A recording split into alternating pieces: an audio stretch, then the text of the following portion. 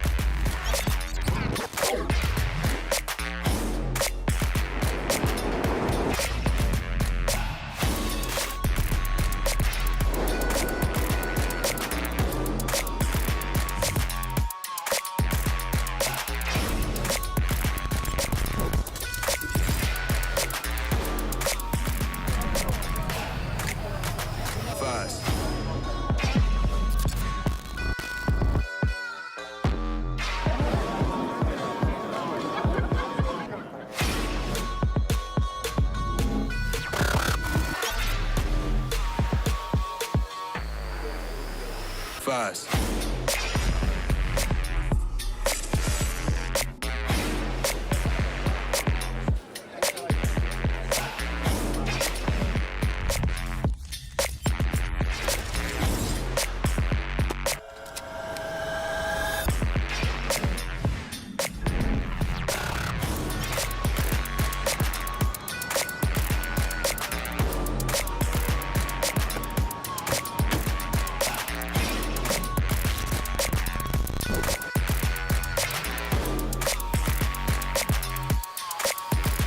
First.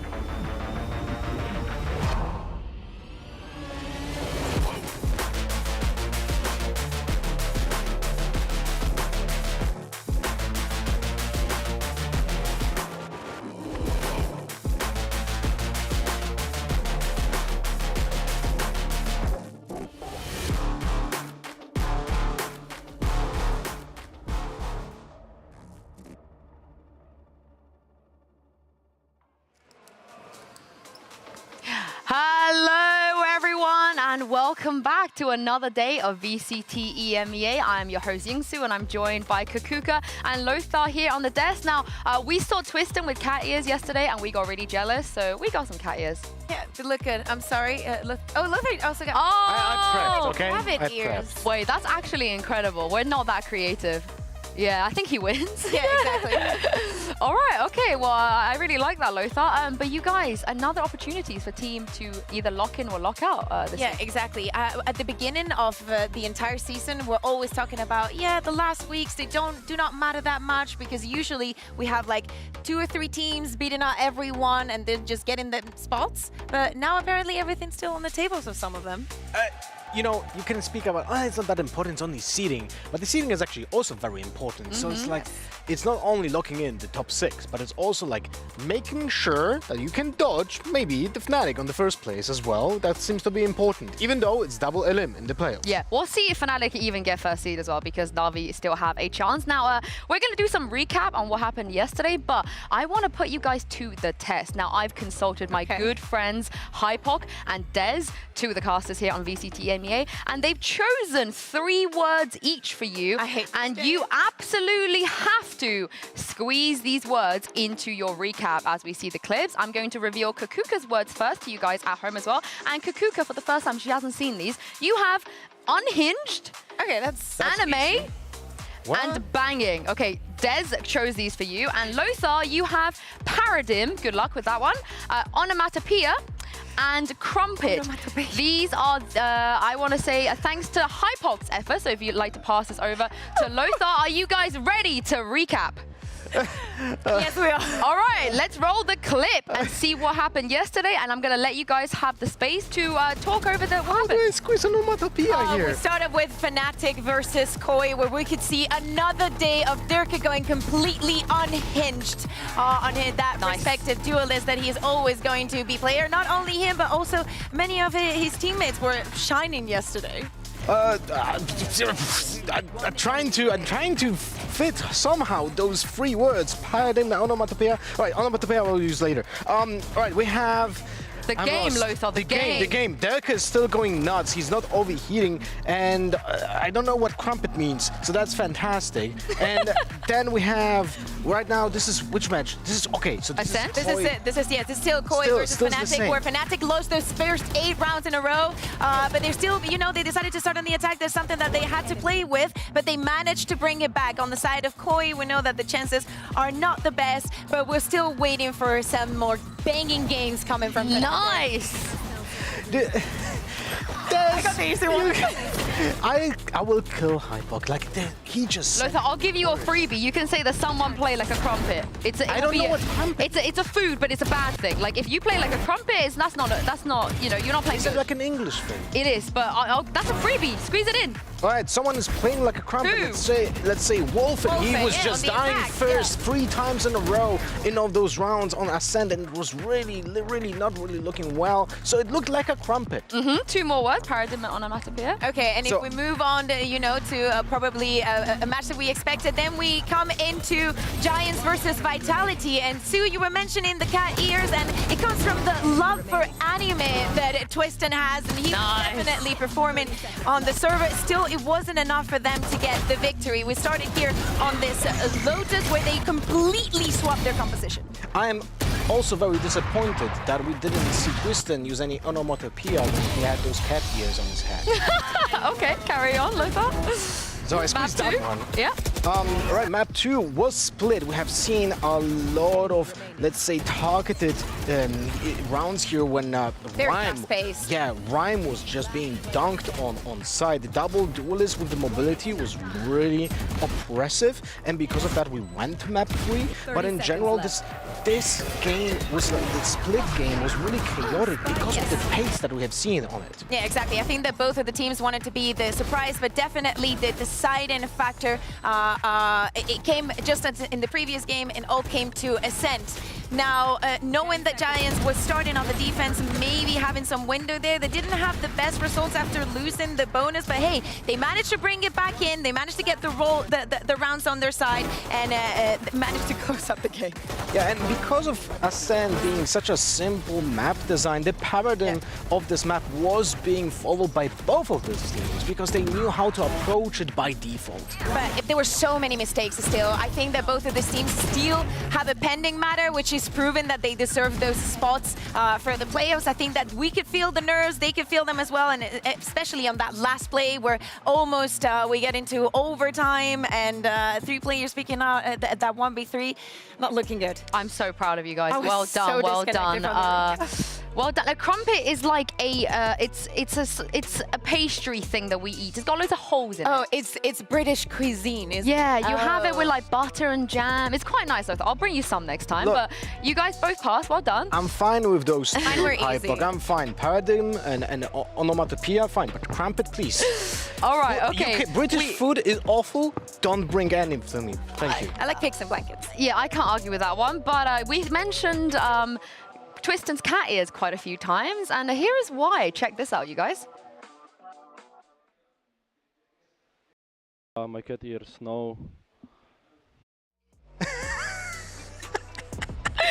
That's a meme format. That's gotta be a meme totally, format. because it's when they started losing. We know that, of course, the weather is changing, so it's starting to get hot here in the studio. So he was sweating, and he for 1 second forgot that he had his cat ears, and then the moment that they disappeared, that's when Vitality lost. I really loved the delivery for him.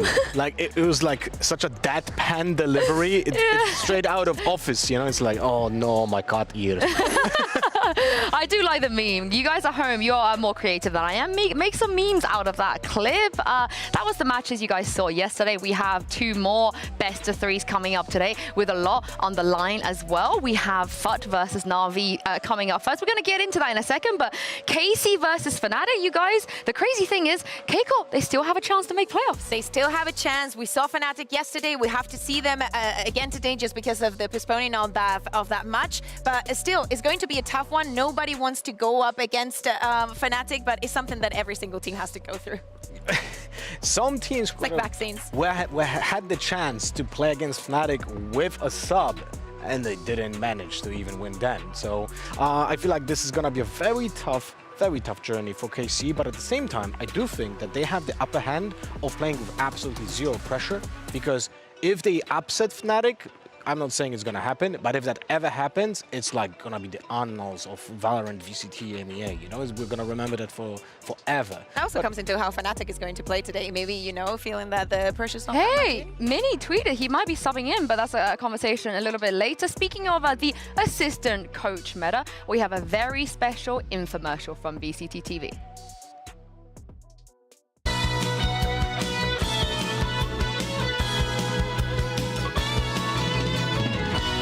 Whoops. Oh no. Is your team losing? Are you looking for those all-important wins, but nothing seems to work? Well, org owners can now relax when they mess up. Introducing the assistant coach. It's the amazing new upgrade that every team needs. Wow, is that an assistant coach? He's my favorite player now. They're just like regular professional players, except better. They don't have as much Tier 1 competitive experience, but without the fear or pressure of winning, they can turn any struggling teams around. It is true. Ever since subbing as an assistant coach for my team, we've never lost a game. The assistant coach is risk-free and flexible. Use it when your team hasn't won a map in 4 weeks, or just randomly when you see other teams succeeding with it. You can pre-order your assistant coach at www.wedefinitelyBudgeted4a6manroster.com and we'll send you the amazing new product for free. But wait, order within the next 3 minutes and we'll also send you a PR-friendly Twitter announcement to go with your assistant coach and a priority pass to the next transfer window so you can sign an actual player. Well, what are you waiting for? Become the next Karmine Corp and Team Heretics today and grab your very own assistant coach. Wins are not included, some assembly required, could cause unrealistic fan expectations, and fake commercial might end with disclaimer gag. I mean, if you're going to ask me, that's a great deal. An assistant coach for free? Which one would you take? SOK. Okay. 100%. I have no clue. I didn't think about that, actually. Yeah, I would take SOK. And I like Weber. I mean, Weber looked insane, but he's already taken, so it's like... Poor Milan. Nobody wants to choose to him. Yeah, he's technically the sub for Giants. I mean, he would have to sub in, yeah. Koi, Go Kid. That could be also Actually, another, we have a few good choices. Now you said it. Maybe we do a show match or something where everybody assistant coach subs in. But more importantly, Lothar, last week you won here, and the teams had the absolute audacity to play Yoru when you won here. So I'm going to give you the stage and let you have your moment. Thank you very much, because I was really upset last week. I was like, we know. 3 maps with Yoru? Oh, the messages, Jesus. Yeah. Are you kidding me? I was very upset. But also, I want to say something that will upset a lot of people. Mixwell is better than Zenit. What I meant by that is on Yoru. So we have seen a lot of different tags being used by the teams by NAVI and by Team Heretics when they played Yoru, and I'm gonna bring it down now, break it down on the telestrator. So first we're gonna start with some Team Heretic tag, and why do I think Mixwell is playing a better Yoru than Zenit? So we're gonna start with the round 5 on the Pearl here, when we're gonna see the combo of Fade and Yoru at the same time. So why is this a synergy? Is if you don't play the game that much or you don't try to use Fade and Yoru together, I'm gonna just explain in a moment. We have seen that the TP goes into the default plant position, which allows the Yoru to have a good, let's say, area of effect when he TPs, and then he's gonna wait for the support utility. The support utility is gonna be a seize in this area. This is a lineup that we're gonna see from Heretics. Boo is gonna throw the seize over the wall that lands on that spot and grabs Hoodie, but the most important part here is that it cuts down the sound. So Hoodie is gonna have a very tough, let's say, position to be in, because he's not gonna hear the TP, and Mixwell gets a free frag because of that, but he also pairs it with his own flash from main. Now, when it comes to the other clip that we have here, is the Art TP flash. This is actually something that worked very well, and it's not any synergy between any characters, it's just Yoru on his own. So essentially what happens here is that Mixwell puts in a TP towards the box on Art and baits Cloud into looking into that direction when that TP explodes, and that is being paired with the flash from Mixwell that explodes in this area. So essentially he baits Cloud into looking in this direction, and that then gets a free frag, which, well, opens up the round. And that is something that I feel like Mixwell is representing well when coming to playing Yoru, because he has this kind of creativity that is being done on the fly. This is another round when he goes into the box and fake TPs on the aim main, which brings the attention from the opponents into that direction, which then is being baited with the next flash that allows them to again open the round. Now, this is the way that I feel like Yoru brings the most value to the team, and now when we compare it to the way that NAVI plays Yoru, we're gonna bring in some heat maps. Sorry, not heat maps, but actually traces. This is gonna be both bind and fracture. When CNET TPs on both attack and defense are more rotation based rather than distraction or actual space creation. As you can see here, the red lines are the movement from the player itself. The blue lines are the ones that are being used with the TP. Almost all of them are being used in a kind of a way like jet dashes. So essentially what is being done here by CNET, he mimics the playstyle of the Jet, but on the Yoru, and because of that it feels very limited. He also plays a lot of operator on Yoru, which makes sense because he's able to dash out by TPing out to the teleport angle, but doesn't really give him a lot of flexibility. On Fracture is a little bit better because we see a lot of lineups from A side or B side towards the spawn, which allows him to rotate faster. But at the same time, it's also very similar to how he played Jet on this map. Huge presence on the A main lobby by holding the angle with an operator, and then he can TP to spawn because he used the TP lineup from the entrance over here. And now when it goes to specific plays, we're gonna jump in to some of the runs that I feel like actually were a good representation of how NAVI could have played that Yoru to let's say to create a bigger chaos. This is a combination of both Viper wall and Yoru tech. So essentially this Viper wall creates a small area here behind Jenny that allows Yoru to TP, and then from that point it's either gonna be a fake TP or clone out of that spot to make sure that the players on the B side are gonna get distracted. And this works pretty well. We're gonna play it on the minimap so you guys will see how this plays out. As you can see, the TP happens behind the wall, then the clone goes out, distracts the Brimstone, and allows the team to actually go onto site. Then we have also, this is from the first time, whoops, then I guess this doesn't work. We're gonna skip to another one. This is gonna be a clip where we're gonna see Yoru ultimate being used with combination of Paranoia, and it is essentially an opener for the team because of the way that it gives info, but it also, in this case, CNET just waits for the Paranoia to hit right now. Not only counters Hami because it baits him to shoot the showstopper when he hears the clone, but also Hami is being affected now by the Paranoia, which allows CNET to just get a kill. Essentially, with this ultimate, we're gonna see in a moment, counters the vision from Hami and gets isolated. And that's something that I like from CNET, that he was using that in this form, but that was a very rare sight. And I hope that CNET will be able to impress me more in the upcoming match against Foot.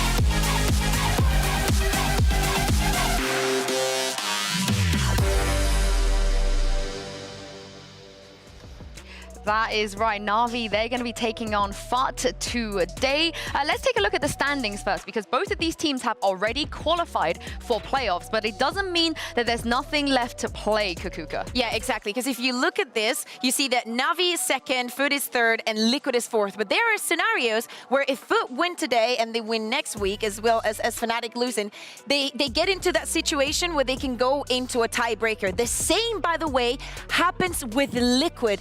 And all of the times that NAVI have been, testing out stuff and doing some weird things in maps, and, we prop them for that, might be taken into accountability because the map differential would be one of the main factors in that tiebreaker. Yeah, and also NAVI is sitting at second right now, but it doesn't mean that they will finish second. There is a chance if FUT beats NAVI and BBL, and NAVI loses today and against Fnatic, FUT will be going through to playoffs, Lothar, as seed number 2. I never thought I would be saying that on the desk. And there's a Liquid too. I wanted to ask, how many people would have actually ranked them at the beginning of the season, they might be in the top 2. Or even It's top funny 3, that you right? say that because we will show this during playoffs, but I went to every single one of the teams to make kind of this ranking, so you will have to wait until playoffs and you will be surprised. Yeah, and I will say, if you guys look at this graphic, this is the playoffs bracket. So seed number 1 and 2, they'll only need to play 1 game in order to qualify for Tokyo. But seed 3 and 6 will play 2, and 4 and 5, the winner of that will play 1. So even if you don't finish second, finishing third means, Lothar, you're potentially dodging Fnatic. Yeah, that's actually pretty big. Unless Fnatic Unless will they troll. sandbag, Yeah. you know, Unless and they're they like, will okay, finish everybody's second. dodging us, well, we're going to curveball it into it, and you actually end up playing against us. But yeah, of course, it's important because also you need to think of the losers, but, you know, getting through that first match and getting that second victory for whomever team is not first and second is very important because that's a direct qualification. I mean, when you're finishing first and second seed, you don't want to go into the lower bracket, so you're going to go into the full force into that first match of theirs, and that's going to be not an easy task, even if you play. Oh, but it doesn't matter if it's going to be played against Fnatic, doesn't matter if it's going to be played against NAVI, but both of those teams will definitely bring their best, and that's going to be a tough task to go through. Yeah, I mean, only 1 best of 3 in order to qualify for Tokyo. That's kind of a crazy advantage you can get. And FUT, they could very well be that team that take that advantage. But Kukuka, you know, it is the first time that we've seen a Turkish team qualify into playoffs in this way. But for these players, they've been around for so long, grinding and grinding and grinding. I think it's so important that we highlight this because FUT has been one of the biggest surprises of the season, I think, for many, many people, and they still have more chances to give us those surprises. If you look at this graphic, you see how Mosh was there when the first creation of the VALORANT roster, but then Cracks, Kiwi, guys, adding up on 2021. That means that the longevity of this team, the trust that they put into these players, into build them the best, both Mosh and Cracks were there when they got their first title, and guys, after they beat BBL, guys were like, okay, you know, that's the team that I want to be in. And just by getting all of that in time means a lot, because if we think about how things work this year, we're going to have one of the teams for Tier 2 jumping into Tier 1. They would have been that team because they were the ones that won the VRLs, and they're just, you know, skyrocketing right now. Yeah, they are indeed, and they do have a tough task against NAVI today. If we take a look at the map vetoes and see where we're going, it could give us some clarity. Now, we do have an interview with Gaius coming up at some point, but in that interview, he said to me that they have prepped specifically for NAVI, for their playstyle, and they have a game plan. So, Lothar, do you think we're going to see that perhaps reflected in the map vetoes? Yeah, I was hoping that's going to happen, but I see that FUT already bans Fracture, which was, you know, expected. So that's the first step that we can scratch out already. They're not taking probably either Fracture or Bind anywhere close for against NAVI, but it seems like we're going to have Lotus first as a selection for FUT. So there's no game. Yeah. Like if they let's say design the composition against NAVI, it doesn't make sense to do it on the best map that they have. Probably not, right? But they're probably anticipating NAVI having prepped for them as well. So it's like a 5-layer mind game. Yeah. And a Bayer split is going to be lost. Yeah, I mean, it could be a special map if we get there, but to me, it's all about the first 2. I want to see those changes, especially in the Pearl, because we were mentioning the thinking into what your opponent is thinking, and I think Pearl is the biggest stepping stone for that. I think that Lotus, if we see some changes, probably won't be that big. Maybe changing on that Neon will be enough.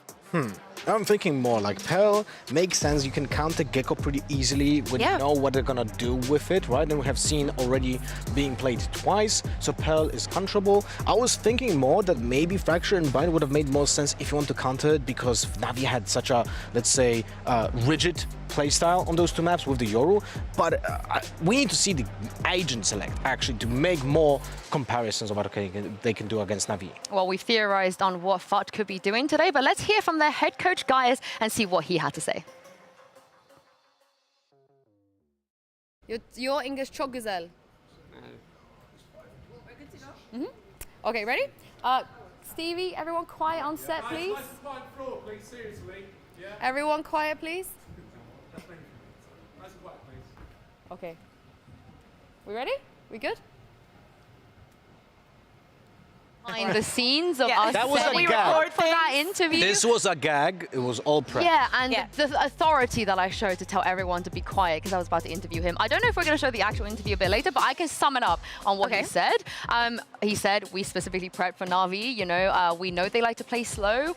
We have a plan, you know, we know what to do. And also he kind of attributed to the success of his team to the fact that they are much more flexible, that they can just change comps when he wants them to. You know, my players, they can play things, they're the best players in their role. So if I want to change comps, they can carry, they can pull it off. And I think one other interesting thing he said is that a lot of the times, you know, we see the Gaia's pause, like they're pretty impactful. And he kind of said, you know, maybe my players, they understand I'm so angry in moments that they just listen to me. They really listen to what I'm trying to tell them. So like a mother sometimes, Yeah. at least my mother. But I think that the most important thing is the flexibility, because they're destroying the stigma of the Turkish teams are just good at healing bullets. We're seeing them prepare for maps, we're seeing them preparing for opponents as well. That's something I wanted to say, because when VCT, the partner system, was announced and I saw that Foot is playing with this roster, I was like very negatively approaching the Turkish teams, because in my mind they were still playing like in the past. And because of that, I was like, yeah, those teams don't represent the flexibility that we have seen in general. Yeah, we're seeing here a graphic that shows up, focusing on our first map that is going to be Lotus.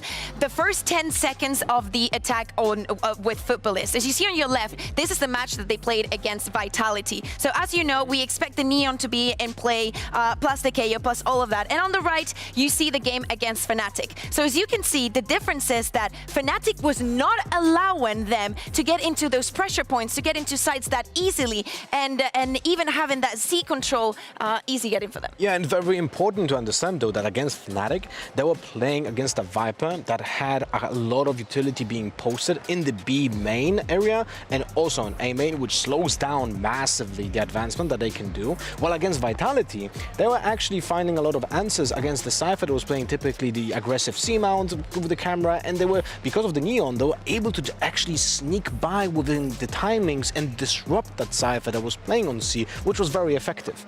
I'm interested to see how both of these teams are going to play now. You know, they both logged for playoffs. Seeding, of course, we just showed the graphic. It means a lot. But do you guys want to see FUT maybe do something different, play a little bit looser? Or again, for me, the second seed is so important that maybe they're still in the same mentality of this is just as important as I think they share the mentality that you are saying right now. I think that for them, it's not do or die, right? But I do think that in their minds, they still feel like they have something to prove to the people watching at home, that they're not just another Turkish team, that the season that they've had is not just a little bit of luck. It's actually a lot of work behind it. Yeah, and also, the Turkish fans are relentless, so they cannot just lose this game without giving them all. Like, this is something that is going to be a very big test for Foot, but at the same time, I thought when I was watching the VODs from all the Foot matches from this season that they did one of the biggest improvements from all of the teams that I have seen so far in VCT, but on the fundamental level. Because they already have the mechanical skill, but when it comes to the trading, the spacing between the players, that was something that I was very happy to see, that Foot understood that they need to change that, and also the approach of understanding the, let's say, advantage and disadvantage moments and how to approach those moments. For NAVI, also, the testing period needs to finish. They need to be ready for playoffs. They have already tested enough things. They need to polish them to make sure that not only to playoffs, but also moving forward and looking into Japan, they're going to, you know, do their best and stop messing around. You do realize now you've activated the Angel Reina. It's probably coming today. So thanks for that, you guys. But that is enough from us. A very, very important seeding match is on the way, and it's time to bring the players out into the pit. Give a warm welcome to FUT Esports and NAVI.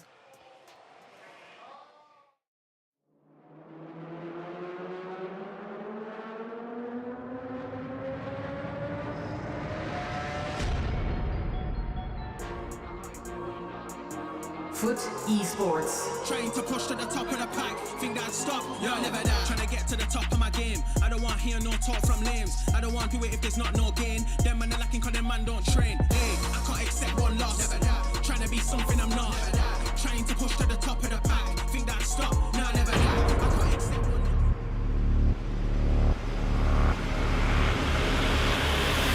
NAVI.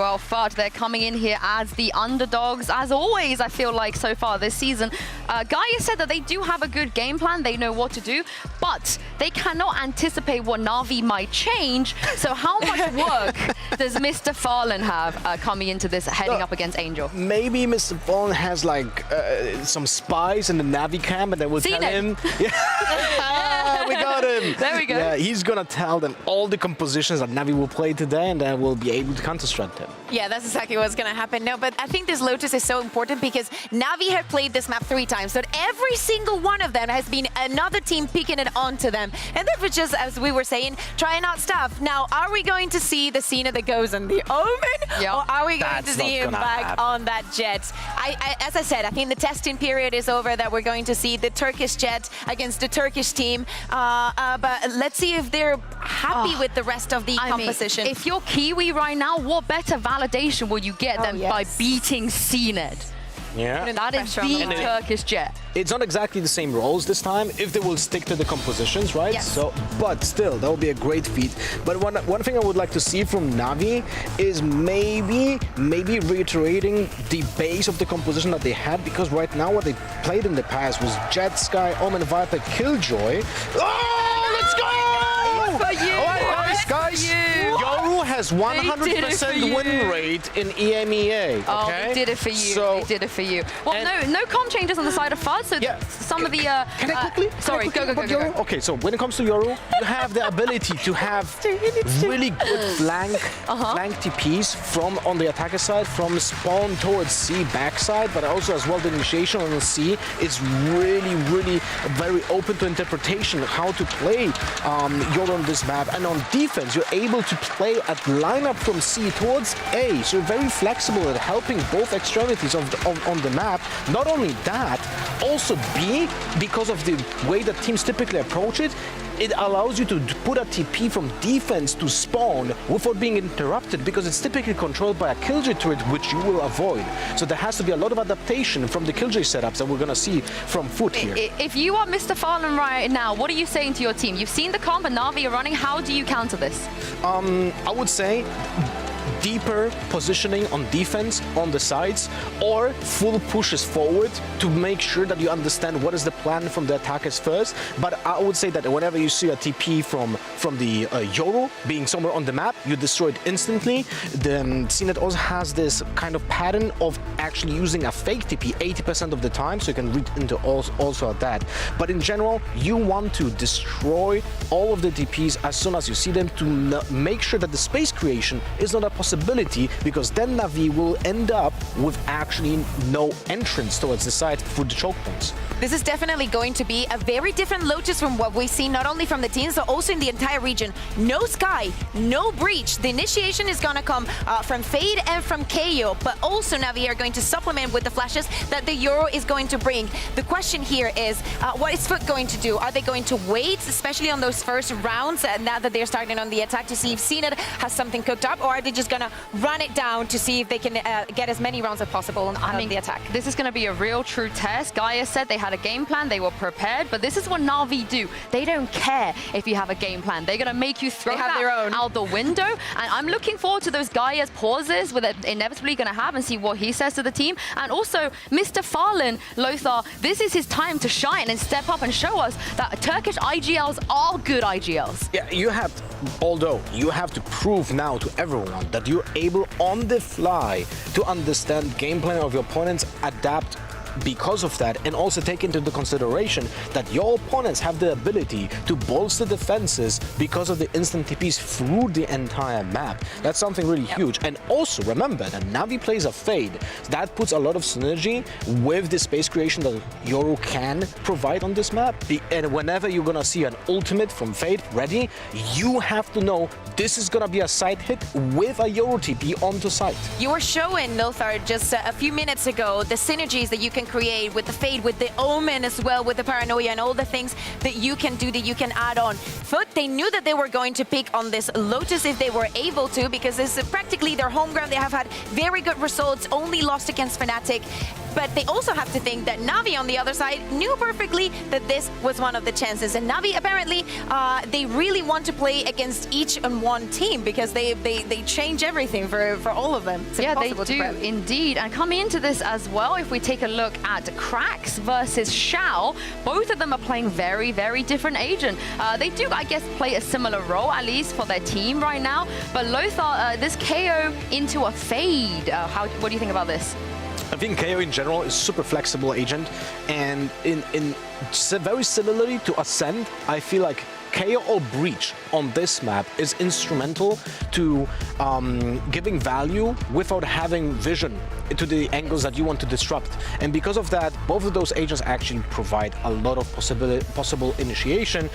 Well, they're called initiators, but you get my point. And also the ultimate from KO here is like a can opener for Seaside. Yes. And whenever Killjoy is gonna play on this map, when you see a Killjoy KO ultimate ready, you have to go A, because you cannot go on B, you cannot go on C, because even when the ultimate comes from Mount, it affects your setups also on B, so you have no way of playing around that. That's so disrupting. It's also, we need to talk about comfort, right? Because Krax is going to be very comfortable on that KO. He masters the agent, but at some point for Navi, all the swapping around agents, like Shao is going to be on the Killjoy at the moment.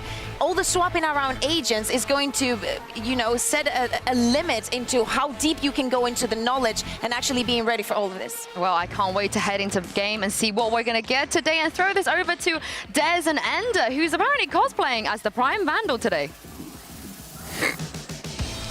That was your wording, not hers as well. Yeah, she stole. Actually, no. Someone on Twitter said it the first time that I wore this, but yeah, I got the Prime Chroma on right now. He was so proud of this backstage as well. It does look absolutely beautiful, though. I'll give you that much. Big game coming up. What are your expectations? Absolutely massive. I mean, this is a battle potentially for number 2, right? If Foot end up winning this, and then Navi fall next week, Foot continuing to win, they would have the tiebreaker and the second spot heading into playoffs, which would be absolutely huge. Now, Navi have given us another comp. They are always spinning up something crazy. This will be the 4th time they have played Lotus in EMEA, and it will be their 4th new comp. CNED on the Yoru. The Des talked a lot about it, but also Zipan switching off the Sky, which has been something very consistent for him.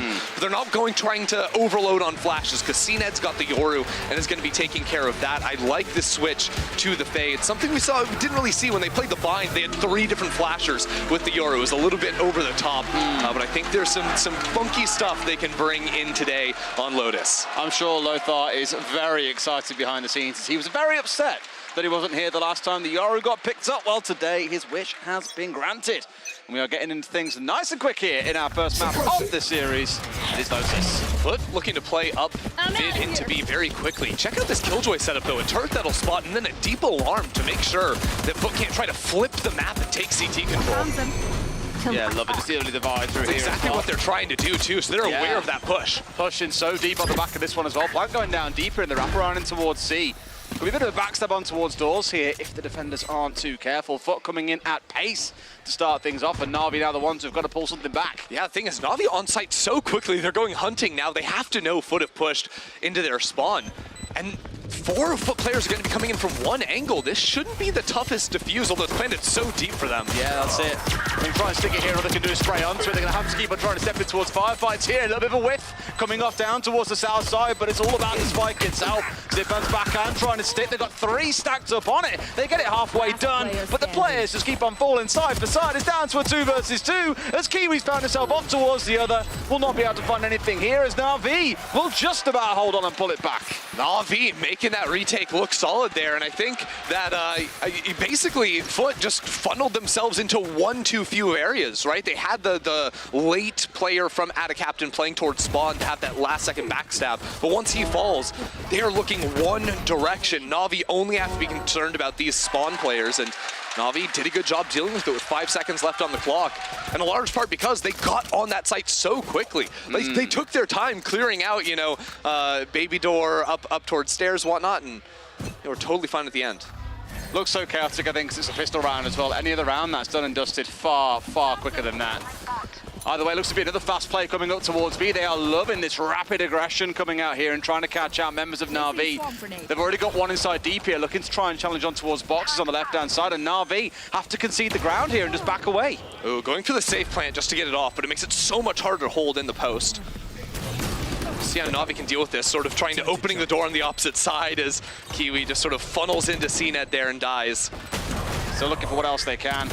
Many with the smokes coming down, it's working against them a little bit here, but it's a bit of a cleanup as well, down to that 2 versus 2. It's been so scrappy between the two time and time again.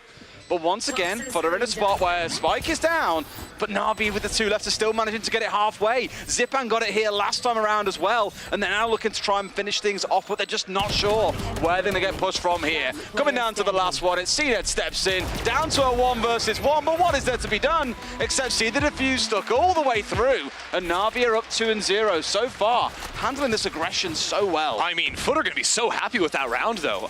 Killing every single player on NAVI after everything, so they're able to remove that from the question, and I think there was only one player with a decent purchase here with like 1,000 creds left over on the side of NAVI, so Foot going to be exceptionally pleased with how that worked out at the very end of things. They get the plant off too, so Captain Living is no problem whatsoever, and there you can see it. 1 Vandal, a Guardian on Sugetsu as well, and then Sheriff. Still, NAVI are a team that can deal with this type of a struggle early on, but no, and Foot just take 2 kills right off the bat. C-site completely open. Absolute slaughter to start things off once again. I mean, for Foot, what I will give again, that pace has been fantastic. This is the first round we've really seen them kind of take pause after getting this kill. They've realised after a couple of rounds, actually, the pacey, aggressive play in towards B maybe isn't going quite the way they planned, and I'm liking seeing them at least change something up here. Foot taking their time at the moment. And this Viper wall, a lot of times you'll actually see it, the attacking one, thrown a little bit more vertically towards the left, so it gives you a pathway into the site. This one, much better in post plant, I think. Sort of isolating off on the site, forcing you to run through it on the way in. They are going to have this one very easily, though. Plant goes over to Captain. Will just be 3 away off of that. There are options to give it to Moj to guarantee it heading into the next round, but I think with how easy orbs are to get and the chance that Moj just gets a kill here, overloading on the orbs is not the optimal call for Foot. As the retake attempts to come in through for NAVI, they do have the 2 rifles. We'll see that's what CNED can do. Sort of pop flashing out of the bottom of that smoke right there, but very deep hold from the rest of Foot, playing back towards site. A lot of utility spent over towards tree as Crack's actually not finding an angle. The flash is dodged. Kiwi finds the first. It's trade down quickly on the opposite side though. NAVI find a couple, now just looking for the spam as the clock continues to wind down, and the post-plate utility is just unrelenting. Zipban finds a kill. Now there's a chance in the round. The stick is on. But no, at the very end, Zipban finds one, and there's just too little time at the end of it all. Foot take the round. I think overall slowing things down there, a much better play to come in as things stand. And I'll tell you what, we've got no other way of communicating this. This is our TV for now. I see, so I've been told it's the one. That's, see, there we go. If it seemed like we were time traveling a bit when casting, we were casting a couple seconds in the future, seconds in the past, I don't really know, but things should be sorted, we can hope now. Yeah, at least on this one for now, so we'll stick to our left-hand monitor. Onwards we march then, and we'll see how things continue from here. Again, for Foot across those first 3 rounds, we've seen the fast play, we've seen them punished for it, we've seen the slower play after an early start. Now we've got to see them work from behind. Last time they were in an early 5 versus 3, but here it's a 4 versus 5. Yeah, let's see what they can do. Sort of funneled into this C site for the time being in a really nice setup here. Just holding shallow angles. Utility not really there to stall out onto the hit. Kiwi goes running in though, and now you can see it being thrown down. Not often you see the defensive side hold that to the post, but CNED able to find the 1 kill before the smoke goes up. That Killjoy.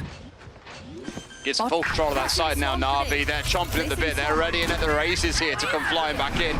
And sure enough, the flood begins. Utility comes out straight in towards backside they march. Men looking towards CNED here, who's got himself into a great position, but it's full flashed out at exactly the same time, can do almost nothing with it. And all but collapses as a result. For now, coming down to just 2 left standing for the side of Foot though. What more can they do? Last player standing. Not much, that's the answer there. Just trying to play out from Mount. Cracks. He's had some good performances, but not good enough to secure that one, so NAVI are going to be able to take the round. I think it's coming into the series, I was quite hopeful for FUT. Looking at their record, of course, they've been kind of on this upwards trend towards third place now. Looking to maybe be able to challenge NAVI for second, but it would require getting a win here today. And on the maps they've gone to, Pearl being our second, both teams love that map. They've both got a greater than 70% round win rate on it. Even on this map here, it is their favorite map. They have won the map draft, but you are against the second team in the competition right now. And NAVI just proving, I think, in these first 4 rounds why they are that second team. Yeah, still a lot of time on the clock to prove that all the way, because there were some doubts, I think, sort of generated last week with Navi's performance against Team Liquid playing without Safe, of course, and those matches got very, very close, even though it was Navi at the end. Here comes the fast hit coming on through that was just ultra waylaid over at Navi. Jesus. I mean, committed a good couple in, but they still managed to make it work and get themselves onto the site here. Once again, Spike going down, so much more of what we saw back in those first 2 rounds. 19 seconds, all it took for the Spike to be dropped down, and now it's about Navi's retake, which so far has been excellent. Yeah, this time taking their time a little bit more. This Viper ult is very hard to get into. Not really sure how they're going to make it happen. They don't really have Prowlers to try and hunt down in. They're using a very deep Killjoy ult they don't want to get pushed into. And that clears out Link against the spawn push. The ult goes down though, Captain falls. That's what you're looking for as well. That suddenly clears things up and will open up all the firefights you need. But, shock horror, Navi have absolutely crushed FUT once again. And already I'm starting to feel like FUT might be slowly running out of ideas here. They're trying their very best, but all they seem to bring just seems to be responded to every single time. I really thought FUT were going to have a better chance in the post plant with how effective that Viper ult was. But no, Captain being the first to fall just absolutely cooks the post plant for them. And it all goes to pieces. Navi on these B retakes have the read. They, like you're saying, FUT love to play this map, and they're very aware that FUT like to go for those sort of map flips where you flip it so even though you're attacking, you push in towards the defender spawn. They did that on Pistol, they did that right there, and even using the Killjoy ult from Xiao, it wasn't to clear sight against the Viper ult, it was to clear out Link and Waterfall and make it so that there wasn't going to be any of that pressure coming their way. So we're going to have to continue to get creative and find different looks, especially if they hit the B site, because Navi have the read. Yeah, I think the B site at this point is probably already a foregone conclusion. You let it go at this stage with the way it currently stands. It's just not looking promising overall. So here, maybe trying to make a push work in towards A instead. A little bit of an alternative. Although things have slowed down once again. This is where they found success earlier on, was playing a little bit slower and trying to make use of the later round. But Navi, as I've said, just been a little bit wise to all that FUT can possibly throw at them. Yeah, even if FUT were trying to push into Baby Door here, look at the setup from Xiao. They just go into the meat grinder of KJ mollies. They're sort of stuck here without tree control, without the ability to split off towards B. It is just not looking good for them. Absolutely not. Trying to kind of feel what they can do in a 3 versus 5. At this point, obviously already playing on the pistol round as well, so it's not super expected you see them come out too hot. But anything they can get here, just put a small dent in the Navi side.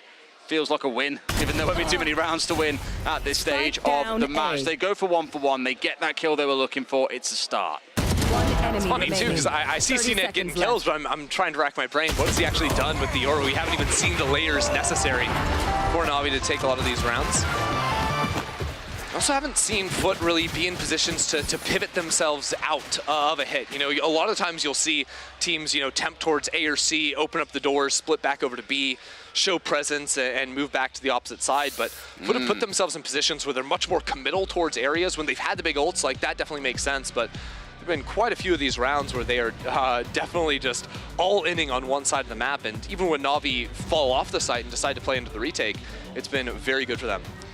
Yeah, and understandably that timeout coming in from FUT at this stage of the match.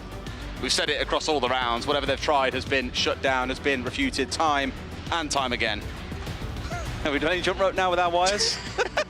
Somehow we wrapped circles around each other. I'm sure. This is the only time it works in my favor, okay? We're actually just doing jump rope up here is what you guys don't understand, but it's all sorted now. But going to continue that timeout. And I think what we're going to need to see from them is maybe sort of an early investment to place a player rubble or mound and then sort of work back away from the team. Slower start of rounds, I think slower pace initially. In terms of like fully committing to a site, I usually think Lotus ends up being sort of a two-phased attack a lot of the time because, you know, you have to take control of Mound Rubble before you hit C or A. Maybe B site's the one you can blitz into a little bit quicker once you can get past the Killjoy utility. But I'd like to see that be a difference from them. And as they're setting up 3-2 on this side of the map, maybe we see Mr. Fallen teleport over towards A. He's a guy that's been very successful in the past on those sort of rubble lurks for the team. I think that may be what we end up seeing here.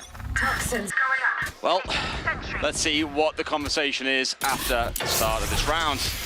See it immediately being hit out by the gas grenade as it comes on through, but of course walks away relatively unscathed. It's actually none of the above. Footer just kind of sitting here. They showed the dart over by A, didn't really ping anything, and there's potential to work up mid. You can see that with 2 players killing out the Killjoy turret from the attackers. Now there's more pressure. It's much harder to actually work back and pivot across from mid because someone just could be hard holding that angle. You know what this feels like? This feels a lot like Fnatic on Lotus yesterday. They start things out really slow. They want to control the orb on Mound and then get themselves out of dodge, and that's normally where we've seen a push back, a rotate towards A, a hit in towards B, though sometimes they did stick for the Mound play. So some cool Yoru stuff we just saw. Really heavy defensive fight for Rubble control. With the Yoru involved there, throws out a clone too, and then Yoru snap TPs back over towards A, trying to anticipate the Foot would rotate back into A after seeing that fight for Mound. Now, Foot have the right approach here, where they're trying to work into C with Mr. Fallen on the lurk. This is what I was talking about. I love it. Because so much has happened. Baby doors are paranoid out. They spun the doors. They're trying to pull NAVI over to the other side of the map, but there's been a read. They know what's coming. Look at the 4 players of NAVI racing over towards C. And they see 4 players off of the Nightfall. They're just getting hunted down. 20 seconds on the clock. The smokes aren't in range. NAVI are just shredding Foot. Foot can't do a thing. They took a little bit too long, adding layer on layer. And even though there were moments where NAVI had over-rotated, at the end of the day, they figured out what Foot were trying to do. And they're going to take this round with ease. Just 2 players can take the spike and run on out there to save. It's going to feel so heartbreaking for Foot. You've just had that timeout. If there was ever a time when an idea you had was going to work, really it should have been then. 6-1 down, it feels like a bit of a bruising Foot, just unable to crack through the armor. Yeah, some tough things happened there. Of course, I liked the defensive idea for NAVI, even though it didn't really amount to much. But then, when you're trying to have Mr. Fallen lurk over towards A, when, you know, that's where your Viper Wall is too, that's all of your smokes committed on that side of the map. So Fallen was using those smokes over on A to try and sell the fake, but with CNET actually playing on the site, he didn't fight. He realized exactly what they were trying to accomplish there, and I think he ran into a situation where NAVI realized in just enough time. I love how if the answer is, well, the C-bound push didn't really work. Let's try and push it towards Rubble and A instead, and if nothing else, it's that slower play. Again, I go back to the comments of last round. It feels a lot like Fnatic from yesterday. Slower, more control, holding in towards spawn at the start of the rounds and trying to figure things out from there. I think the thing I love about how CNED has been playing the Yoru so far is it's been a lot of early defender-sided aggression, which you see around Rebel and Mound, but then he's snap teleporting to the opposite side of the map, so they'll show really strong on one side of that early. Usually that means if you fight A, C is exposed, but there's 2 players here, 3 players with Shao rotating over too, so Foot are just going to keep running into more guns than they're expecting. Well, in this case, we've got 5 players all looking to push on through. Started out as a small slaughter, a 2 for 2. Really thought for a second we were going to see a good entry out of Foot. NAVI did bite back, but for now do not have side control. They'll happily let the spike go down, but it's going to be this 3 versus 2 retake. They're going to be playing off of side as well. They don't have flank watch either, so now the Omen ult just to clear the close corners on top of the box. We'll see most of those early spots. They can work forward a little bit faster. An attacker smoke thrown down just to create some confusion on the site, but now you're in that situation where you're playing double Mound. You're going to try to play from spam with this one. Yeah. And sure enough, it's working out as well. Krax finds the first one. Trying to do whatever they can. He's holding on to it as well, surely. You can see him being tagged, but he sticks it all the way. Manages to make it work, and once again, Foot foiled at the last step. It's tough too. You can see that the way the 2 players on Foot there are playing, right? They're not just full holding down left click on the spray, because there's a chance they're not actually sticking onto the spike. You want to keep control of your spray. You know, being forced to reload in a situation like that can often mean the difference winning or losing. So it's the right idea, but the bullets just were not finding their mark, even with 2 guns trained on the line. NAVI just stick it on through, and I think, again, a lot of it is because they just had 3 players on C when the hit is coming in from Foot. Foot are getting tracked around the map. The teleports from CNED are coming in and making sure that really NAVI are never going to be outnumbered by that much. They just look unfazed, don't they, so far, NAVI? Not really bothered by anything that's been thrown at them. Even in retakes, again, they felt confident they can get the win. And Foot have also been scared off of the B site, which is where they were going early on, because NAVI have had the read on how to deal with the map flip against them. So it's been very effective. This should make things easier. The ultimate to force him back. Now look where CNED's teleport is in the corner. It actually times out, never mind. So he's just gonna be looking for an early fight and then backing away at the last possible second. Full 5-on-5 retake. All right. Now this is probably the biggest challenge Na'Vi would have faced so far. Ult sled on top of ults as well. As you hear the KO will come out, but Zipan's already in and finds one. Marching in for the entry, finds a second. Almost spray transfers through a third, but it's Soigetsu to pick things back up. Yet again, Na'Vi are in a 3 versus 2. Krax has to go huge here from backside. 2v3 has one flash to work with, a knife in a few seconds, but that's not going to mean much. He has to fight forward and get at least one to give his team a chance, but now he's been spotted. And that's it. That surely is the death sign coming on through. They knew, but they know where he is. It's really the only trick they had left up their book, and all we can see is Moj holding a range, trying to make this one work, but it's a real battle, trying to play into this. Double sweat spinning out into the smoke, gets 2 for himself, finds a third as well! Moj did one hell of a play, and just when it looked beautiful from Na'Vi, the double swing coming out of the Viper pit. He wins both. What a beast there! I thought that was impossible, but the smoke comes down, CNED got off the spike. Moj just finding head after head after head there for a breath of air. Foot were suffocating, and now back into it slightly. A little bit of momentum perhaps. They're gonna have a bye yet again to fight on through here. And that's why you don't commit to the full spray, I'll tell you that right there. Moj keeps it alive, and now some quick control over towards Rebel. Yep, we saw this earlier on to try and get early control onto the orb as well, but for now at least not looking to try and grab that one away as we've seen those walls come down. Up goes the Viper wall on top of it. Double layers coming on through, but as of yet, no big push coming forwards. Moj won the last round, now he has the chance to be the backstab coming on through. He's playing up mid with 2 players that he could potentially exploit, or turn this back into a B pinch. That's still an option. I don't think Foot have run into this Killjoy utility back towards Baby Door yet. So they may be unaware. Baited out maybe with the door. Maybe hoping to find someone a little bit tight who would pop out a little bit later in the round, but for now, Foot know that it's secure. Here's that 2-pronged attack though. Right at the start of the round, they take Rebel. Then, when the cooldowns refresh, they get that knife back for Krax, break down Baby Door. And only 1 player to stop them here. Well, again, I hate to keep referencing them, but Fnatic did this back in week 3, and it was so hard for their opponents to keep up with when the pace is coming in. The C over to A, over to B, straight in, spike goes down. Suddenly it's the defenders that are being dragged all over the map trying to react in time. It's yet another retake for Na'Vi to play on B. I dislike planting so deep down there in the hole. It's really hard to hold from off-site. Players can just go for a full stick, and it's really just Kiwi fighting on the site. It's only a 1-for-1. I'll handle this. Here we go. Fake teleport. CNED in here once again, trying to see what he can find. Who can he find as well? In off the back of them, will he be able to get away with it? They seem to know at this point as well. He's trying to keep it nice and safe. He's managed to get away with this one, but really it's Na'Vi on site just cleaning up house. Faller's going to step across here and be able to maybe get the stop. No, the read's there to pull off. It's a 3 versus 1. All of them stacking up and lining up onto him. They won't make the same mistake as last round. Na'Vi up 8-2. I mean, the pinch there coming through from CNED and Soigetsu just, I mean, blasts the round wide open with that ultimate clearing 2 players back towards main. But even without it, I think planting down at the bottom of the site, so hard for Foot to survive in that post plant. You can see the only real fight on site was the 1 player in Kiwi. Foot, every time in their B post plant, have fallen off with the majority of their players, which makes sense. It's hard to sort of stay alive on that site, but you gotta plant for the wide open angles if you're gonna have some success there. And now it's just Kiwi on a rifle, the ultimate in hand. Actually, I'd like to see him chuck that rifle back over towards his teammate for that. This is probably the 3rd or 4th time now that we've seen Angel charge forward up A like this and really aggressively challenge Foot. Well, we saw Foot being the aggressive team to kick things off in this game. Na'Vi have given them absolutely nothing in towards Rubble. Fallen has kept this round alive somehow, though. Now has a Phantom in hand after getting so much done with the Sheriff.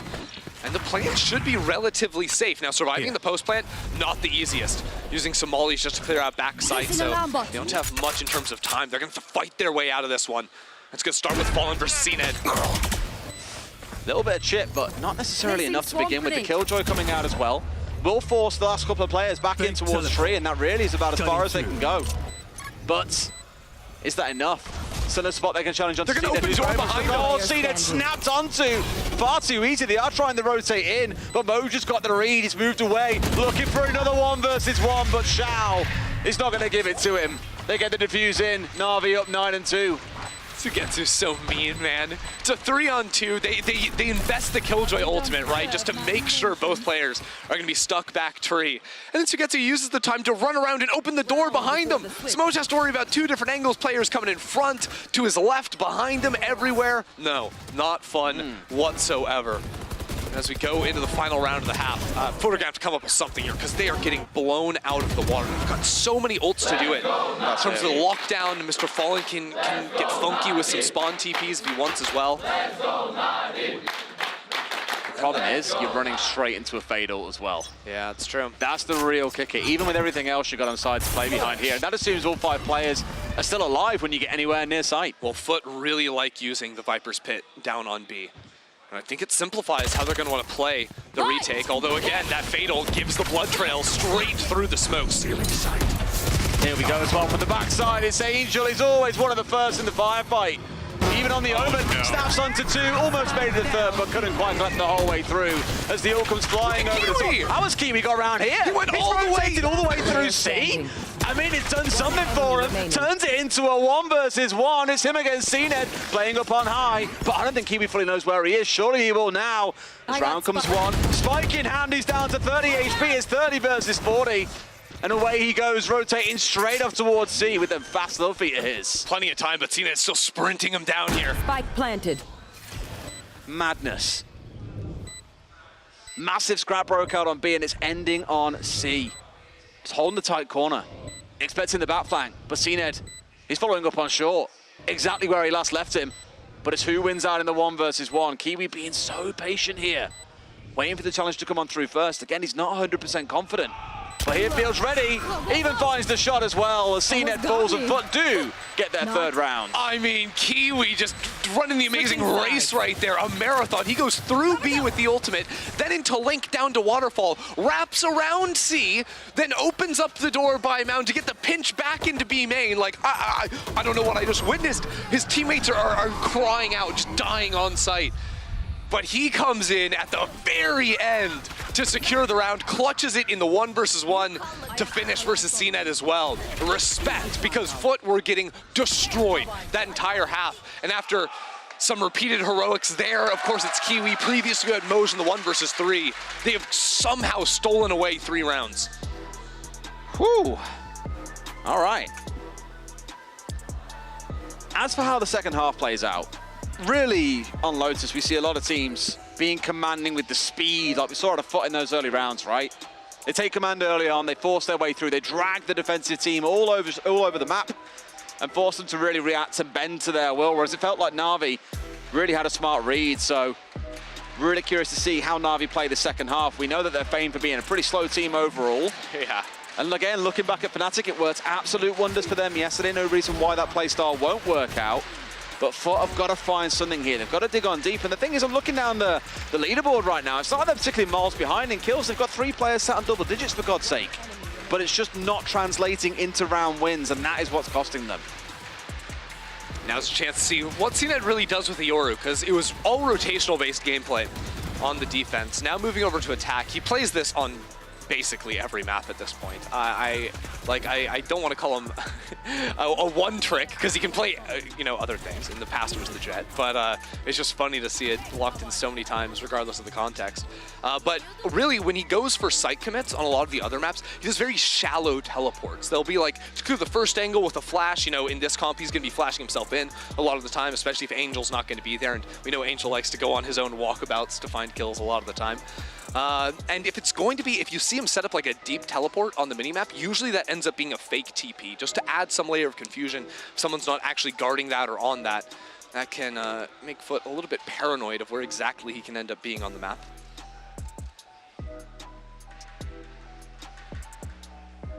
I was taking funny pictures behind you. What? Yeah. You'll see him later, don't worry about it. Okay, cool. You're so locked in. I'm locked in, I'm focused. Just like the players down on stage. Yeah, well, you're taking pictures. Well, look, a cameraman rocks up, and I'm just like, this is a funny chance to pose behind Ender. I didn't do anything rude or nasty. Okay. I promise. Just for a second, was enjoying the relatively similar height between us for once. I was wondering where you went. You just disappeared on me. Well, I went to go and check the other screen so I could see program, just in case. You know, funny reactions from players, that sort of thing. Bit of an odd paranoia there from Fallen, just trying to catch on the timing. I don't even think there was any real util spent at him, apart from the one-way to make him think players were there. Interestingly, they've got pretty deep already. Yeah, this is Angel moves, by the way, guys. You guys were talking about this a lot back in the green room, and now see exactly what you mean. He has been one of the first into every single firefight so far. He is just... I think Cougar early asked him, oh, how many entries are you going to be involved in? And he thought, 2 maps, 8. Yeah. I think we've seen 8 at least on this map already. In 12 rounds? Yeah. I don't think he's dying, is the problem. He's the problem. All the kills. He's just getting very involved. That's the thing. That's the thing. Mr. Fallen loses his toes a bit. Here we go. The race is on. They've breezed past Man. They're charging their way in towards C. And every single player of Foot starts their rotate over as they realize exactly what's going on. But a great wall split site and really gives no recourse to the side of Foot to bounce back in just yet. Zipan's in. Spike is going down. Oh, almost was down, but no! Sprayed out, and it's 3 quick kills. 2 of those coming from Grax. Makes it a 3rd. Foot with a real violent fight back there as well, and NAVI show that this game is far from done. The pre-take, trying to catch him on the timing, putting the spike on the ground. I love it from Foot as they just sort of flood out onto the site. They also had this weird Viper wall that had some options to cut off things. This is different than the previous round, but the idea has been throwing it over BC as opposed to the flat A1 you'll see thrown a lot of the time on the defense. But it helped them sort of in the retake too, sort of cutting off some of the angles towards backside. Not so much, because actually they just blitzed over before they even had to worry about clearing out the main entrance into it. I'll find you. Here we go again. And that defensive wall up straight away. Put a bit of fear, God, maybe into NAVI. They don't have the mound control. Sure, they've sliced part of it open themselves, but Mound looking more like a pizza right now. Yeah, I mean, the difference between last round to this one is this one threatens a little more aggression, you know. There's options. Can we, you know, sort of KO pop flash out of that if we've taken mound control, if NAVI don't fight into it. It forces NAVI to maybe commit some earlier utility to scout out the closer corners. So they're just cycling one ways from the Omen. When the Omen smoke's going down, then the Viper wall is going to be going back up. They can keep 100% uptime on having this area smoked off, and you can see NAVI without rifles like, yeah, let's not even bother with that. We can just work over to A, where it's going to be a bit softer. Just the one Viper orb on the ground. There's still 3 here as well. Kiwi just steps out, finds his man. NAVI hoping to find whatever they can here, get it nice and close and personal with the pistols in hand, but being given nothing so far.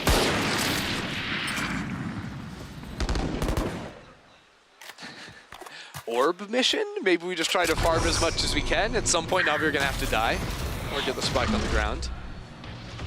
30 seconds. There we go. See, look at an aggressive TP like that. I was watching minimap, seen it sent one out. Of course, it's going to be a fake. It's always a fake. So now they are eventually working into that B split, but actually Moj might end up losing a rifle here if they pinch him at the right time. Perfect. You got to deal with Kiwi still, who's hovering nice and close. And the thing is about this, it's such tight sight on B. I actually think NAVI could do this if they get this right. Tough thing is no utility for them. Really none for Foot either, apart from Fallen in the paranoia. Here he goes. Oh, so Getsu's so close. Knows his man's in behind the bottom, but just misses just off to the top right of the head. The Fallen puts him in the dirt. 2 quick kills come back through. Diffuse coming on in as well. No one to stop this one. We'll be able to finish this off for free. And Foot move up to 5. Yeah. On an eco, I think planting down safe when there's little time makes sense just to guarantee the plant, but you can see real tough to play through in a situation like that. So NAVI get to lick their wounds after a couple of tough rounds after the pistol. And fight back here. I'm still waiting to see. I'm just gonna be watching minimap at all times, just trying to train my eyes on what CNET is using for his utility, throwing out the teleports. Because there he threw one back over towards A, the stairs up into CT, and just ended up hitting the fake on that one. Oh, a timeout. Interesting. Feels a touch early, I won't lie. When you've had those first 2 rounds come through, you lose the pistol, you expect to lose the second anyway. Which probably points to a greater issue than simply the results of those rounds, and clearly I feel it's time to have a bit of a course correct. Yeah, I feel like you should, this is like the same comp Foot have always been playing. This is your first rifle round, so you should theoretically already know what you wanted to talk about or have come in talking about it during during halftime. Which again is why to me it sounds like it points towards the larger issues. You know, even across many of the titles, you see coaches step in for their timeouts when sometimes it comes down to a communication issue or something doesn't quite feel right that needs to be reset and addressed, which is again why I think it points to a more central issue than just, oh, we lost 2 rounds, we best try and pause here in case it runs away from us. We'll have to end up seeing, because now we're in a situation where Kiwi's got the operator. Actually, poor Fallen's the one that got stuck with Kiwi's Marshall from the previous round. I think may have ended up... Someone had to have bought that operator for Kiwi. I think he bought it himself, He did, yeah, down 4.7. A lot of dollar to burn. Yeah, and you can see now, because he wants to actually off over by main, they're going to change up the setup, so no one-way is being sent over for them. They're sent against them, and the Viper Ball is a little bit more shallow, so you actually take that fight right off the rip. Backing away hard here as well, even with the op in hand, just wanted to make sure those longer angles are being abused as much as possible. No one has got too deep. Really, it was just all about the orb control once again, and then a back away from Navi to reassess what the game plan is. And by the looks of it, two moving out towards A. I was about to say it looked like it was going to be an A move towards Rubble, but no, they're still hovering Look mid. at Captain and Fallen holding hands over there. Working on the synergy back deep on A. One with the proper rifle and one with this. Ah, yeah. It's like, hey, just get a chip with the Bulldog, and then I'll one-shot him with the Marshall. Turns into an op at that point, for all intents and purposes. Yeah, you know, an op with extra steps.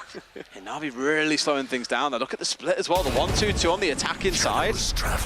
Not normally the way you want to try and force one of these rounds with a little bit of pace until Navi finally cut Baby Door. And now you've got the hit coming in through main and out towards east. They've got control of B. They spring it upon foot at the last moment.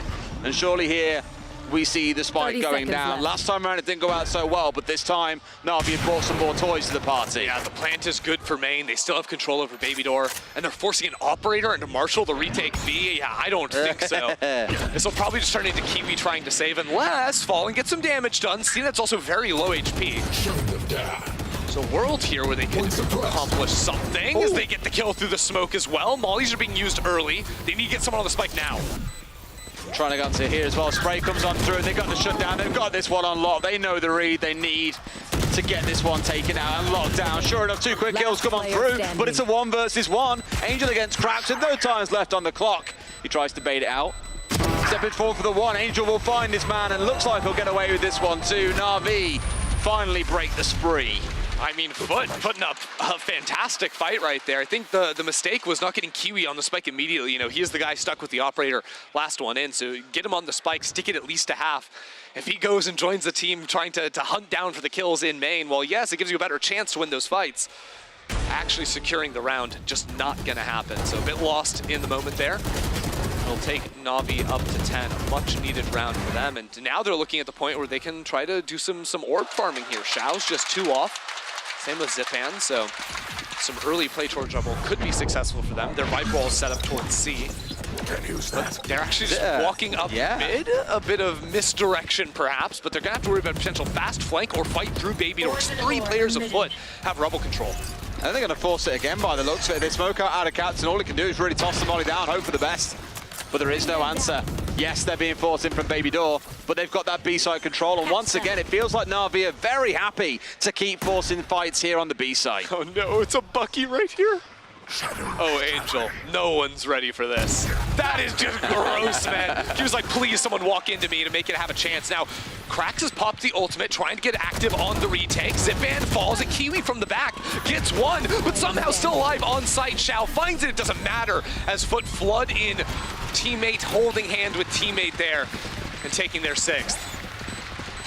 All right, the battle back continues. Still a bit of a way to go, it's still a mountain to ascend.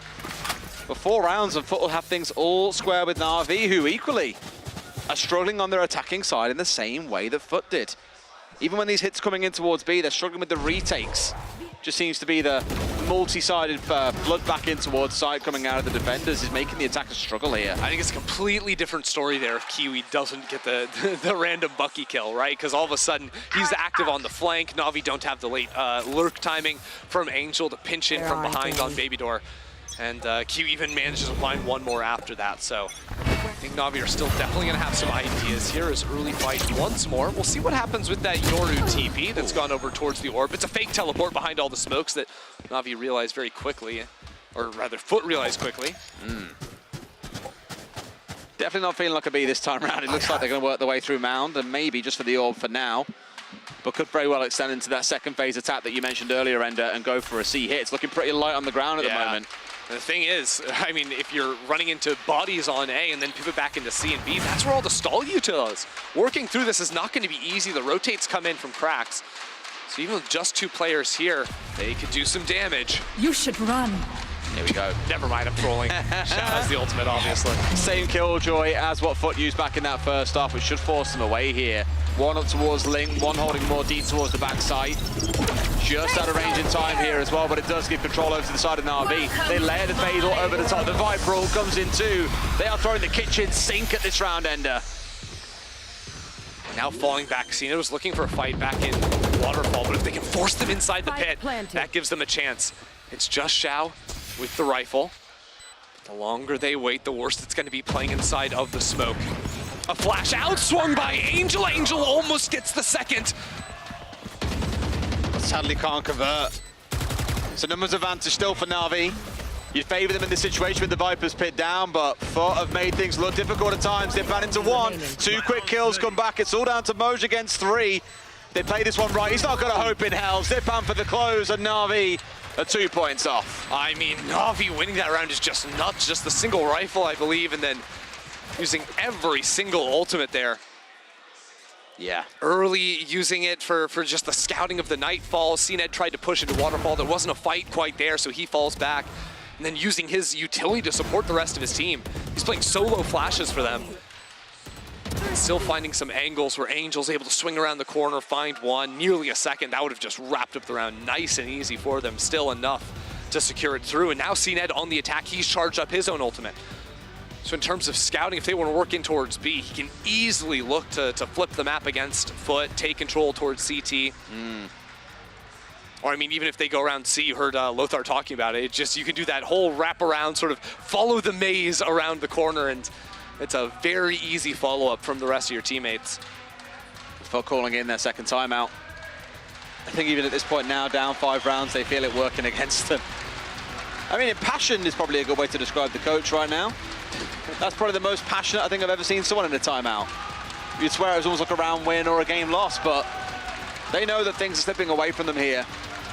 I know they've had this big bit of a recovery, this sort of rose to recovery when they were down 9-3. Did bring it back up a little bit closer, but NAVI are just managing to squeak ahead here.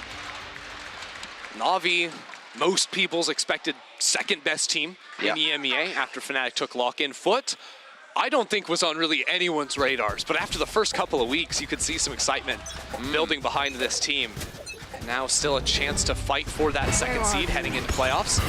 They're gonna have to put up a solid defense here. They've got the Viper wall just to stall out here and sort of negate that one way that's thrown against them. You can threaten walking a player out towards the box. You can see a lot of bullets just put into that one for the spam, but Zipan charges up an ultimate. I was gonna say interesting choice to give it over to him, but either you give it to an empty Viper and Killjoy who you're not expecting to see their ultimates back online before this game is over, or you've got 2 that have already got ults on, so it does make sense. Here we go. Free control over Rebel, just sprinting on through there, going on a bit of a journey. He's gonna realize no one left on this site. Sees Kiwi up on top of rope here. He may also just clear out backside as well. Perfect. Seem to know about this one as well, though. Oh my. Nice and close. He's tucked right in. I think they have an idea as well. Sprays his way through and has to drop away. Keeps himself safe at least for now, but that gives good control on A side for NAVI. Yeah, the spike really slow to actually regroup with the rest of the team and has to open up into door because their attacking Viper was spent over towards C. The post-plant util not as effective. Oh no, not the toes, not the toes. It's all good. Keeps himself alive, and they'll know that he's still down here as well as a real battle to try and work their way through. But for all they're concerned, he's pretty much finished into this one. They cut off the support from Tree with the smoke coming on through. Great placement on that. Things are looking woeful for the side of Foot here. Oh, and another player falls here. Ada Captain with the Sheriff finds his.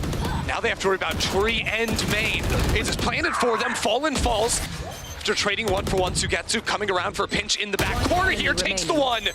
It's all down to Captain, and it's not gonna happen. Sugetsu takes NAVI to 12. I think Foot will be feeling a little bit hard done by. Both teams equally, I think, having their struggles as well as their successes on this map.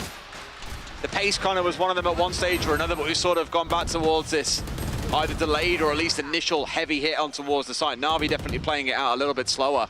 And Foot the ones that are sadly coming off the worst end of that play. It's slow, but There's organization in it, you can see, playing for the orbs on Zipan. Now they've got 6 rounds to keep charging up.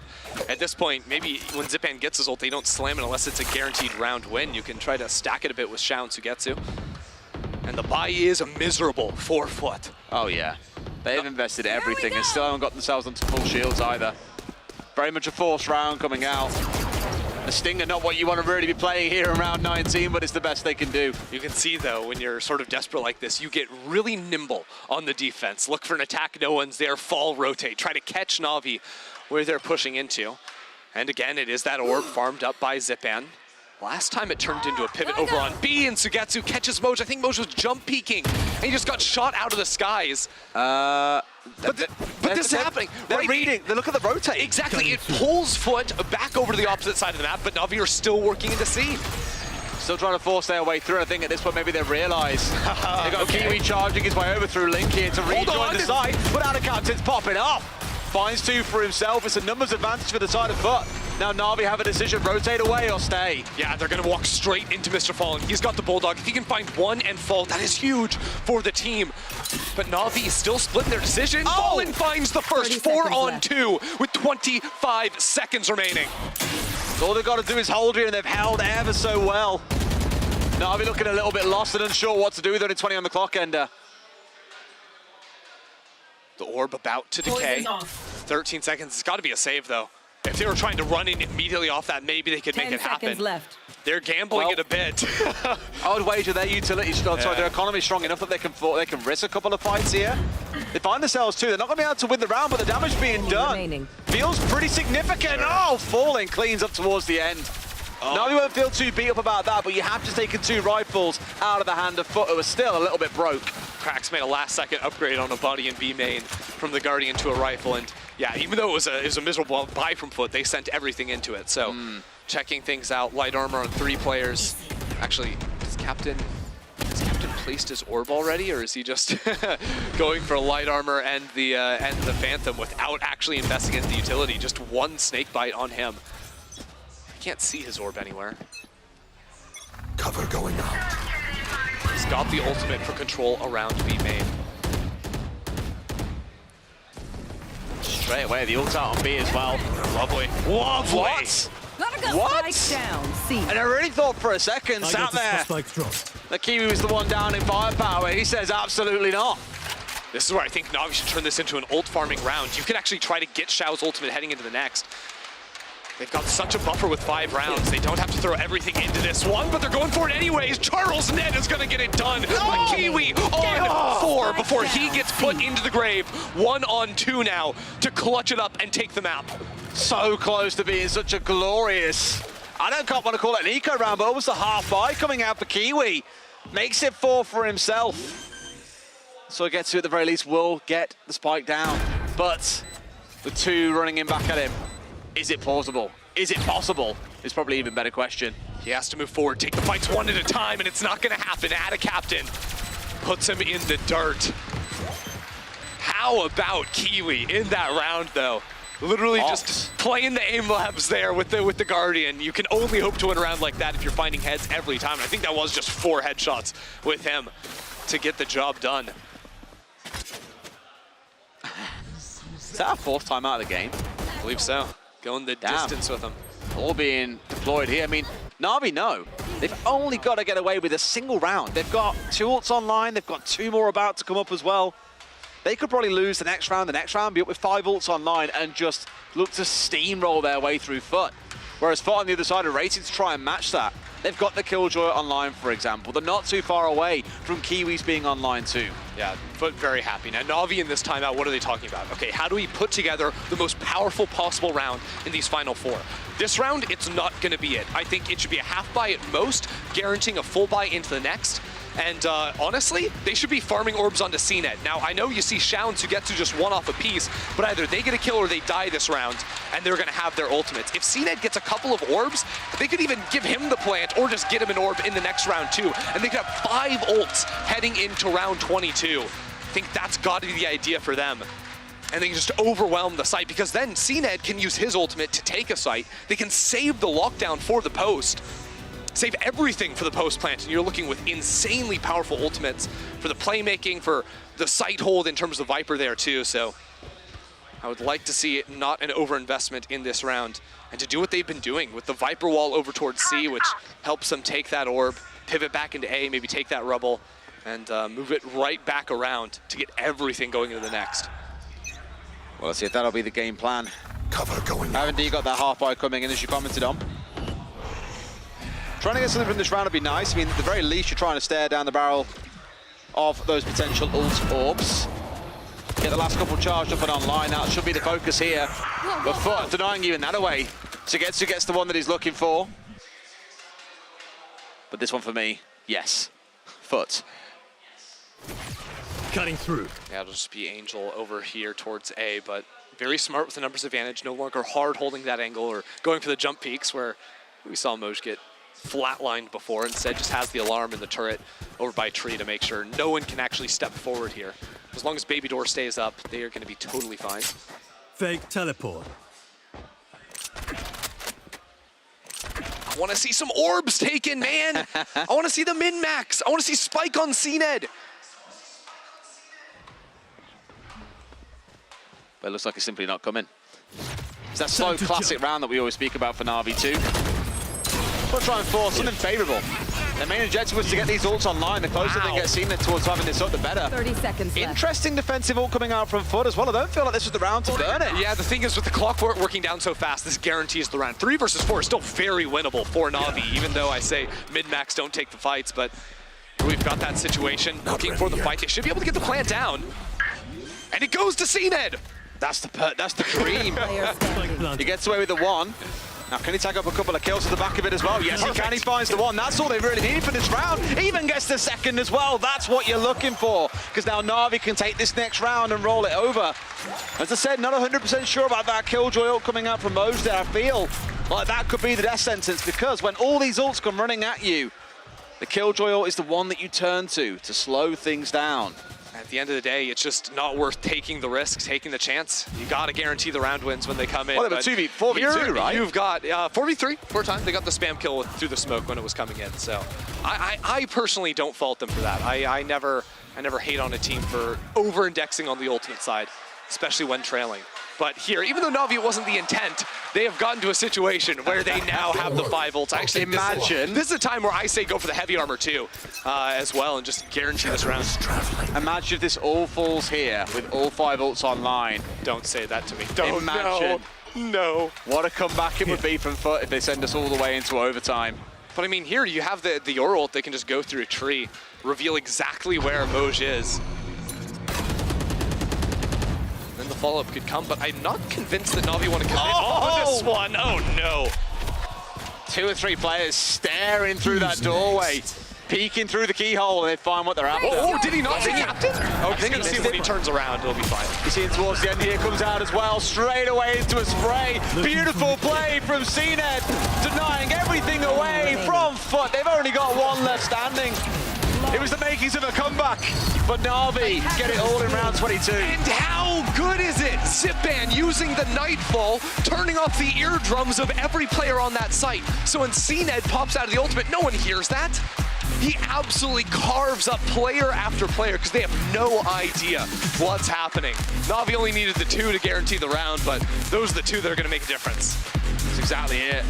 And just in case the 2 weren't good enough, they had 3 more rolling in the back pocket. Oh yeah, I mean, all the insane post-plant ultimates, no way they're going to lose there, especially after they got the opening pick. Just so much to play with there as well. And honestly, I'm a little bit heartbroken for Foot.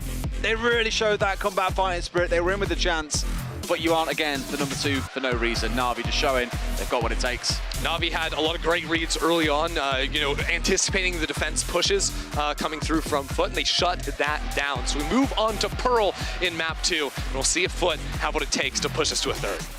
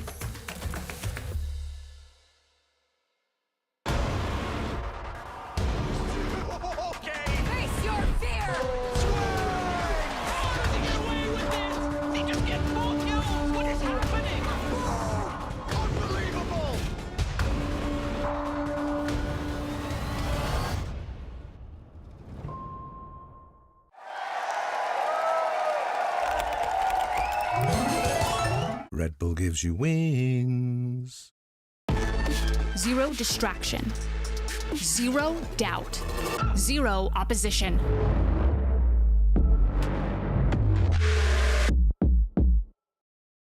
Usually when I see a target, I won't miss. I try to find weaknesses wherever they are and just game by game try to pick up on anything I can. So this training course is a way for me to really showcase and demonstrate all the questions you guys have been asking, you know, how to get better aim, and it really enables me to answer a lot more and kind of expand on the first video I made like so long ago about VALORANT fundamentals.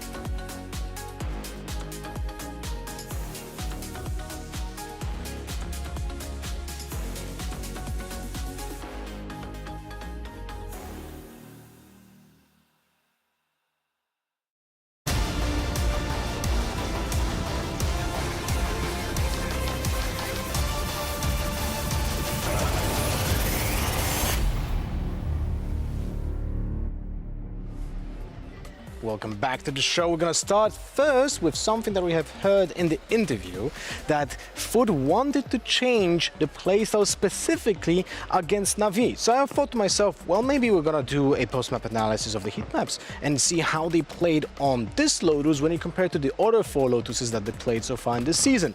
So here we have the defense movement that they have been playing on the 4 previous Lotuses that they played. As you can see, there's a lot of movement in the first 20 seconds. This is the first 20 seconds on the map, on the defense. There's so much movement here, very aggressive pushes towards Mound and over even that area towards the spawn from the attackers. And at the same time, you have a lot of control of the B main, which is not something that many teams do. So now when you compare that to how they played in this Lotus, you will see that there's a lot of changes. maybe the B is not really that changed because they still take a lot of control, but there's a lot more reservation when it comes to the C area. They never go through this line in the first 20 seconds, so there's a lot more reservation. They know that NAVI have a slower playstyle. They try to be more defaulty, so they're gonna take the gunfights on C, but they will not take the aggressive, let's say, space-taking tactic that they had before, which is very interesting. But I think the biggest change was on the attack. So we're gonna jump in to the previous Lotus tactic on attack. First, we're gonna delete those drawings from here. We don't need that anymore. As you can see, the attack in the first 20 seconds was typically based towards C, and they even were planting in that spot, in that time already on C, and everyone was swarming over it. If they go to B, they typically stay on the side. But now we compare it to the attack side on this Lotus specifically, you will see that they are not going to plant on C in the first 20 seconds, but the B attacks are fully committed towards Waterfall. So they identified the positioning of NAVI on the defense because of, well, let's say all the habits that the team had, leaving B without much manpower, and abused that. So the B side was actually something that was very successful for Foot on this Lotus. Oh, thank you very much, Lothar, for that breakdown. Now, my question to you is, Cougar, do you feel like those were the right changes and adaptations that FUT made? I think that it has to do a lot with that pause that we saw coming from guys right at the beginning. After 6 rounds, he identifies that the problem is not getting the spike down. The spike is going down. They're being extra aggressive. 8 seconds into the round, the spike is already down. It's not like they're having trouble to fight on those. It's actually they're going extra aggressive and not really having a clear plan of what to do right after that is not working for them. I mean, they tried. As you identify, Lothar, they definitely tried to switch things up. The Yoru, though, coming in. Finally, you're here with us. Let's take a look at some of the things that we saw of this Yoru, the good, the bad, Lothar, and the ugly. There was some stuff that was really nice. There was some stuff that was really ugly. In general, it seemed it still plays a little bit more reserved-like. So he is faking a lot of his TPs, and he's not really like being this aggressive Yoru that we typically would have been seeing from other players. And if you were watching the pre-show, there was a lot of rounds that I compared to Mixo, how he played Yoru, and was more aggressive. Now here that we're gonna see, not certain if this is paused for everyone or only for us. You got this, Lothar. Yeah, this well, is your moment. okay, so I'll just wing it. So on aim in, this is gonna be a TP that he uses as a jab dash. Essentially, he gets tagged by one bullet and his muscle memory goes, oh, I go back. But he rotated because of that. But you can see here on A main, this is actually a very efficient way of taking the space. There's a bounce flash on the top of the wall from Yoru, which is essentially not dodgeable because one, it's out of your vision, and then it's also not blinding the defenders if you just look down. So there's a lot of efficiency when it comes to like those initial setups. But in general, the way that we have seen this Yoru being played is more defensive based, is less aggressive. But when he has the ultimate and the Fade ultimate, you will see him going nuts. Unfortunately, in this particular round, he's gonna fully flash himself with the clone. So what happened here, the clone has a 45-degree angle on the blast, but if the player that is shooting at him is gonna direct it towards the direction of the shot, and Yoru was in the blast zone, so he fully flashed himself because of that. I love that we see also this round, because I think that the smokes that we were seeing from NAVI on the defense, in so many occasions, they were their biggest enemies. We understand that one of the strengths, and actually the round that we saw that closed the map was also another combo with Fade and Yoru. That's like the easy one, right? Like you combo that with the Paranoia and you at least get 1, 2. Whenever they had a round Fade ult, Yoru ult, there was like 90% guaranteed that they're gonna go for the specific playstyle in that round. But it also, like on attack, almost guarantees you the side. And we've seen the deciding round, they just take the space, and CNET gets a quadruple or triple kill because of the Fade activation. Not only the sound is cut for 12 seconds, but they're also on an instant DK for 75 HP, so that Phantom that he has equipped is just mowing down people. I mean, CNET is a very gifted player. He can do, you know, 2K, 3Ks, clutches, whatever, on any agent. We know that NAVI, they like to experiment. You didn't really want to see them experiment too much today, but can they get away with stuff like this against Fnatic? I don't think so. The thing is that we know, just because of Angel has said it, that he approves of the CNET Yoru, but I feel like especially on this map, CNET is putting too much on himself. Like, I understand that they want to be suppressive and probably, you know, change everything from opponent to opponent, but he's been in the Omen, he was back in the Jet, he was happy. Now he has to try the Yoru, and to me, he didn't seem that comfortable. He wasn't going for the micro plays. He was a little bit trying to play along with the rest of his team. Now, we spoke a little bit about the Gaia's pause in the interview that we didn't end up seeing, but Gaia's himself admitted that the reason that his players might be doing well after is because he's so mad that they have no choice but to listen to him. We have sped this up a little bit. No, this is not sped up, by the way. This is not sped up. This is natural. I mean, I'm not going to lie. If someone was talking to me like that in a pause, I thought I would listen as well. Yeah. That would be me. That would probably be me as well. You know, I mean, I really love the passion. I want to see them being passionate about how they react to stuff. Sometimes, unfortunately, you have to be commanding. When you watch like American football, the coaches are going mad there as well. Or football, sorry. Oh dear God. Yeah, right. I will say though, they've qualified for playoffs already, so he's still showing the same kind of level of energy and passion as if they haven't. I mean, they want to get the highest seed possible, right? Getting that second seed is so meaningful for Foot.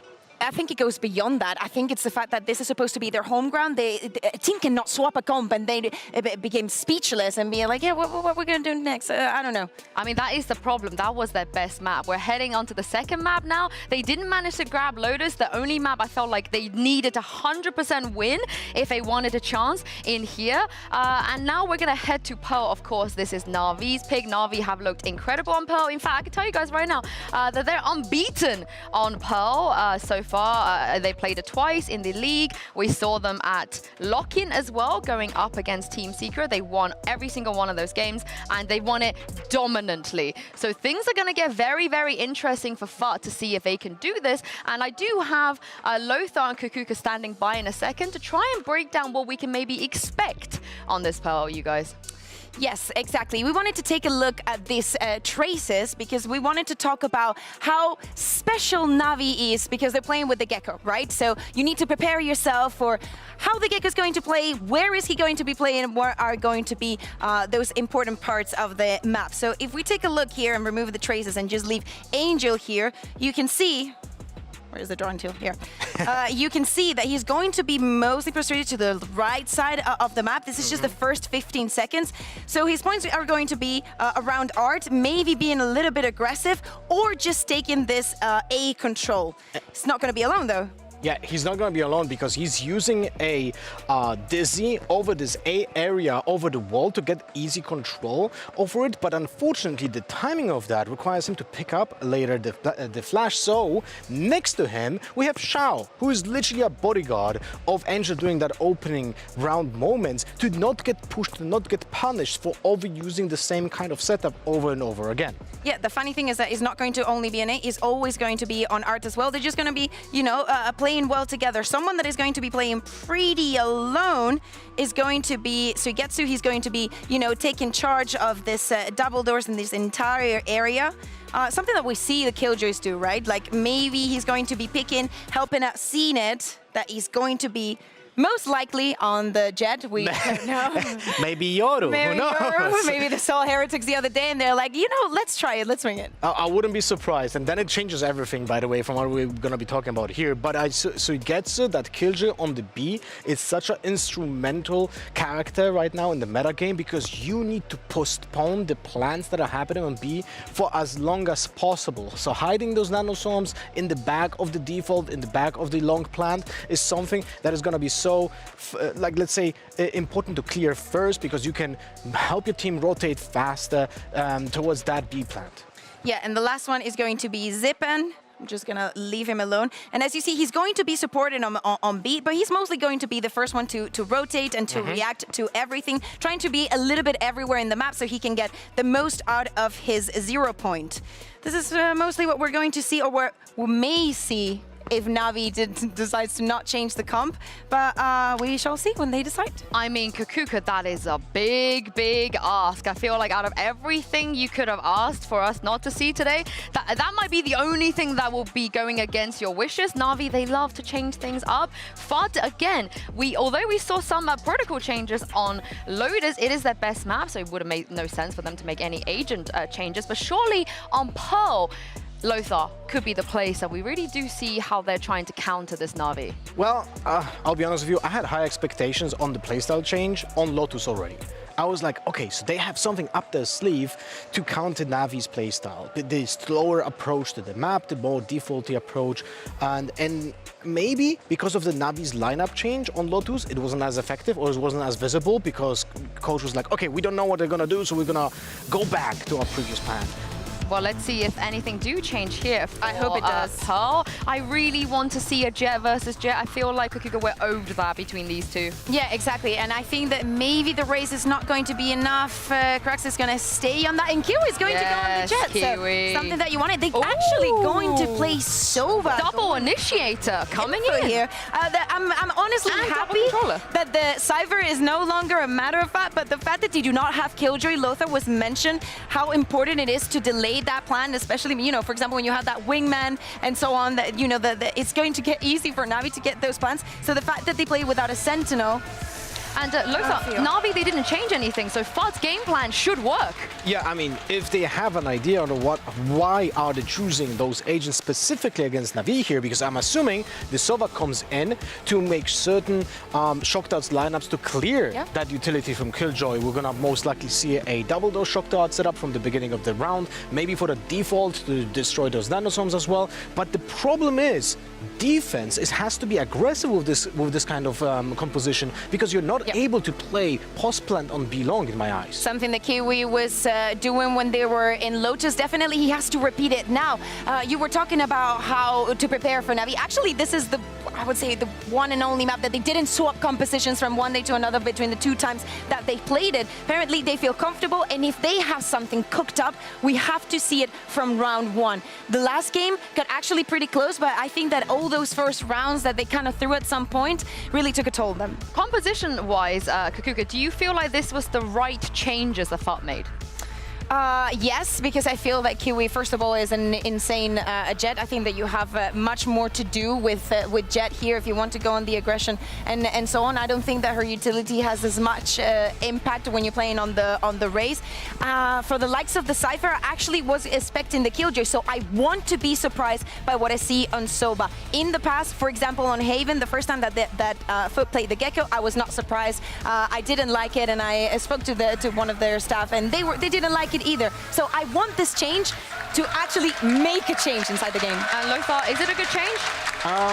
I don't want to say it's a good change. I think it's a change in a direction, which is always nice, that they have a game plan around it. And I feel like this is going to be a more contact-based composition, specifically because of the ability of Jet getting away from that first contact, which Raze doesn't really have that much. So I like the direction. We'll see if it's going to be efficient. I'm going to say I don't think it's going to be efficient, but I like that they made a change. I mean, context matters, right? So Navi, when they change stuff, is because they want to experiment things and they want to throw their opponents off. And we have confirmation from FUT that Cougar, they only change stuff for Navi. Yeah, exactly. They want to play Navi into Navi, but I think that it's something that is going to work for them. The preparation is not going to be there, and Kiwi is going to have the flexibility to actually not die so much first on the defense. Well, it's going to be a tough one for FUT here. Des and Ender, do you guys believe in the comeback? Thank you very much, Yinsu. Here again for map number 2. I'm a believer. A believer? Yeah. What you believe in the comeback? Okay. We'll see. I'm not so sure I am. This map is an interesting one for me because both teams have got a super high win rate as well coming into Pearl.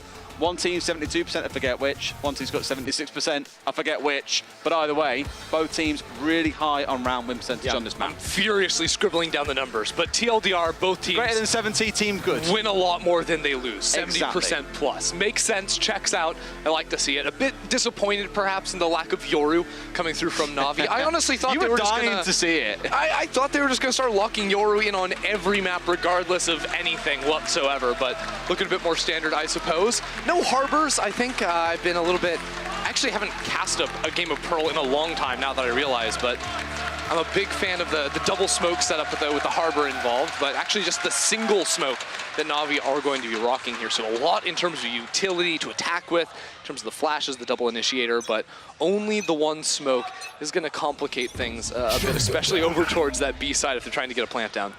Absolutely. We'll see how things square up from here then. whether or not Foot can have a success on their attacking side on this map, because on the prior, they were shut down by NAVI at every single turn. It was a 9-3 first half, and even when they tried to change things up with the 5-1 tack timeout, nothing really worked. Here though in the pistol round, it is anyone's game to win. A smoke drop down the mid with the molly following in, and CNED is straight out of dodge ender. Yeah, the smoke just trying to get CNED out of that situation. There was also a little bit of fighting from Kiwi, putting a presence down in B-Link, so constantly Zipman's going to have to be turning around and guarding that because the Killjoy alarm on defense is placed in art. So there's no hard passive util for them. Foot have meanwhile crept all the way up down long here, and with all of their smokes, they're going to try to get in the dodge. Oh my god, the dash was whiffed, but CNED gets 2 kills! No, it wasn't whiffed. It was a fake. Oh, my It was bad. all intentional. Right. Still, right, Sai has been taken by Foot, and the spike has gone down. Now for Navi, we've seen them be retake kings on Lotus not too long ago. Pretty confident they can do the same here. Sugetsu finding one. At least Kiwi all alone. Will find one for himself, but still 3 more to bring down.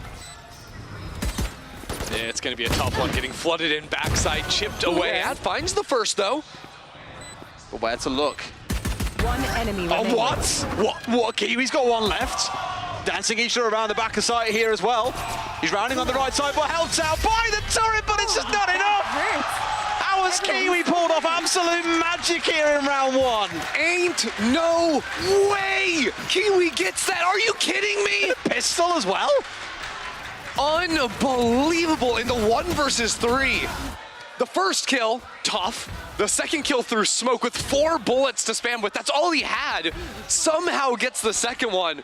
And then does the long walkabout, circling around the site to finish it off with a 4K on the round. Just clipping that round away. And you think back to Lotus, Foot did that so much in the first half. The Kiwi round steals. Moj clutching up for 3 and taking it away. If the individuals are shining, Foot can just snatch these rounds straight away from NAVI. Damn. It's one way to get their party started. This round should be a bit of a cakewalk in comparison. No more 1v4s to come out, given they do come in tooled up to the high heavens for the most part with these guns. But you can't ignore that Navi went pretty strong themselves, at least a couple of players on the team. CNED here, matching up with the Marshal on the other side, trying to see what he can do. And then we step off towards the left, finds the one, a quick snap on towards Zipan, who can do nothing but now look on from a grey screen. Oh no. A different story to round 1. Yeah. Footer still coming on top here as Kiwi does fall. Rifle goes in the hands of Ada Captain. Still no spike on the ground just yet. The shot's not quite hitting from Angel, so it's not going to matter in the end. Just put clean up shop there. You can see some of the issues. One of the things without the Harbor, a little bit less protection offered with the Cove, or with the lack of the Cove there. They're rather, what's the word? There's a word. I was looking for it. Don't worry about it. Or rather, what were we trying to say? It's just something. I don't know. Words. They're not really that important. There's so many of them, they're clearly not that important. You know what matters more than anything? What? The Logitech G power-up round. Oh, damn, ain't that right? And here it comes for NAVI. The rifles, the light armor, enthusiasts. Actually just didn't have the money for the heavy in this one because they went for some pistols to Marshall in the last one. But CNED continues to get a little bit more aggro down B long. This time 2 players swinging around, but he gets the chip and can fall back very easily. Forces CNED back as well as that knife comes back down to earth and forces CNED away. This is interesting. I was about to say that exact same word. It's so weird. It's almost like casters overused the word interesting. It's true, but the fact that Kiwi now, a couple of rounds, has just gone on the solo missions. Back in the pistol, it was him just up through B-Link on his own. Now he's just chilling on A site. Not pushing forward as the rest of the team is now rotating in, but if he falls, the whole round gets slaughtered. Zipan finds one through the smoke. And now where can you actually go with Foot? One of your only rifles abandoned on the site. The other one, now Shao is pushing into, that's an overstep. That's a start, at least to bring things back for them. There are 2 players looking to push in here, as you can see. Ada Captain, round in the corner, along with Moj, but it's all about that single play with the diffuser for a second to go. Sugetsu gets the clean up there, and to just one left standing, cracks all by himself. His head cracked like an egg. As NAVI finally find their way back in. You like that one, huh? That's a bit vicious, but I like it, yeah, sure. Gonna roll with that for the time being. We'll see how much Kiwi continues with these solo walk-ups, because there you might wonder, like, hey, why does he stop? Why doesn't he, like, clear the site for his team? Well, because just that could happen. If he falls before the team is actually on the site behind him, well then it's just a free kill going on over. He was patient for a really long time, but not quite ready for Zipan to be just around the corner. Zipan gets that one and the spam kill through it as well, so I'd expect to see maybe this round this fake dart sent over towards A while the rest of the team scales along B. This time not an early walk up from CNED. So Foot sort of gambling that CNED, hey, he played here in round 1, round 3. It's an even round. CNED's not going to be pushing B long. And, hey, they're right. Go, little bro. Obviously wanted to recover this one, I'd imagine, at some point, but he's left his little man, he's gone. That's going to be a tough one to find ever again. Just, that one's sent off into the nether realm. Still baiting this out at least a little bit here as well. We'll lose the drone away. We know there's still one trying to hold towards here. Now, that's still a lack of information for Foot on what's going on the A site. Is there one? Is there two? They knew that earlier on the get-go was here, but he read into it really well. They've rotated 3 players over towards B. So far, a really good read from NAVI, the same as we saw back on Lotus. They're just walking into the meat grinder here. No. A smoke ready to be placed here. You see it come out from NAVI just to cut this one off. He was going for the dash on in, steps into his own team's shock dart, searching for the kill in backside, instantly traded on through. Absolutely melted on the way through, yeah. That's still down to a 4 versus 4 at this point. Foot fighting back pretty viciously and forcing their way through. They find a couple of players. That's exactly what they're looking for. The ultimate layered out from Cracks as well on top of things. Zipan does bring one back, finds a second. That's the kind of play you want. Flicks for number 3. One left standing in backside. As Alcest had a captain, wondering where his fallen teammates have gone. Try and stick this one now. Knows there's one above him in heaven. Make it 2. As they double up here. He's going to see one, but can do nothing. CNED makes it 4. Unbelievable play from CNED up in heaven. I mean, it was a 4-on-2. Foot had the site, but didn't quite have the plant yet. A couple of times we've seen this, not actually getting the spike down, even when they had control. And it's because the smoke duration popping on down, CNED having an angle, takes 1, takes 2. Just chipping away at the players on Foot. And that just slashes them in half right there. And have to rely completely on Kiwi going into this next one with the knives. Exactly what I was looking at then. Obviously both Jets with their ults online. Really, if your team's playing eco, yes, lean into those knives, and that's what I imagine we'll see Kiwi come charging out the gate with. Right here. A couple more ults not too far off online, but that means really we're about to rotate into this 3 or 4 round window where you are going to see 5, 6, 7, maybe even 8 ults starting to come online. It's going to be trade for trade between those. This will be the first time Foot are really heavily playing through mid. It's been a lot of just those B walk-ups, this time with the Viper Wall to try and guide them in. CNED's playing just behind it, now inside of the Astra smoke. As there'll be a bit of a connector pinch play from Foot, getting a bit creative with that one, coming on through, quickly traded, and Kiwi's ready for the sewer push. Finds what he needs, Angel almost finding what he needed, but not quite finding the man. Gonna hard cut his way out here and get himself back in towards safety a little bit. Get him, wingman. They should be able to rotate off, but has to worry about these other 2 players off towards the left-hand side here. Means he could get pinched, finds one, falling, taking that kill away before Kiwi could find anything and get the reset. Now 3-on-2 and they're holding their ground. Surely someone else is gonna step in here. Recalling my bot. The 2 players on NAVI have read that it's going over to B. But Foot are pulling back now. There's no Killjoy utility left on the A site. That'll be simple for them to work through. They still have the smoke available that Moj can just throw up. Also an orb ready to go too. They can drop over in secret. Sugetsu's got the read as well. He was rotating back over, but you don't want to force your way in here 1 versus 3. We'll no doubt wait for backup to come in from CNED. That's exactly what's going on. Has that ult on side, but already knowing the knives are out on the other. Is it worth committing for? Not with the rifle in hand, is their way of thinking so far, as 2 members of Foot are back to way out towards spawn here, playing off that longer angle. And potentially a flank coming in on the backside here. He's going to step into the alarm bot and the turret. Kiwi's not going to be able to get past that. He's had to blow it out here. They know exactly where he is. Out comes the ultimate as well. Playing this one from afar.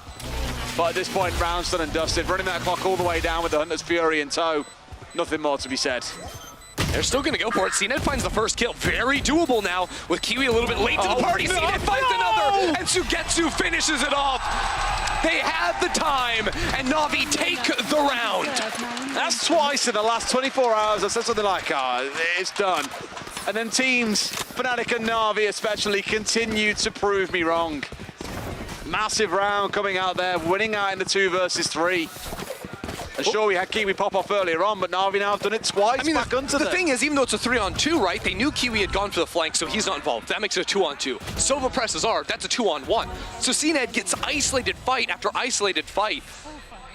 By the time Mr. Fallen eventually comes around the corner to trade on in, Sugetsu pulls off the spike and takes that one. Navi win the round, and that was one that Foot had almost stolen away from themselves. Remember, they didn't really have much going into that. They had a really creative split through mid where they pinched into connector and B-Link, a little bit delayed after showing no presence there. I mean, 20 seconds prior, it was a 1 versus 3 for Sugetsu, and CNED was still running over from the B site. That's tough. The shock dart. Mr. Fallen's been using these shocks just to break utility. Every time they go down B long, he throws a short shock, like you just saw, and then one deeper on the default plant spot back on site. That first one not quite connecting on any of the pieces of the Killjoy setup.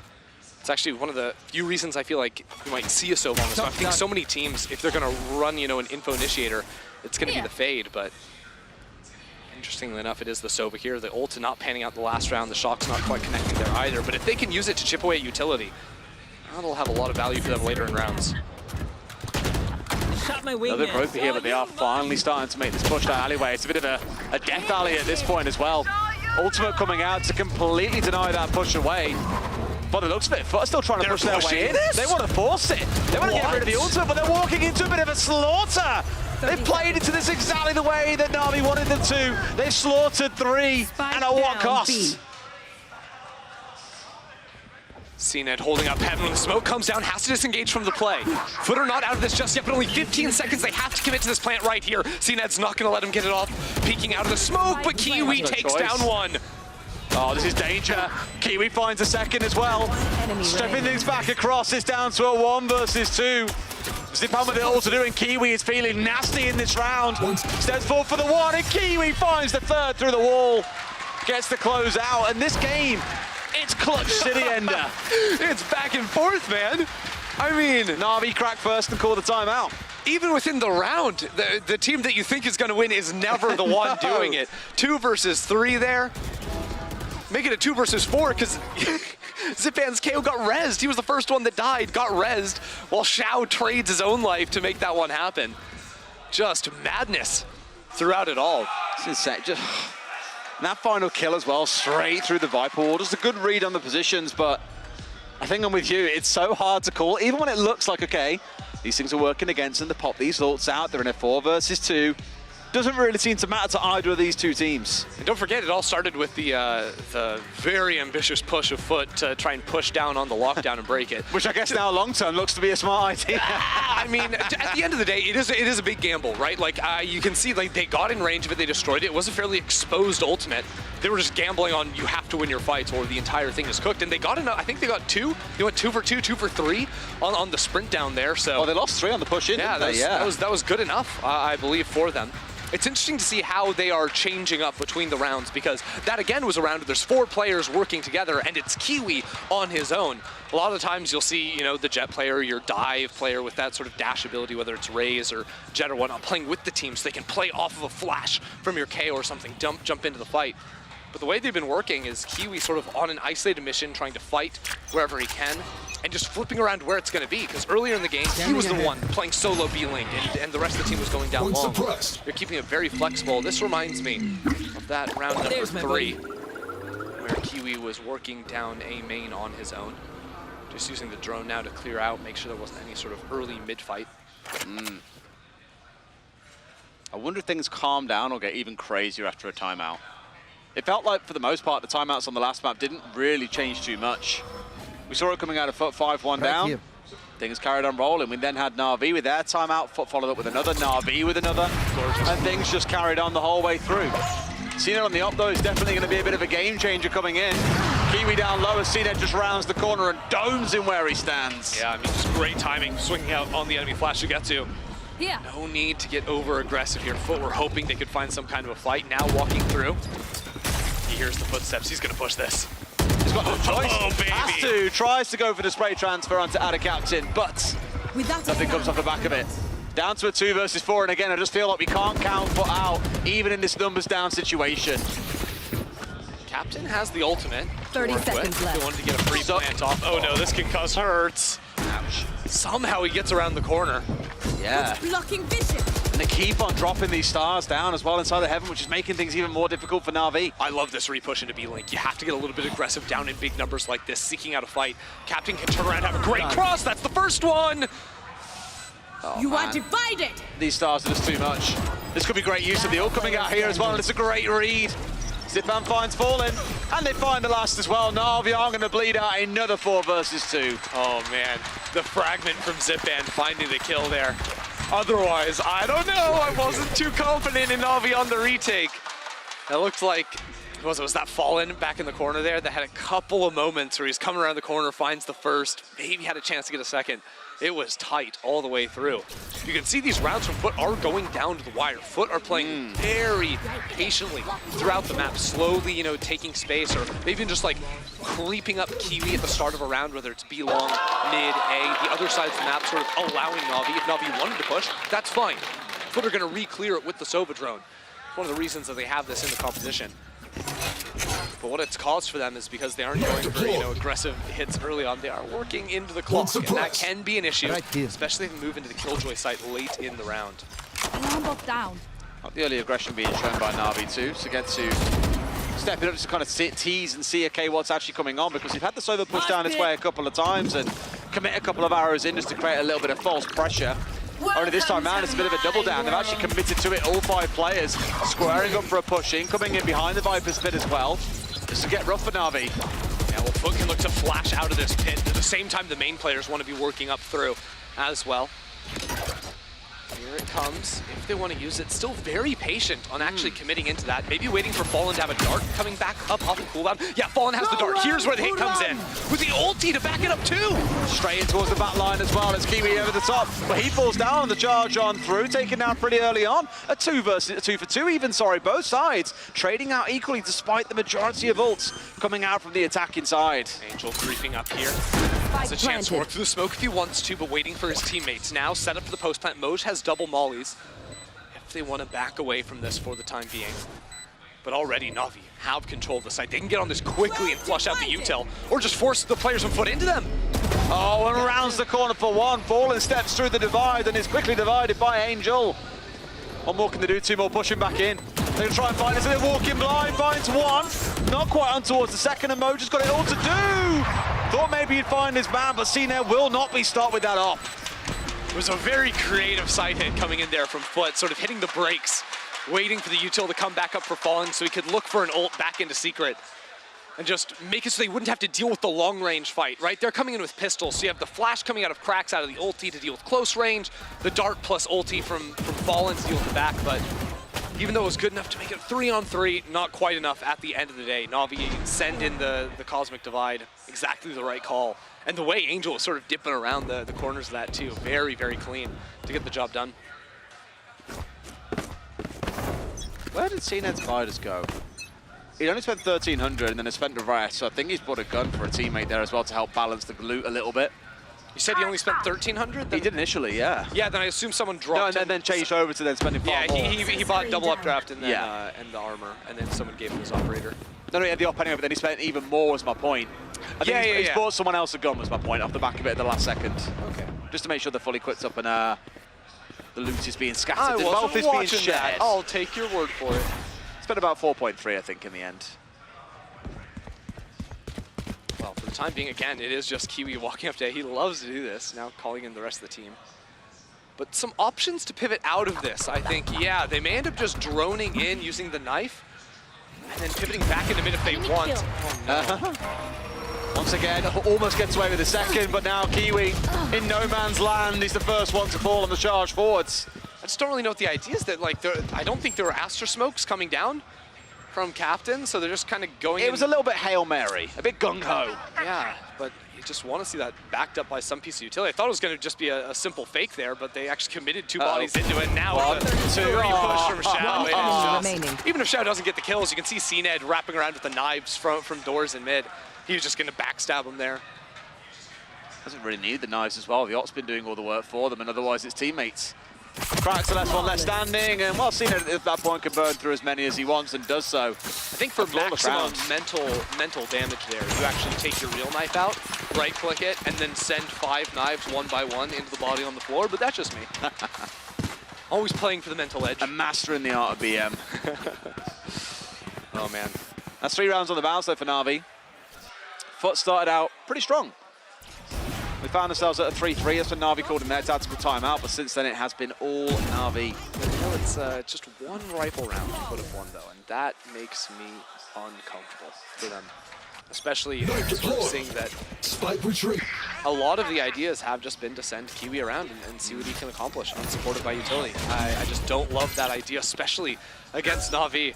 This is a team so skilled individually. Like, anyone on this team will go seek out early fights, for better or for worse, but they're going to win them more often than not. Well, they got away with what they wanted to start with, which is to force Seeded out of the back corner, which he's now done. But he's still hovering on site, holding down that long angle with no one really able to challenge on the other side. Yeah, I mean, with Angel pushed all the way up into A, all they really have to worry about is some sort of arc pinch, because that's where there isn't the Killjoy util, and then the B long push. So NAVI know exactly what the options are here, and Angel's continuing to take space. They're going so slow into double doors, he's going to find 2. It doesn't matter, though, because Kiwi turns around and gets the kill. It's a good start, not forgetting, of course, full eco round coming in with those knives out being the main way in. But they could side of Foot. I would like to see Foot go back and try to get the gun. The clock is working against them, though. They're trying to hit all of the gas here. They know. They heard the dash. They know that he's up nice and close. And it's a Killjoy coming out from the defenders. Really not wanting to risk this round, even though they've got the full buy versus, well, Sheriffs on the other side. They really want to commit and force them back. 25 seconds only. Still mollies on the ground for Sugetsu. Bomb grenade out. Not on the plant spot, though. I mean, they managed to get away with it. Even after the Killjoy coming down, they forced their way in. They're going to be so patient. The op in the backside is kind of toast, but they've got a flank coming around the long way from Xiao. CNED just has to gamble with the no-scope here. That's not going to get it done. All of a sudden a chance, but still, the late flank down B long. There's no way Moja's ready for this. Oh, and that's going to be 2 easy kills. Katzen stole the up though here. If he turns around, the dive, he could find himself that longer kill up towards B long.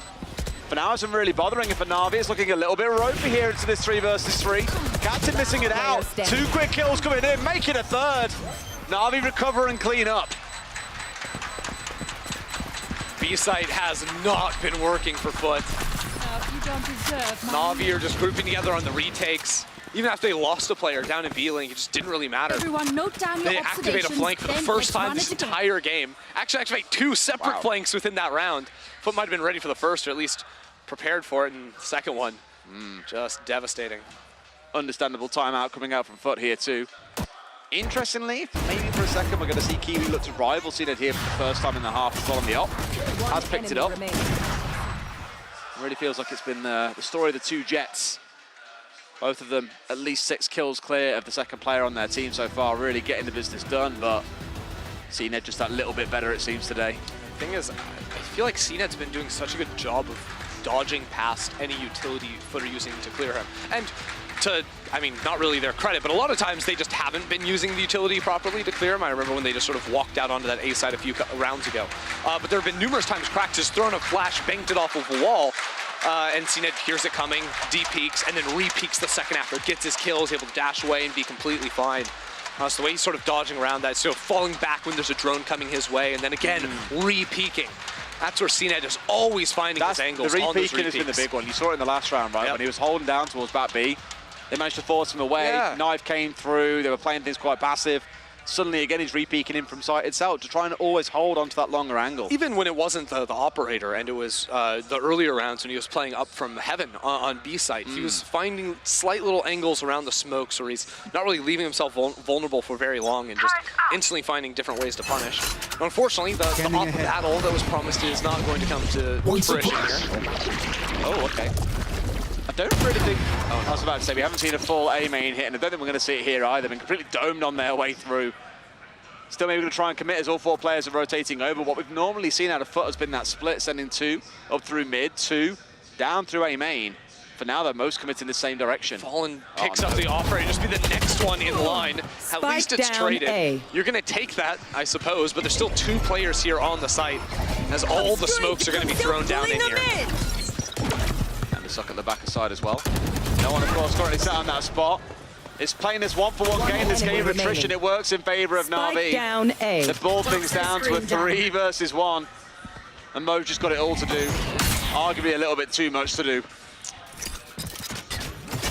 The longer he waits, the more time the rotates come in. CNED arriving with the operator. Might just get the kill with the molly backside. Respect. Oh, he finds him as well, yeah. Hold on, he needs to play off the smoke. Take a chance, take a gamble, he gets the first one. But it falls apart at the end. The CNED operator will not allow anyone to pass. I thought for a second we were having a repeat of those first 4 rounds.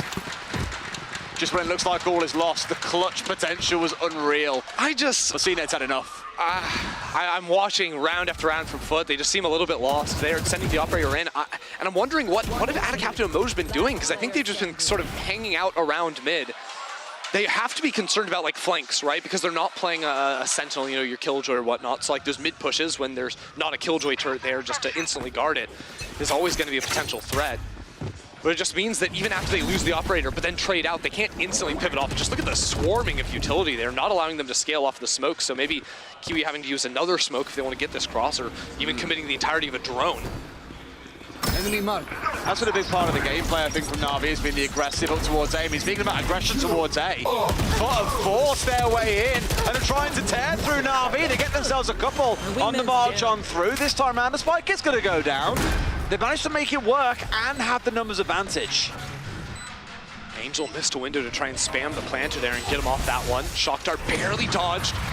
This one not the same. The positioning from Krax is good, but Sugetsu knows Captain is there. Everything being burnt out here to make it work. Wasn't aware of Sugetsu getting up so close, trying to see what he could find the wall bang. But it's Moj off towards the side. Finds one, but instantly traded out by Angel. The back and forth is ludicrous. CNED finds one more. It was a 1 versus 2, and it cannot be done. We're having the same first half as we have back on Lotus here, and another 9-3 to NAVI. Yeah, what can I say? NAVI just showed up to play today. Some doubts cast after their performance against Team Liquid with the sub, even though they won very close matches. But now, against the only team that can challenge NAVI for the #2 spot, truly, they are putting up 9 threes at both halves. Ouch. CNED dominant on the retakes with the operator. I mean, the rest of the team, even when they're put down at a numbers disadvantage, just figuring out the ways to scale in, spotting out Adacaptain center site, finding the ways to punish. It's a thing of beauty. Dominant game from NAVI, and start of the series, I was mildly optimistic that we might see a really competitive series from Foot. I mean, 13-9 isn't exactly non-competitive, but it was a bit of a steep hill to climb once they already found themselves down so much. These 2 maps are pretty good for them, but NAVI just showing that when it comes down to the executes themselves, they're just that little bit better. And now we're at a situation for Foot where, I mean, it's a bit of a tough little streak here. Obviously coming off a loss to Fnatic, no real surprises there, but Giants before then, I think people were expecting a bigger fight in a similar way to today.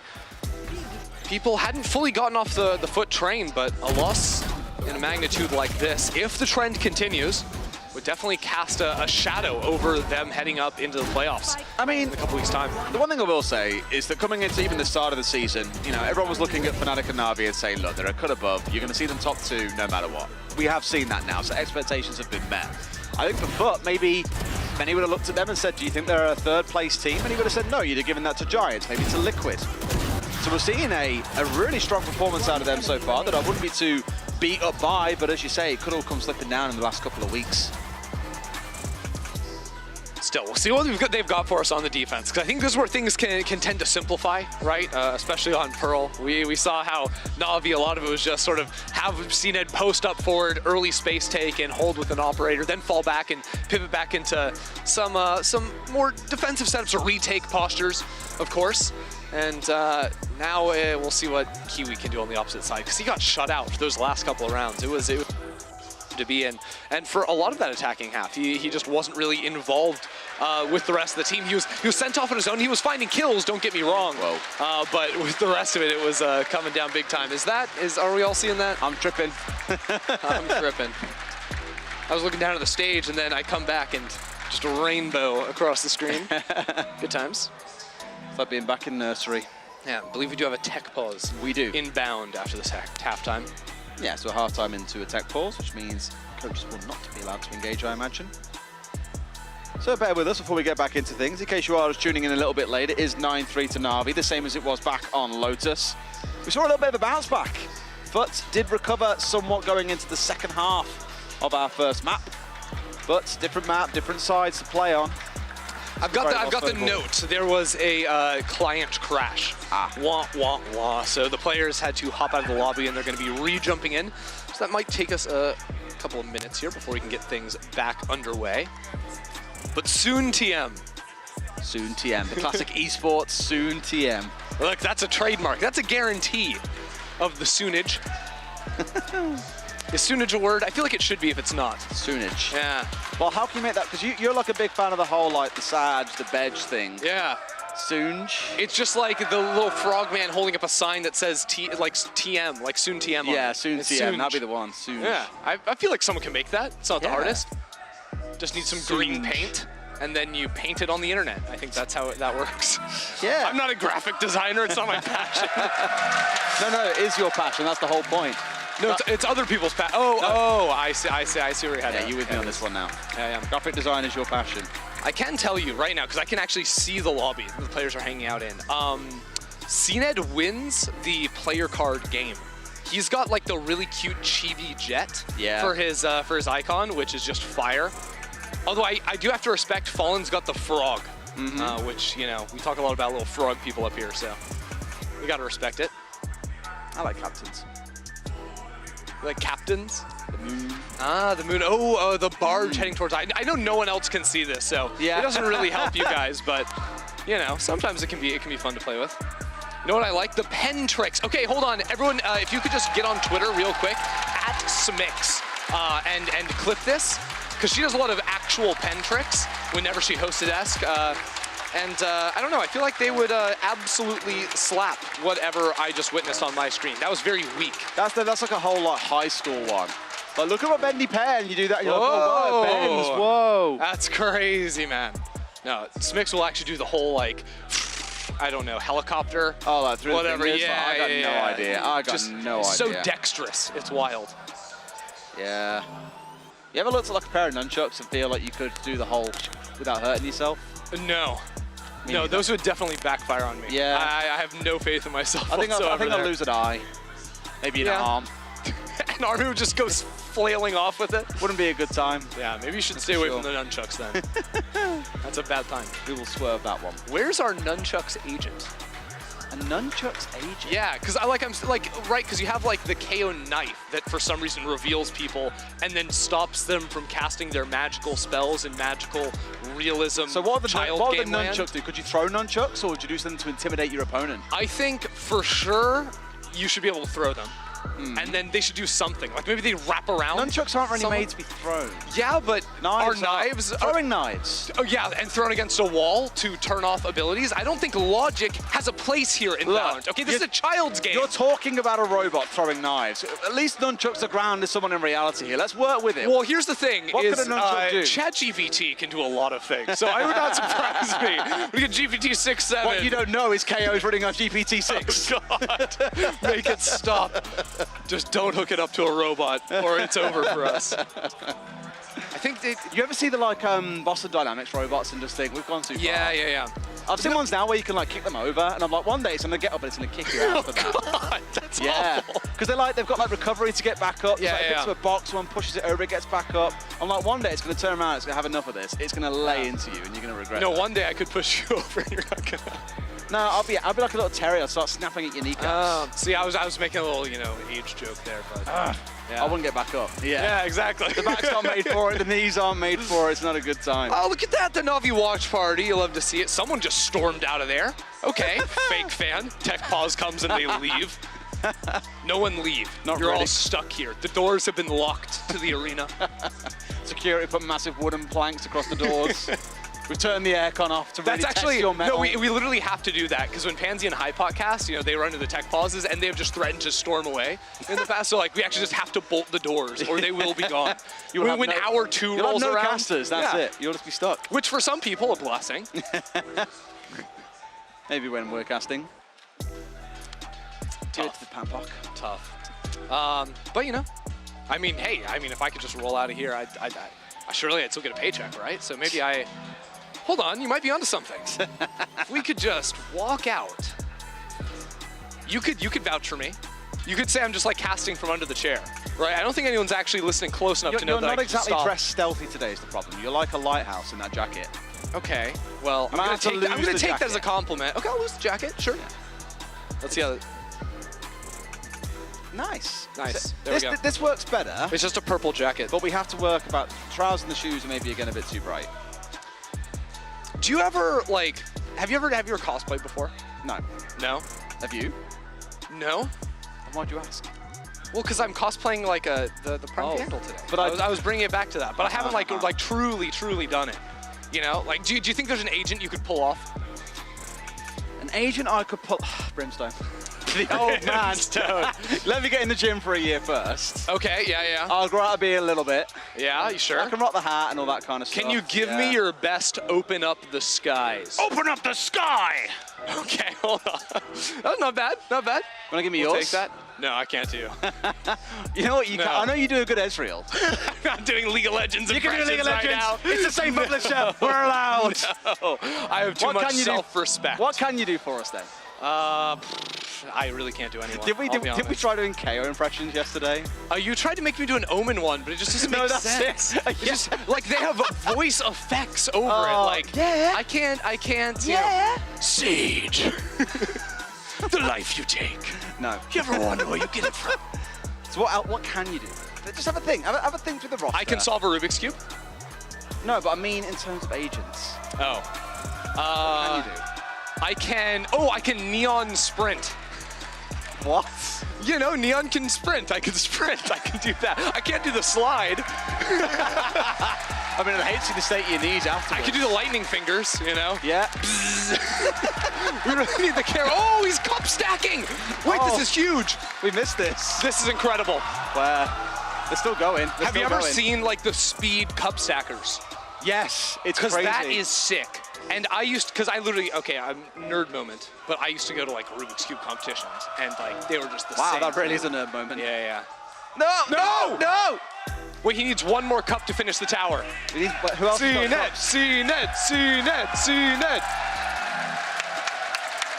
Might be good on Jet, but an even better stacker of cups, huh? Huge. I'm impressed. And if anything, I think that after, because all 5 players. Oh, he's got one more. Oh! No, it's got to go in the middle. It's got to go in the middle. It's got to go in the middle, surely. Oh, okay. All right, okay, another one. Easy does it now. Light touch. Oh, okay. Nobody breathe. We've got 3 more across the player desks. And then I think there's like a whole stack on the other side. There's more cups. Wait, they're actually going to take them. They're going to take them away from foot. I think they're looking at taking them away. No, okay, they changed their mind. Boo. I still see some more cups down at the bottom of the desk. Take their cups. Well, he's taking them down. Take their cups. Do you think we could have them play Jenga? Try to take one out from the middle. And that's how you lose an entire PC. It was toppling again. Oh, no. Don't do it. Hold. No, the middle. No, he needs to restack the second one down. It's not. I feel like he needs support. Yeah, what? Angel needs to get involved. This is not great team play. Look, the integrity is falling apart. Coming. They gave him the cup. And it's going. Give him the cup. It's the cup of destiny. It will complete the tower. Praise be the cup. I hope to God it's an empty cup. Otherwise, we might have another tech pause on our hands. There'll be a keyboard gone. Take the cup. Take the cup. Do you want to give us some like trumpet music? You know, like make it regal. Yeah, keep going. The regal trumpet music. We're not like trained on this from birth in the UK, I'm afraid. Okay. Restructuring. Okay. Look, it's all about a solid foundation. I can't believe I'm being paid to stand here and talk about players stacking cups on a desk. This is a new high in esports. No, I see a cup on the ground. That's the wrong place to be. I think he needs to build out, okay? Look, I'm going to bring some analysis into the play here because I think analysis of the cup stack. He was going flat on the base. If he makes it a triangle base, he can work up pyramid style, and there's so much more support. No, well, the problem is you need so many more cups for that. But they have the cups, that's the thing. You need like Foot just extended an olive branch. They don't want to fight in the server. You need like a solid 4x4 base, so if you're going to build it to any decent height is the problem. He hasn't got that many. You need 16 for the base layer. He hasn't already got 16 there. Right, I think he's there are trying at again, least though. 16 cups that we have. I think there's a degree of measurement going on here. I think we could definitely do it. Well, I have just been informed that the analyst desk is standing by and ready. They've got so much to break down about this. The stack. So, what do you Yinsu, got? talk to us about the stack. Well, if you want to talk about stacks, I think Lothar might be the right man, you know? DRX, stacks. Yeah, We got it, definitely. we got it. Sorry. Yeah. Fantastic. What do you think job. about stacks? Right, fantastic IGL. Yeah, good player. Yeah, Very good. Pioneered a lot of the early games here in Valorant, you know? Yeah, definitely. There are some plays that are being now repeated by other teams now, like the DRX retake on Heaven A. That's something that I really like, you know? I read a really interesting thread of discussion where people said that if Fnatic were in the same league as DRX, they wouldn't make Tokyo. They wouldn't be making Yeah, and if my grandma had wheels, it should be a motorbike. but how do you think DRX would do if they were in our league? What do you think? I think they would do pretty good. Definitely would make it into the top 4. But I would definitely say top 2. I think top 2 too. Yeah. I top 3 maybe. yeah, top 3. Minimum. Top 3 minimum, yeah. I mean, there's no way that Navi could troll an experiment against DRX. Then they would have to play the entire You call the season. troll an experiment? Yeah, but then- Hey, Angel Protocol. You don't remember what happened when FPX played DRX? I You actually don't remember that? I don't remember what happened. Oh, that was an iconic game. We should definitely dig up Wait, the wait. archives. That was the one when Ardis had the 3K on Jenny. Yeah, let's dig up the archives of that game. So I feel Ascent like one? there, the Ascent. there there is definitely already stats and proof. I feel like what would happen if they played against each other. But let's bring it back to this game. I want to quickly talk about the Sova pick. It is the first and only ever time we've seen Sova on par here in EMEA. What did you guys make of it? Not only in EMEA, in Pacific it also wasn't chosen yet, and in the Americas region it was only picked once, so it's like a 3% pick rate for general PEL, and I feel like it's a... What are these two doing That's what they think about the Sova, yeah. Are they doing like a Taylor Swift concert? Don't Why, start, don't Ender? start. Why are you not taking us? Actually, sorry, Lothar, I'm going to bring it back to you in a second, but I do want to tell a really sad story about Ender and Taylor Swift. So Ender had tickets to see Taylor Swift back in 2020. And as you guys know, something else happened in 2020 that stopped him from being able to go to that Taylor Swift concert. And he would have been seeing Taylor Swift only a couple of days after his 22nd birthday. Oh my God. So if you are a Taylor Swift fan, that is upsetting. Lothar has no idea what we're talking about. Gets our reference. Can you imagine, Bear? You turn 22, you're about to go to Taylor Swift, and you miss it. I would cry. I would definitely I would cry. actually never be able to get out of bed ever again. But more importantly... You have 2 daughters. You need to keep up to speed, okay? Yeah. At some point, they're going to start asking questions. And let me tell you, the first question is going to be, Daddy, who's Taylor Swift? Yeah. I mean, I know who Taylor Swift is, but I have absolutely no idea why is it significant. Favorite Taylor Swift album? I'm 1989. Okay, I have a controversial Red, one. actually Red. Yeah, see, yours all makes sense. Mine is Speak Now. I know. Well, you're lucky it's then. really controversial. Lothar, favorite Taylor Swift album? I can talk about like my favorite progressive metal or grindcore band. There's Yeah, one that is go coming for from UK, Carcass. You know what one? Wait, he's a head coach of V2 Go? Carcas. Almost. Ex-player, now head coach. Yeah. No, but I wanted to ask because I don't know. Sova pick rate. We're gonna be changing topics every second. Yes. Oh, sorry. What was that? My question What's the question? My question was, why is it significant that the 21st birthday was coming in? Because she has a song and an album that's 22. It's about turning 22. It's about like having your... okay. I don't know about you. Yeah. To be fair, Kukuka, it was about 120 years ago when Lothar turned 22, so he probably doesn't... It's not a significant year for him, is How many things have changed since you've turned 22? When I was 22 or 21 or 22? 22. 22. That was 16 years ago. So... Alpha year was 1. So some of them haven't even been born yet. I don't think Laura's was born yet. Yeah, that's very possible. In that 22, I was in 3rd year of college. So I was doing my bachelor degree. Oh, In what? Nice. And that was an audiovisual form of advertising. Oh, wow. Okay. Oh, so you did the infomercial that we saw? Yes, That was you. That was all you, the assistant coach, of course. Anyway, shall we talk about Sova? Yeah, why not? First serve. Yeah, I mean, the Sova, I was expecting it to be more influential on attack than on defense, and we have seen a little bit of like retaking of space on mid with the drone, but it's so inefficient because of the Sova drone is so nerfed when it comes to the duration of it.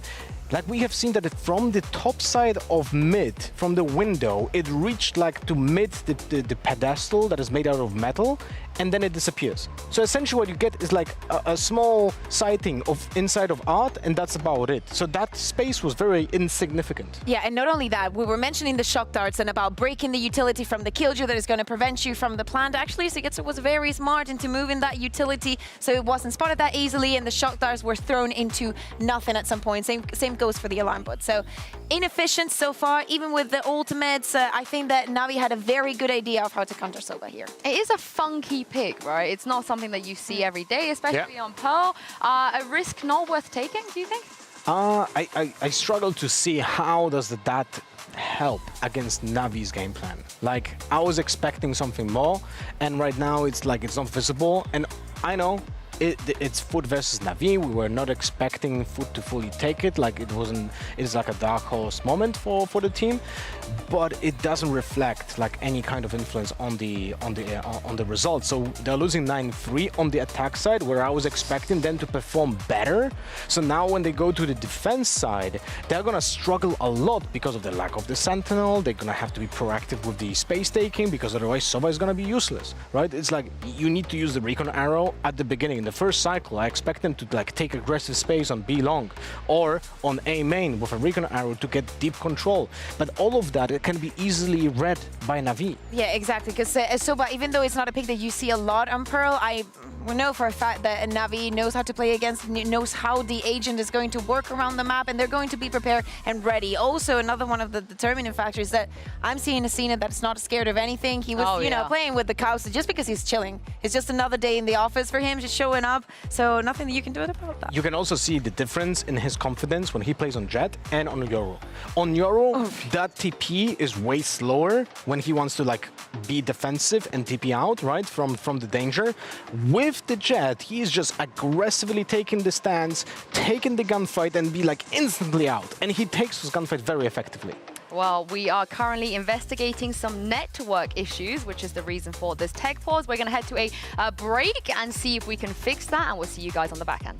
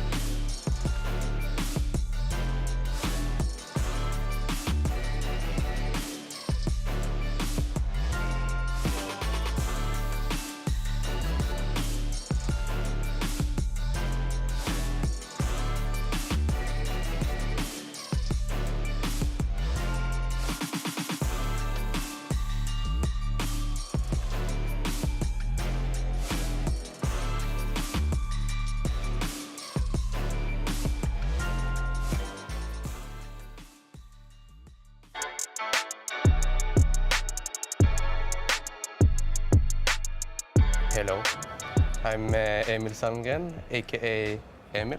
And I'm Jeanette Sandgren, mother of Emil and Erik. Yeah, I'm Erik Sandgren, aka Doombros. I think we started playing Warcraft 3 back when we were 12, and I think your significant other at that time created an account for us and called us the Doom Brothers, right? Because we only had one PC. We couldn't afford 2 PCs, I think. No, no, you never had the latest things or expensive things. You shared everything. Who's the most competitive? I think you are. Yeah, it's probably me. Yeah. I'm a more angry one of the two of us. He's more cool, calm, and collected. I'm more, I can scream more, or I don't know. I'm more just do your best, and whatever is the result is the result, I'm just happy I'm doing my best, and I don't really care about anything. But you care about winning? Of course. Yeah.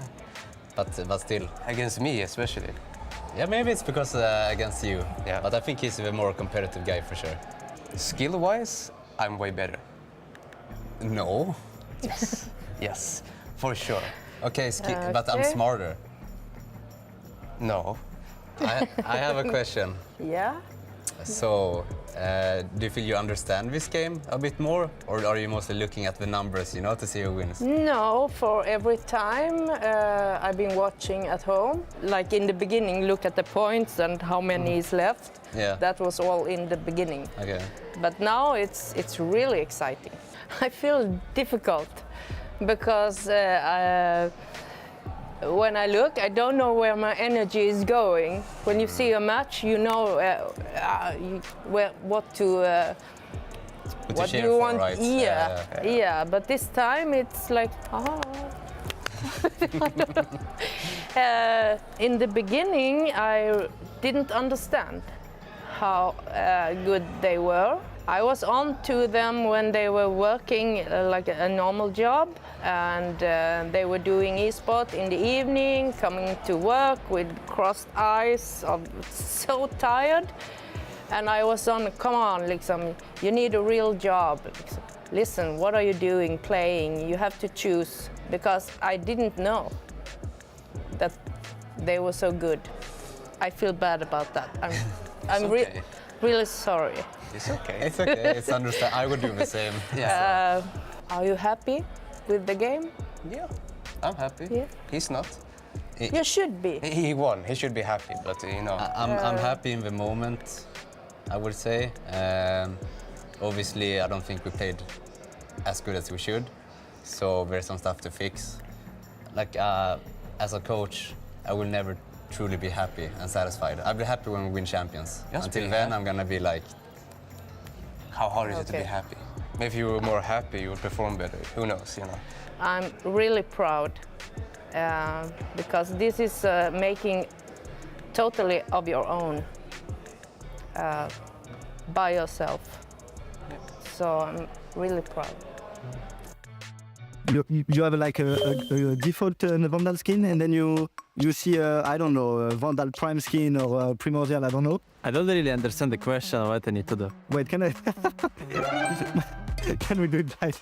Can we do it like?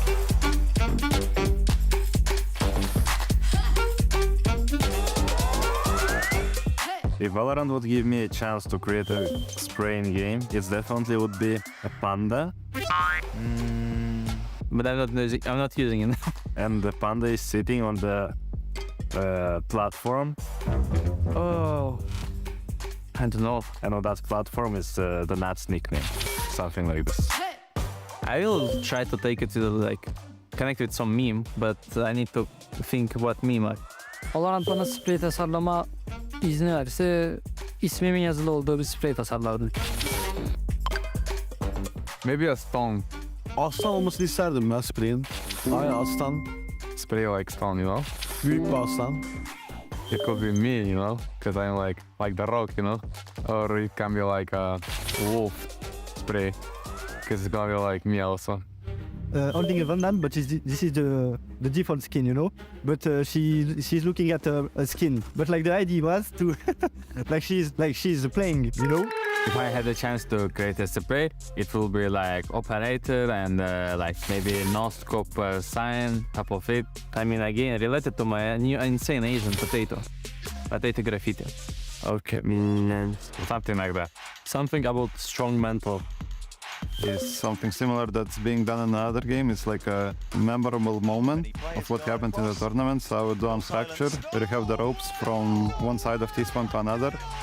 5 guys going on the rope and then 1 guy shooting them, like what happened with energy. Because I see a lot of my teammates in ranked have weak mental. Some spread out of the hell to have strong mental during games. I think they were already energy when Crashes killed 5 guys. So yeah. I'm playing with a skin that I don't like, you know, and I want to pick a skin like in the, you know, in the floor, and I die because of this, you know. It happens to me. It happens to the death. I don't know. The Ace logo, maybe. If there is no Ace logo in the game, like which is showing you when you are doing the Ace, maybe it's a good idea to do the Ace graffiti with a sound or something like this. You know, the sad music, wah, wah, wah, or something like this. Maybe on the graffiti, it will be insane as well. Walk, walk, wow. But she wants to because the skin is nice, and like it happens to me. I just need to explain it well.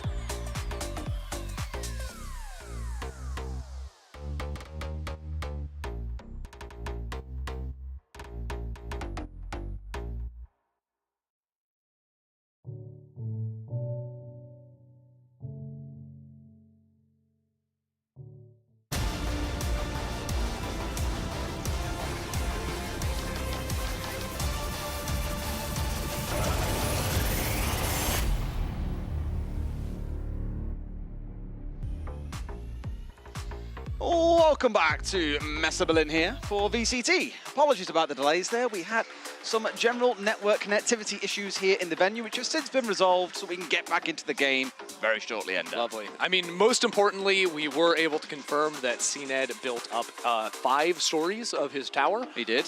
Which was not enough. We actually had sent him the ultimatum. 6 stories, and we were going to start the game immediately, but we decided we needed to delay it until he could work on those fine motor skills and fully prepare himself mentally for the second half. What you guys didn't see was one of the team managers came over with a box and took away all the cups. No. And he looked really sad, like a kid was having the kids take Yeah, that's taking their toys taken away at Christmas. Taking their kids away at Christmas. Whoa, this is a very dark novel all of a sudden. Yeah, they were all taken away. I mean, there are now a fresh spattering across all the desks, but no, it was definitely like if you've seen Always Sunny, Danny DeVito steals the Lambo and the bag. It's just brutal stuff. How could he? America's sweetheart. Anyways, you know what I never watched as a kid? What? Fresh Prince of Bel-Air. Me neither. It's an interesting one. But I did go back and watch a couple of episodes, so I was told there was some I had to go and watch, and I did. Yeah, and what's the takeaway? It was very good. I need to show you the clip later. I think you're the kind of person that will enjoy it. Game! Ow, my ears. Sorry, saved. We did it. We did it, team. Thankfully, everyone at home and in the venue can see the screen, so they are also aware of that fact. Yeah, well, you were talking about the French Prince of Bel-Air, so I had to move us straight along. We get to talk about Valorant. I'm so hyped. I want to just grab a stool and throw it. Throw it where? I don't know. Somewhere. Well, not a person or an expensive object, thank you. Just throwing it in general. Anyways, in case you forgot, NAVI smoked back on Lotus. It was 9-3 at the half. They ended up winning 13-9. Foot is the only team that can challenge them to that number 2 spot. They have to win here up against Navi, force it to a 3rd map, which is looking unlikely. They'll have to get it started here in the pistol. Yes. 9-3 this half, 9-3 in the first half of Lotus. Did see a little bit of a fight back from Foot, but it did feel like Navi were already too far ahead by the time Foot started to wait back up, and all it took was a 5 ultimate round coming out. They only had to use 2 of them, but did have 5 in back pocket for them to get the map over the finish line. I'm watching to see here with 3 players in main. If they can pull cracks off of Art, that's when the lurk can come in from Zhao. Backside though, Fallen takes the first, and this hit has been stalled completely. Are planting in quite shallow though. They managed to get away with it as well. Almost Plant is going down, but denied away at the very, very last second. Foot for now, at very least, hold on, and Navi are down a man. I mean, there's a lurking connector right now. Check out Sugetsu coming in for the backstab straight onto Moj. I mean, the timing there, they gambled 2 players on the lurk, but it means the spike is isolated in sight because the initial hit didn't work out. This round looking really tough to salvage. With very limited utility to play behind as well, Navi are just going to have to force their way through this one. We saw Kiwi pop off with a 4K in the last pistol round at the very start of the game. It was absolutely mega. He's still standing on his feet here. Oh, he just trying to beat. Fast. He snatched it away, but what else can they do with this? They've got 30 seconds to play with. They're going to try and make a plan happen here, but they've got to hold in and hold. They shall. Down goes the spike, but Kiwi finds 2 for himself, making it 3rd. He finds yet another 4K. The king of the pistol rounds. This guy on those pistols is the ghost again. Another 4K. I mean, honestly, that's where Foot have won the majority of the rounds. The pistols and then the conversion on the second. So keep their hopes alive here. Definitely big for them. Goes gap. Yeah, it starts the ball rolling for them. You can see actually just they're going all in on this round too with the Spectres. But I don't know. I'm sort of looking at that attack from Navi, and I feel like it was a little bit disjointed just because they only had the 3, and because there is the Astra on the opposite side, the stall of having, you know, the pull after the CNED diving into site gets killed means the follow-up, the chance to trade just isn't really there. So by committing so many players into mid, relatively equal enough attack, which usually want the advantage there to make it work. So Liverpool straight away backing out here. Foot pulling back on the defensive once they realised there was a little bit of aggression being shown in towards A main. Back in the first half when it was Navi on the defence, it often aggress in towards A main itself and keep Foot at bay at least for a short while. So 2 very different approaches being taken by the 2 teams so far. I think Fallen's going to miss the Jets. Missed out on CNED here, who could get into a very dangerous position. Yeah, CNED a little bit slow, I think, to capitalize. Pushing off that, but the spam kills through the wall. What is this from Navi? The dart tag doesn't result in a kill either, so all of a sudden, Foot starting to equalize, but this round is getting dicey, and the kills do start coming in, but man, a fight put up for a moment there from Navi. Oh God, no. 1 and 2, 1. Can't find the second. Moj on the swing. Finds the 3rd. 2 left standing for Foot. I'm getting a little spooked here throughout that entire round. How do Navi start it off with 2 share shots? I thought you were going to say Scoob at the end, and you didn't. Scoob, yeah. You let me down so much. Hey, I'll work it in a little bit later. You can count on that. But Kiwi, actually, with all the kills he got in the first round, and then just the Marshal, has an operator here. Ouch. Even though the rest of the team not doing too well, he could be the swing if he's able to find some openers. Like, Cena was so good finding those early kills with the op on their defensive half. I mean, he's caught right up to CNED as well. 2 kills between the 2 of them earlier on. I think he was down on 12. CNED was just so far clear, but Kiwi in these pistols, with the Ghost especially. Would you say CNED cleared him? Yes. You would? Okay. Why? I don't know. There's always a debate. Would CNED clear? He cleared him. Boss, 10s? Well, past tense cleared him. I don't think you're familiar. Kiwi cleared He cleared right Kiwi? Yeah. I'd say he did. No, we got to get you up to date on the lingo, I think. If you're saying someone's clear, you mean they're completely clear of everyone. But I was saying he cleared Kiwi. Okay, yeah. He was clear of Kiwi. You follow? I'm following. It's Boomerlingo. You'll get with it at some point. Right, okay. I'm not going to waste my time. I can't keep up with you guys. You got to do your best. All right, so Navi down a player. Luckily, it's their redundancy in the composition. Still have some flashes with them. One suppressed. In there. And only catching 1 and it being Killjoy of all players could give some false info over to Foot, but they're still leaning over with 2 in secret. In a setup like this, you don't even have to like fully overcommit to fights. They can look to maybe spam with sheriff shots onto a planter. Here we go. The orb taken from Angel means he can ult to clear the site. And the ult goes straight towards the back as well. Tag down and bounce back for the retrieve later in the round as well. Not bad play coming out there, but really it's all about the plant that has gone down. Shao's in hot water and finds himself toast through the wall. Perfect, that's exactly what I'm talking about. Spam through with the Sheriff, waits for the vulnerability on the suck there too. The plan confirmed, now CNET pushing on forward, taking a chance, taking a gamble, but Kiwi sits him right down. Absolutely domes him from afar as well.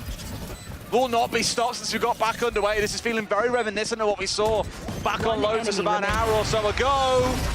Kiwi, 3 kills in the round, and with that, I think steps ahead of CNET on kills. Brilliant stuff there from Foot. I think just the Vandal heading in, or just the Operator, but it's Kiwi that finds the pick down long, a couple more on the retake, but really, to me, Captain with just the Sheriff finds 2. It was the pull on the Aster Suck too on the planter, which I think was just absolutely perfect from him. And now you can start to see a bit going well for Foot here. They've got an absolute chance with converting that too. Both tied up at 20 kills apiece. The battle of the Jets is reigning supreme. And although it's got the off-on sides, may not feel too much need for the knives immediately. Of course, more for the close range you're looking for it for. Kiwi could yet again be the controller of this round. Not a literal controller, but you get what I mean. Seems like the default setup from NAVI leaning onto the A side, just been Angel throwing that blind out very easily. He loves to play out on his own, and just by instantly shutting down any sort of early push or space held with an Operator, he can accomplish a lot. He's also one of the 2 players with a Guardian here, so seeking out a kill, can't quite find it, but knows there's 2 on the site and their position. So he's actually going to call up some teammates to try and punish this. He's trying to do his best Kiwi impression, right? Think back to the last about 4K, I believe he got with this weapon. Yep, that was some nasty stuff. Unbelievable. NAVI yet to really wake up, it feels, since we came back into things here in the second half, and Foot in full control, full flow. Although honestly, just theoretically, just playing for A main early with only an Angel and then being able to take an orb on his own too, that's really high return of investment for just the single player and retrievable util. Now 4 players coming in.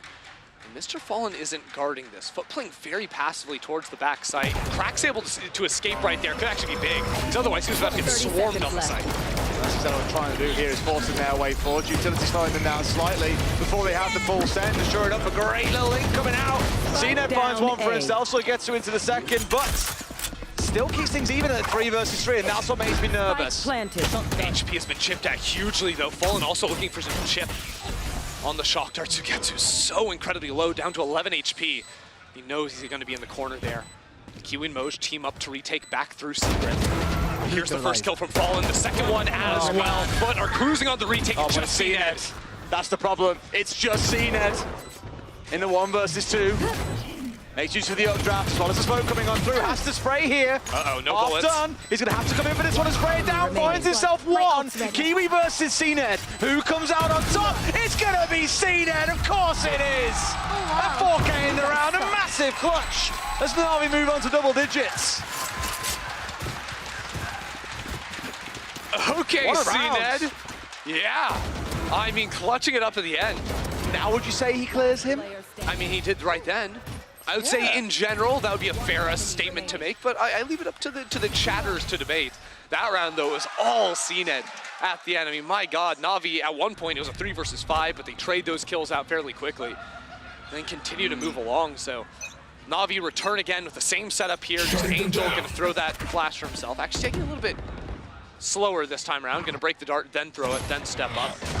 Probably end up grabbing the orb, but you can see what it means for Kiwi. He can't actually step forward and play off the dart or look to go for an early peek with the op.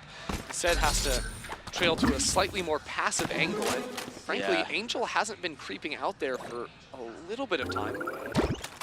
I got you. Not lose this round though, they are completely broke. Sure, they're cleaning some of these ults that are all coming online, but you could say the same about NAVI. They've got 3 on side. Zipan's about to get his as well. So these next 2-3 rounds are just going to be the constant back and forth of ultimate utility. CNET with an Operator down belong hasn't crossed yet. They could throw just a pullback star from the Astra to get him back back to the sign there. Because then you look at him spotting up the jump peak backside. If he kills that Astra, a lot of the stall is going to be removed. But they're waiting to dizzy him on in. Oh, finds nothing. But it does mean you're guaranteed to see no one peek out once they get into a safe position. I've loved the ways that he's made use of his abilities this game so far, Angel, to give him credit. Even including the ultimate as well, last second bouncing back towards him. Look at the time, it's down to 30 seconds. A lot of players here ready to stall. The Dizzy should be back again, so here comes all the util and the site, but they have to win this out convincingly. And if Dizzy falls, the round might just be over. They've still got Xiao's ult on side if they want to make use of it at the same time as well, but of course in goes Little Bro. That plan was almost going down. It got cancelled at the very last second, which means it's going to have to come down to the frags. There's only 10 seconds left on side, and there are 4 players here as well. The desperation all coming out as well. Going in for the plan as they step on through. The swing comes on in, but they can see absolutely nothing. Spike goes down, but Xiao's left in a 1 versus 4, and that feels a little too much to ask. Got the ult to play behind as well, and there's just nothing he can do here. It's just a full defuse. He can't even hear the spike being tapped. Time's out. Yeah, he finds the one, but now has to escape with the rifle. Carry it on over. NAVI just working too much against the clock. And this is a classic NAVI style in a way where they sort of wait a lot of the time. It has been about playing for Angel to get the orb, but because I think, you know, CNED and the rest of the team hadn't really peaked down long. They waited for the entire team to get there. Then they have very little time to explode because Dizzy was sent out at 40 seconds into the clock after retrieving it. They're looking to repop that around, you know, 25. That's when they're actually getting forward. So if Little Bro dies, it is just all over instantly. Because I think you need a little bit more space taken either down B long or in mid for that late commitment, and it not to be a huge gamble in the way it was. Yeah, 4 rifles coming out for the side of NAVI. A couple of players really broke from this round, but that 5th one that was missing, Casinas got the ult online. He wants that up in the next round, I'd imagine. For a second, thought he was going to save up for it, but looks like maybe he's changed his mind with the spend that he's gone for. Angel next round is going to have that ulti.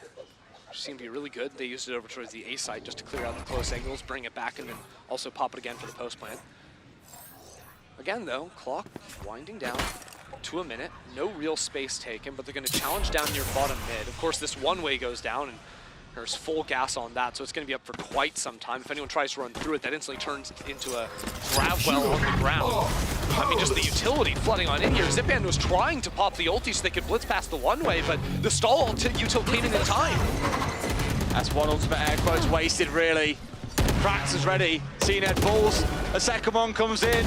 Can you smell it? It's smelling like the collapse of NAVI. 3 gone in the round.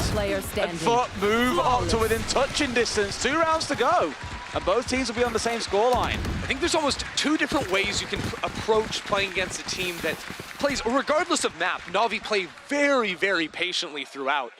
A lot of it is just Angel seeing what he can get done on an extremity. And there's 2 ways to punish that. Either you look for early sort of start of round aggressive moves where you're trying to catch out and punish the solo player or the duo player, because NAVI again spread the map a whole lot. Or you can play cautiously and not give them fights, right? Like, when was the last time Foot actually like sought out a fight early in the round? I can't remember actually seeing that. They play very passive angles. They're jump peeking. Maybe there's an op holding, but even the op is holding a more passive angle a lot of the time. So NAVI, yeah, they're getting an orb A main every single round, uncontested. That's great. But when the round for them is really starting at 1 minute or less in the clock, then the fights are coming in. Krax gets first blood at 50 seconds, and he's playing in connector. He's not giving anything over for free to NAVI so they can just win out individually. No, they're stepping into angles that Foot feel very strong on. I think we've seen both teams with relatively similar strong points across the maps as well. You look back to Lotus, NAVI on the defensive side. Foot would blitz forward and some speed and pace behind them, get the spike down, and NAVI's retakes would be exemplary. You're seeing exactly the same on this map, except from Foot. They're on the defense, and they're playing these retakes wonderfully. And NAVI look a little bit out of ideas. That's no doubt why that timeout came in just now. They know there's only really 2 rounds of touching distance. It's scary how close the script is following the previous map. The difference here being NAVI aren't particularly high in economy. They've only got a couple of ults to play with. And if you look on the side of Foot, there are 3 ready to roll. Oh yeah. Moj not actually committing the Viper ult so soon. Kiwi tracks CNED down, finds it, and actually retreats all the way back up to heaven. Moj could just slam the pit on site as well, but they managed to work up so quickly. The change of pace is perfect, but Footer's still finding all the kills. Yes, great use of Dizzy there as well to really open things up, but they put down Wingman, which means that wasn't going down anymore. Xiao's gonna have to take that up, but Kiwi, the overseer from on high, is just deleting the members of NAVI. Sure, they've got the spike down, but it's a 5 versus 2, and it is a lot to ask for from this NAVI side. Make it 1 left. Kiwi, he must have heard what I said earlier on. Casino is definitely not gapping him anymore. Motion to the next. It's another flawless round coming out for Foot. Kiwi just taking every single one of those fights. The first kill on CNED, a little bit tricky. Managed to find it, but then after that, perfect as well. Oh dear, oh dear. Yeah, just one round separating them after Navi show us that huge change of pace. Now, is it something similar? I think it's a full A commit with the lockdown. That's my guess. There is also a world where they save the lockdown for the post plant. I think that's something that's sometimes slept on. It's so strong to clear a site, but oftentimes there are still angles deep on a site where you can still continue playing. So if they wanted to use Angel's ultimate as, instead of the lockdown, they can use that as the first cycle, pick that up with the lockdown afterwards, and then re-push for control over Secret. That could be an idea for them as they look to potentially work mid prior to splitting into the site. But Foot, have they pushed mid a single time? No. Look where they play. They play back. The op is going to be the only one fighting early, and they have the drone that sees nothing. So this actually convinces Fallen to step forward. That could be a problem for him. And comes the order as well. Detain landing on towards. He's going to have his gun out in time, though. There's no one really there to capitalize on. Oh, there we go. Finally, they chase him. They chase him down. Give him no recourse, no way out. It's a good use of that ultimate to capitalize. They found two. The thing is, I've seen Foot win so many rounds now from a numbers disadvantage. I don't think they're even scared of this one. It's Cracks holding up nice and close, waiting for the step forward to come in. And there we go. Two come back the other way real quick. All comes out once again, but doesn't find the man they need. What did I say? They keep on winning from these numbers. Disadvantages. Angels all alone. They've done it again. How do Navi keep on letting this happen? Let's get these idiots. 10 to 10. Foot have crawled their way back. This is unbelievable. Oh my God, 9 and 3 at the half. Only allowing one here. Ridiculous performance from Foot. And make no mistake, like, there was ice put out. We had a long break after that 9-3 on the half. But since then, Foot have just been completely different. Navi a bit scattered on the take. Even when they find the openers there, it doesn't matter. For backside Cracks and Moj, it's unbeatable.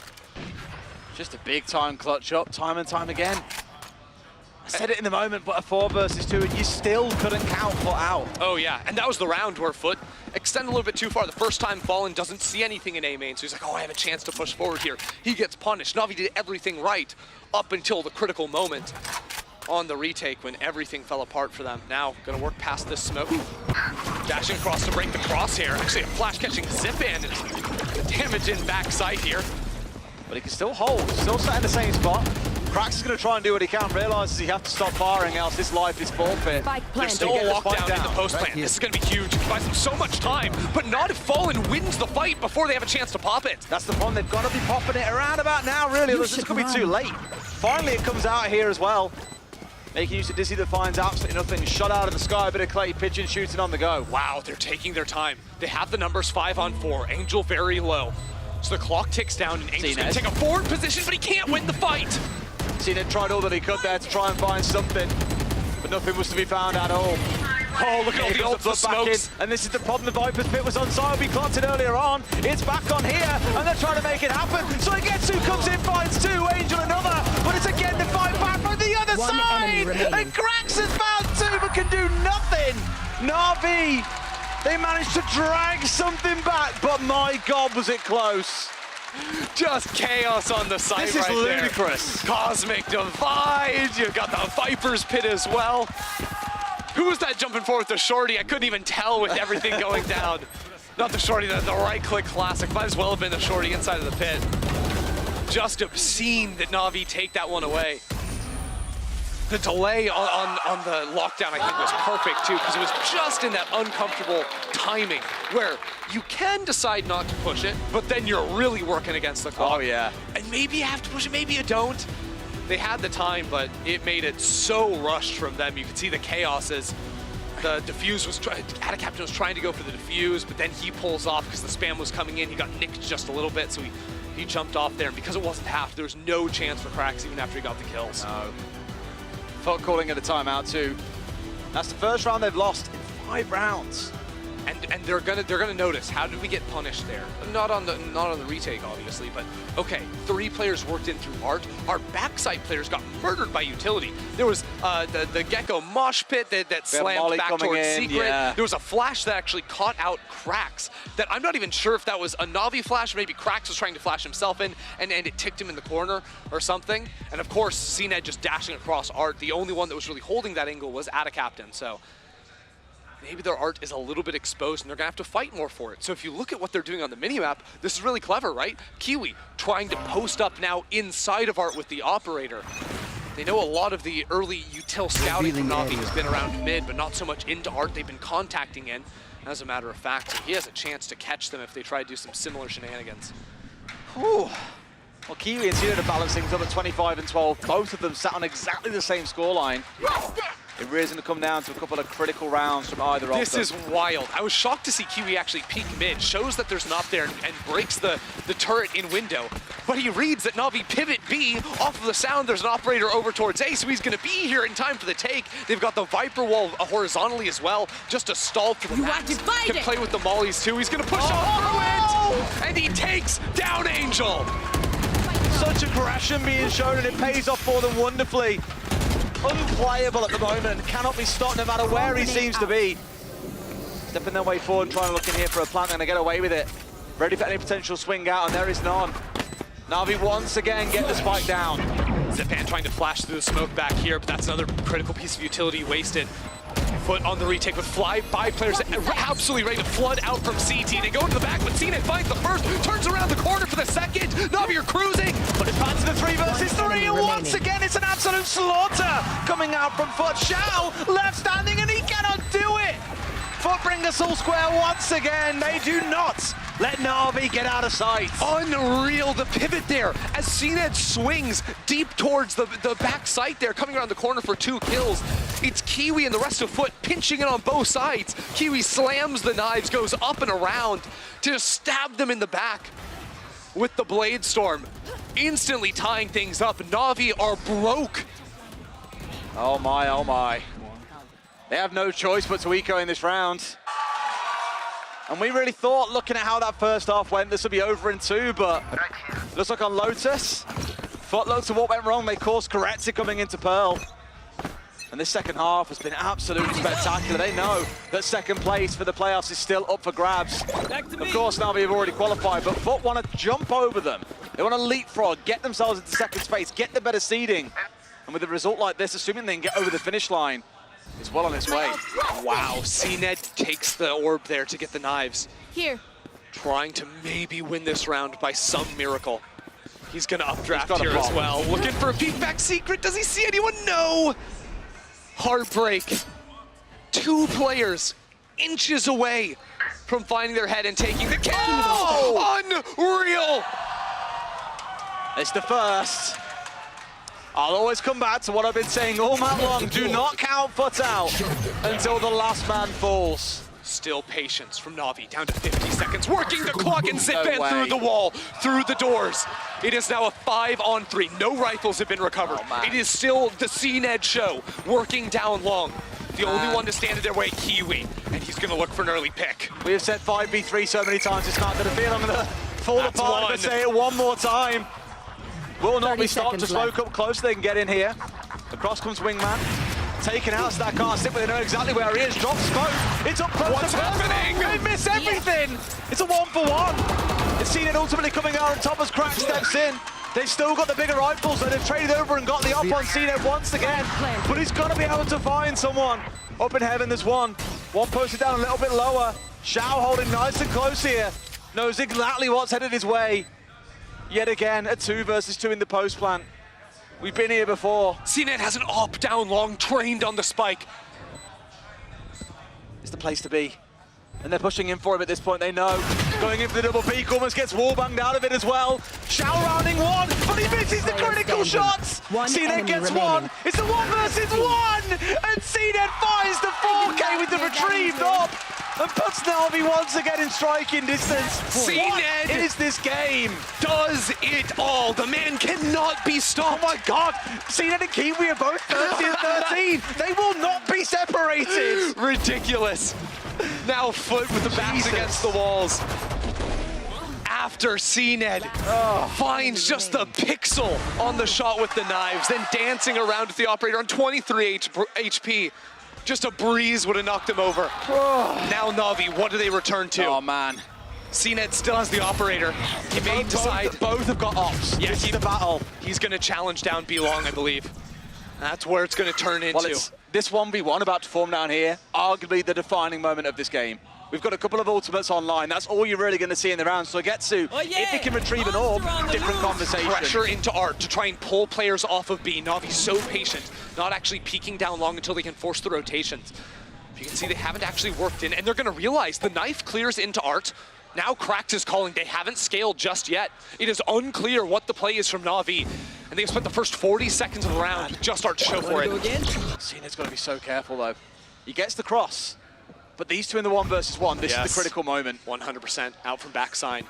Angel picked up the ultimate, so he can cast that again to try and clear down into Link. Oh, he sees the shoulder! CNED sees him, takes him down 5-on-4. Here comes the pivot from Navi. Only one player stuck on site. It is Moj versus the world. The pace of the rotate over here, as you say, it's one man left alone. Moj has got it all to do. He's got the rifle, but I don't think it's going to fully stop the onslaught of Navi. Finds one for himself, all banged out by Shao into a second. Navi have got the 4v2. Again, we've been here before. They get the spray through the smoke. Managed to get it down as well. They can get back on it once again and try and make this happen. They've got to win the long range. The flash came through. He backs away and keeps himself stood up. Still in the 4 versus 2. And it's on these last two players to make magic happen. No one backside, 2 players in Link they have to go past. CNED playing so aggressively with that. They are not ready for this. The gun has been spotted. The pinch is on the way. Fallen takes one, but he goes straight into 2 players. It is Zeban to finish. 13-11. And in the critical 1 versus 1, CNED and Kiwi in the final round to kick it off. It is CNED that takes it and brings it home for Navi. That probably is one of the most intense second maps that I think we've seen all stage long. And we've had some close maps, but just the potential comeback, what this game meant, that potential fight for second place. With it, Navi shut foot down and say, no, you stay down there, we hold on to second place. Navi secure. Wow. With the dream vote match against Fnatic next week, I believe. And heartbreaking for Foot. After the long pause at halftime, they put up one of the strongest defenses I have seen. And the only way they lose, the only way it happens, CNED knives on 11-11 and CNED off on 12-11. It just slips away at the bitter end. I've got to give it to them both. CNED and Kiwi, that map was just both unreal. We spoke about Kiwis in both of the pistol rounds. We saw 4Ks coming out of him, absolutely popping off. But it seems when it mattered most, that's when CNED reappeared and reasserted his dominance. One of my favorite games, again, I think we've seen all season long. It had a little bit of everything. Yeah. A lot of suspense. Actually, like maybe too much suspense. every round was like, my God, stop! Oh no, I was going with there was a long suspense in the middle. Oh yeah, that suspense. Yeah, an intermission perhaps. The suspense between rounds for me, because they were just staying unrivaled the whole way through. It works on every single level. It wasn't like it was a 9-round slalom comeback. It was once you got to 10-10. It was round for round for round. Teams were broken. Navi still managed to win things back, as you commented, with the knives. It was just madness. Yeah, you know what? You're right, though. In the first half especially, like so many rounds decided by, I mean, just a swing at the end. Oh, yeah. I think this easily could have been a Foot map. And they showed something on the defense, a really good way of dealing with the Navi playstyle.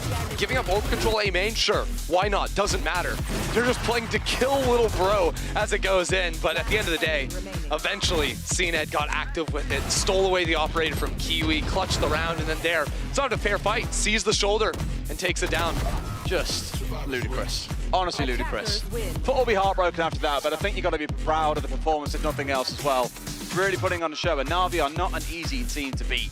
But that's all from us today. Let's go down to Yinsu on the stage with Doombros for an interview. Jag är 12 år gammal. Thank you very much, Ender and Des. That's right, I'm joined by Doombros right here with me. How's your heart rate going? too fast for an old man like me. I don't like it.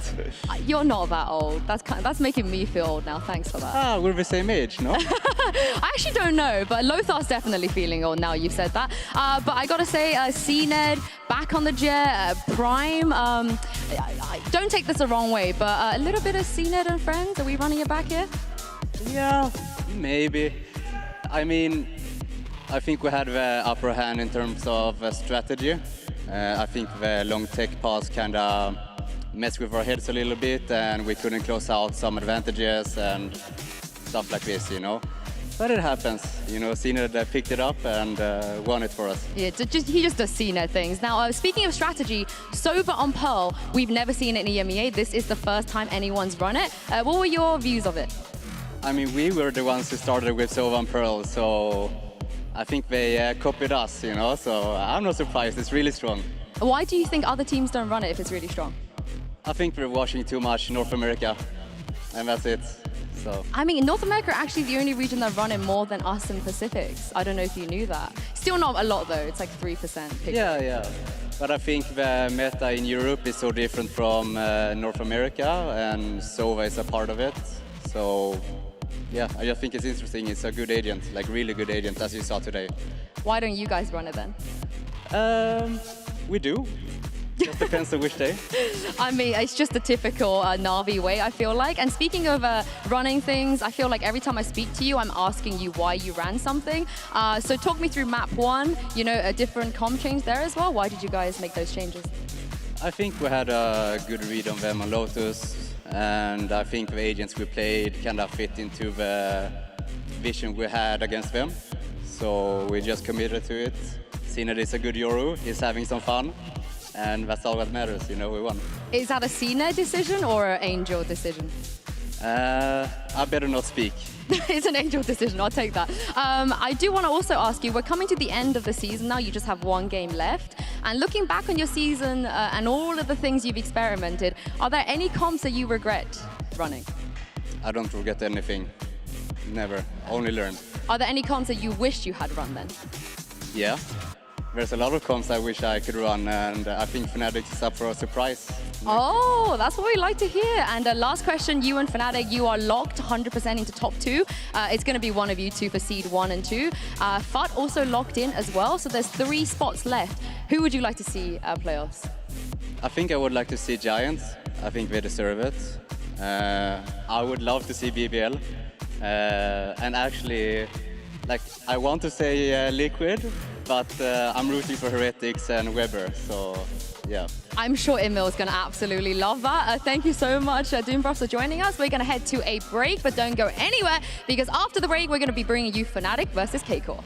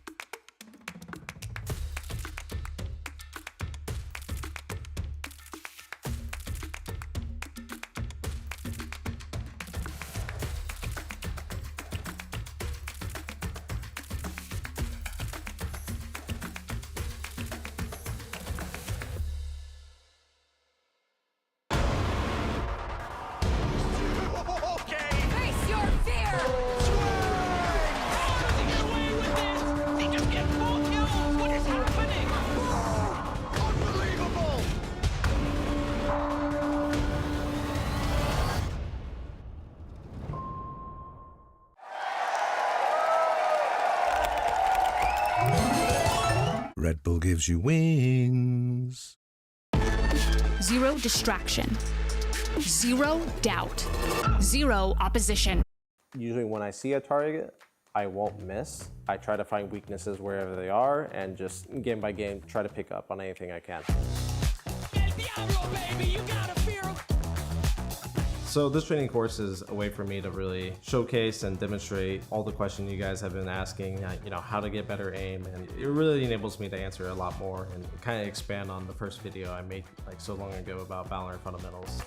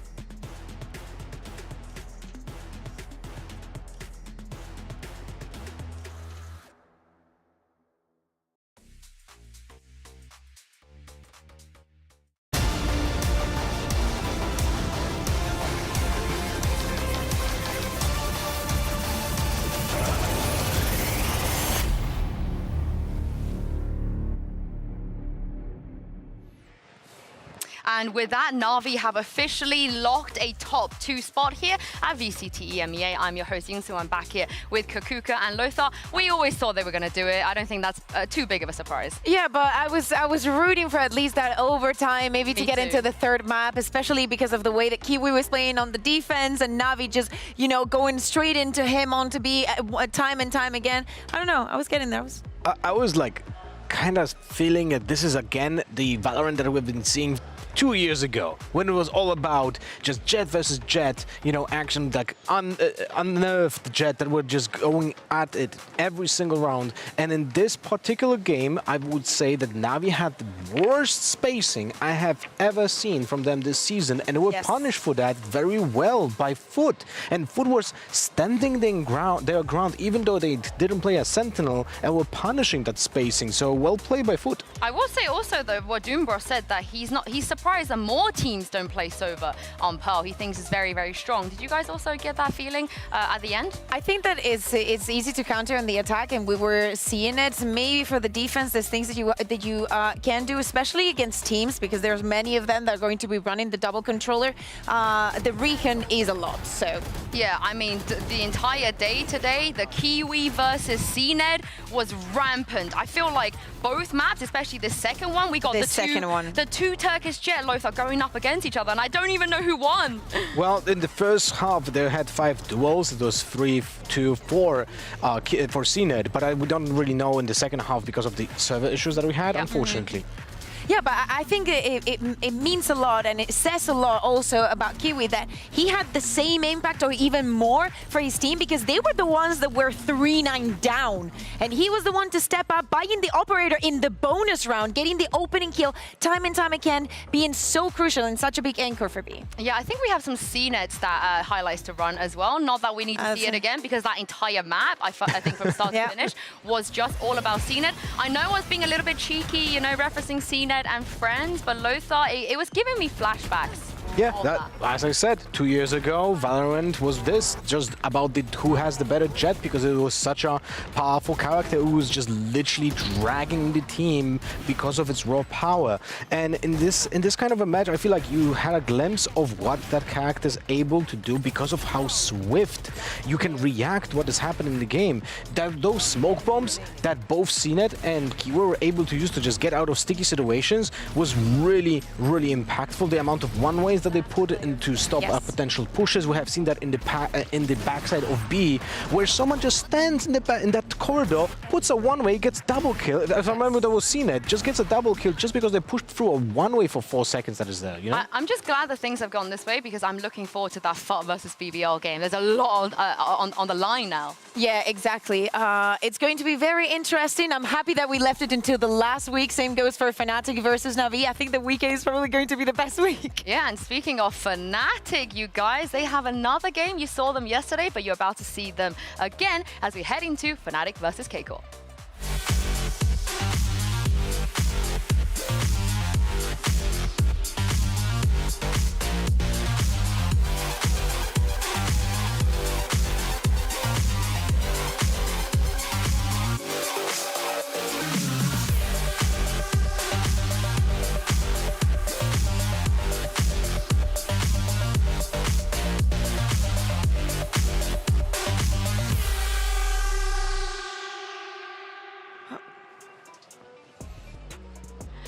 Well, Fnatic versus K-Corp. We saw Fnatic already, but what does this mean for K-Corp? Now, Sideshow, I have good news for you. They can still make it to playoffs, but they have to start, you guys, by beating Fnatic, which no one on this planet has done since the iteration of this roster. And we take a look at the permutations. It is a little bit messy. I will try and kind of explain it to you guys on what is going to happen, but essentially, if K-Corp win, in 38% of the scenarios, they are locked in.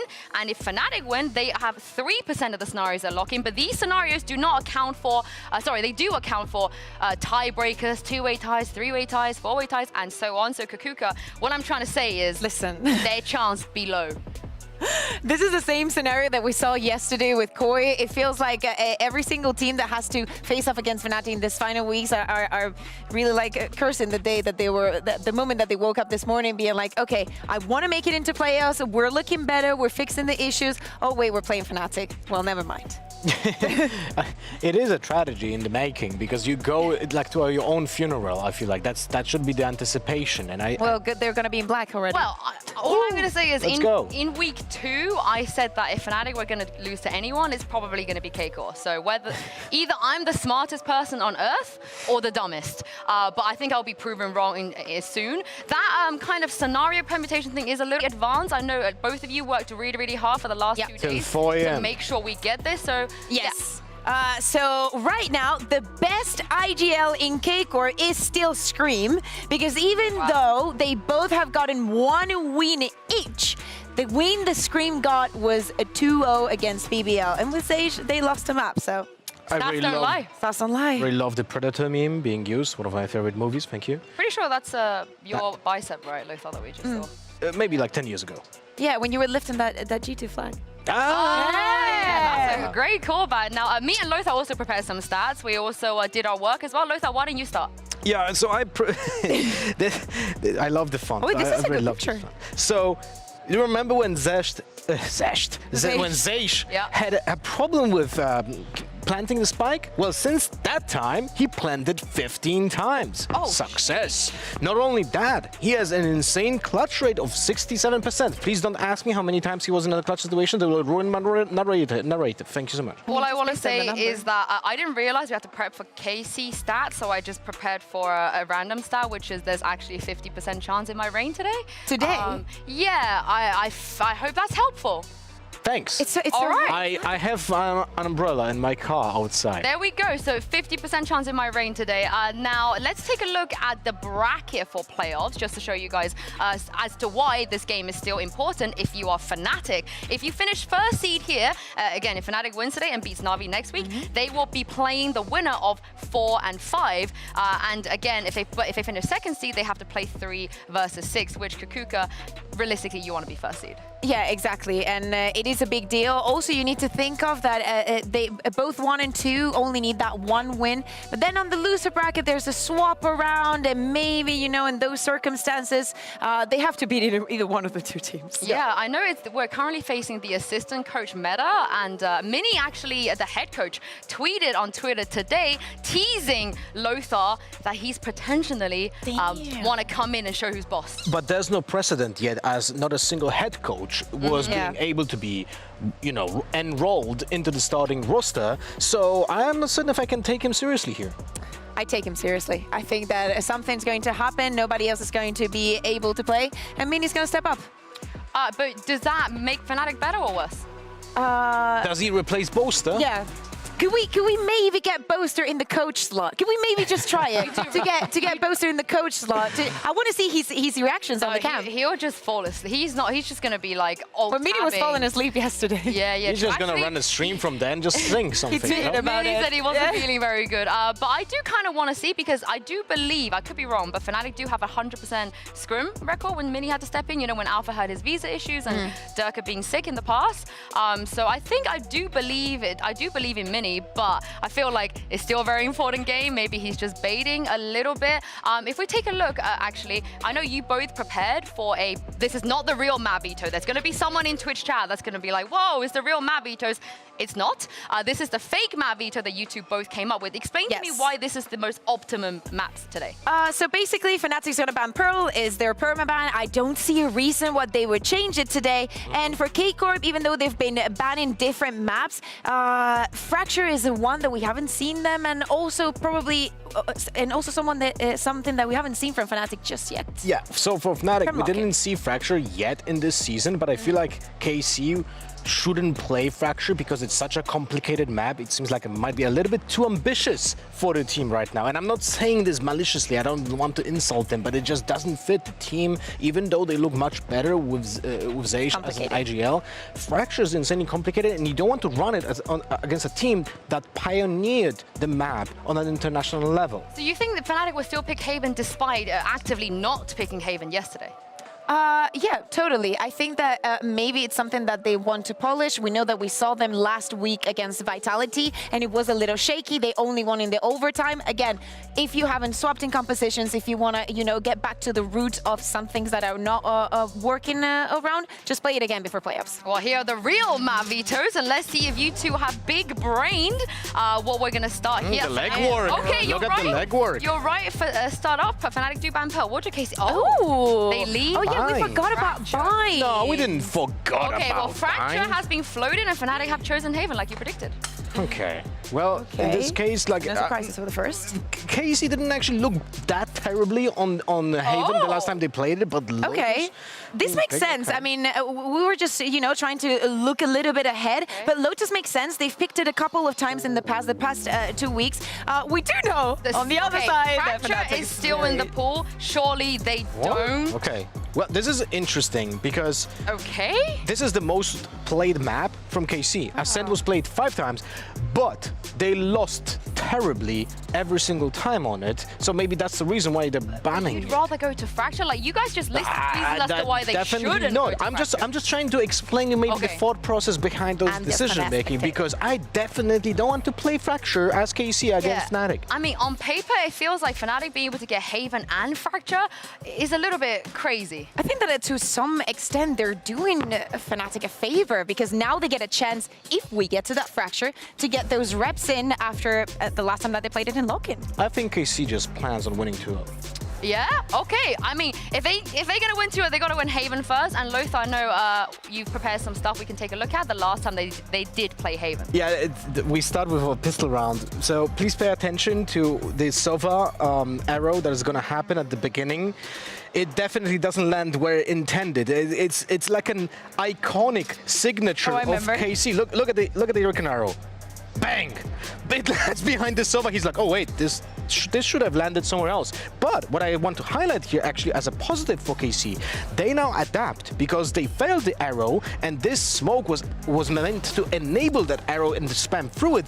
They play patiently and wait out this smoke, and then they fearlessly go to a site. That is something that I was critiquing KC before. They didn't have the decisiveness. They didn't have that plow through when it comes to, like, after we get a kill, okay, now we cascade. That was something that they were lacking. And here this confidence that they had, and also they adapted to their own mistake, was something that I think is very nice to see in this team progress. But also they planted in an incorrect position, in my opinion. So even though you like the first part, you're still gonna get some criticism for the plant? I mean, yeah, move the plant 3 meters to the right, still at the same spot, but the default plant on the right side allows you to play both long and short, and not only short from this position. I mean, let's take a look at the second clip as well, Lothar. Hopefully the plan is correct here. I don't know what you prepared. I can't remember if it was correct, because this is the bonus round, but they actually converted this bonus round, and this is very important as well. We can play the clip right now. They tried to go first through double doors, but I don't think the plan here is to actually go through the double doors with an actual execute. They want to destroy the default killjoy utility in this area. So the smoke, the stun, you can see Scream literally looking for that bot, destroying it and falling back. And now they actually cover the A main because of the aggressive smoke from the defenders. So Nivera was guarding that area, and now they clear it as a team, something that was missing in the past as well. So again, this the fundamentals that are represented here in KC when Zeish is IGLing the team look way better. Pay attention now to the dash flash that is going in the backside of site. Those basics, we didn't see them when Scream was IGLing. Those always mistimed. All I'm hearing is that KC have a chance, but Cougar, is that what you found on Haven as well? So the thing is that I think I agree with what Lothar is saying, but I wanted to take a look a little bit further into something that I think we saw perfectly in those rounds, and it's about the aggression that we're going to see coming in from K-Corp on this map of Ascent. This is just the first 10 seconds. Look where Scream ends up after 10 seconds in many, many occasions. Look at Zeish here.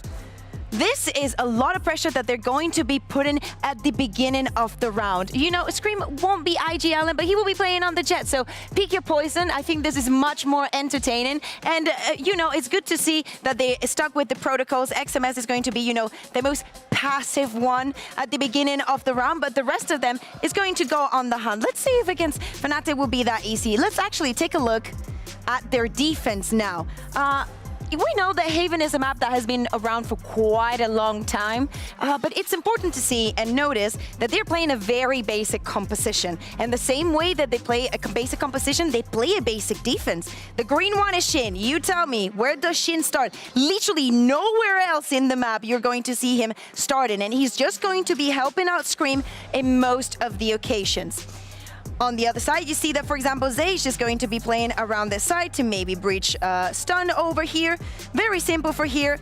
Omen, of course, is going to be playing mostly on Z, just because Nivera is Nivera. Sometimes he's going to be on the push, and maybe sometimes helping out his brother, because that's what family is for.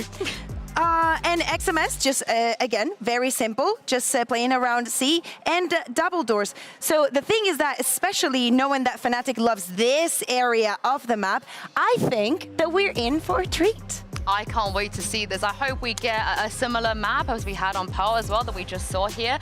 Lothar, but I want to ask you, because we did see some weaknesses from Fnatic and when they played against Vitality. They were definitely preparation shown on the side of Vitality. How likely do you think we see the same level of counter strat and preparation from KC? Definitely not to the same level. Like, I have to be honest here. I don't anticipate that KC will go for any anti-strats. They have to focus first on their own side to play well. That's why I was trying to highlight on the fundamental level in those two clips that we have seen in the past, because you cannot run when you're not able to walk first. I mean, in which case, what do Fnatic have to change? Because it wasn't a very clean Haven last time we saw them. They don't need to change anything. They just need to pay attention more to their positioning, because the one thing that we were critiquing in the past, that 12-14 Haven that they had against Vitality, was the lack of awareness or maybe problems with comms, because in the post-plant situations they were just not covering the same way that they're always covering, and that's about it. It's not. Sometimes your leg will slip, and I feel like that was the Fnatic's Haven slip-up. That will be like, okay, well, we made those mistakes that we were doing 2 years ago. Let's just do what we did to progress as a team and pay more attention to the basics in post-plant positioning and covering each other's back when we know that there's someone like Alpha dead and cannot cover the flank anymore with his utility. Fundamentals. Yeah, but he is right. I think that was the biggest issue, is that Vitality was always finding a way to retake onto the side, even if it's just going fast and not allowing them to take in those positions, or actually reading into the protocols that Fnatic were going to have to just stumble them when they didn't expect it. I mean, if we take a look at the previous comps that both of these teams ran, it's not a massive difference. I think it just comes down to the Omen and Astra, which I feel like is a comfort pick at this point. But again, Lothar, you spoke about this before. When teams run a mirror comp, which in this case, almost a mirror comp, into Fnatic tend to take advantage of it. Yeah, and by the way, the last comp from KC was with Breach, if I remember correctly. It was. So this is incorrect. So then pay attention to the KO. It should have been a Breach. And as you said, it's only the Astra and the Omen difference. And I feel like for Boaster, that is the character that he's able to lurk a little bit more. And also, he's able to smoke A main with a smoke that goes both for short and main, like a jet smoke that is typically being used on A main. That is actually something that you typically don't do on Omen. And I feel like that's the reason why he chooses the Astra in the first place as well. But also, as we explained it yesterday, if I remember correctly, if you play those mirror comps, you are not expected to perform better just because of the composition when you play against a team of a level of Fnatic. So there's a very big bump ahead for KC, and they have to focus on shooting first. Shooting first. I mean, Scream is very good at that. He's going to be against Durkin. His prime, yeah. So he better be at his prime, because otherwise it's going to be very complicated. Those small mistakes of like missing utility are going to have a higher cost against a team like Fnatic that will punish those mistakes. Well, let's see if KC can do it. You've seen Fnatic already this week. I'm about to bring them out again, but it is a very, very big game for KC. Playoffs is still very much possible. Coliseum, give a warm welcome to Fnatic and KC.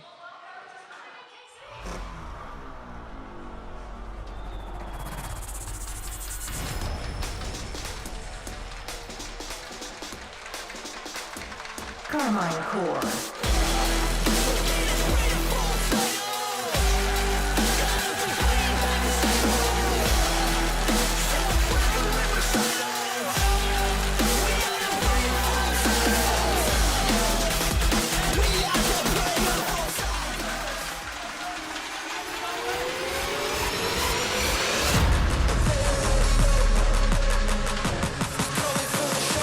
I can feel it in my blood, got my heart racing.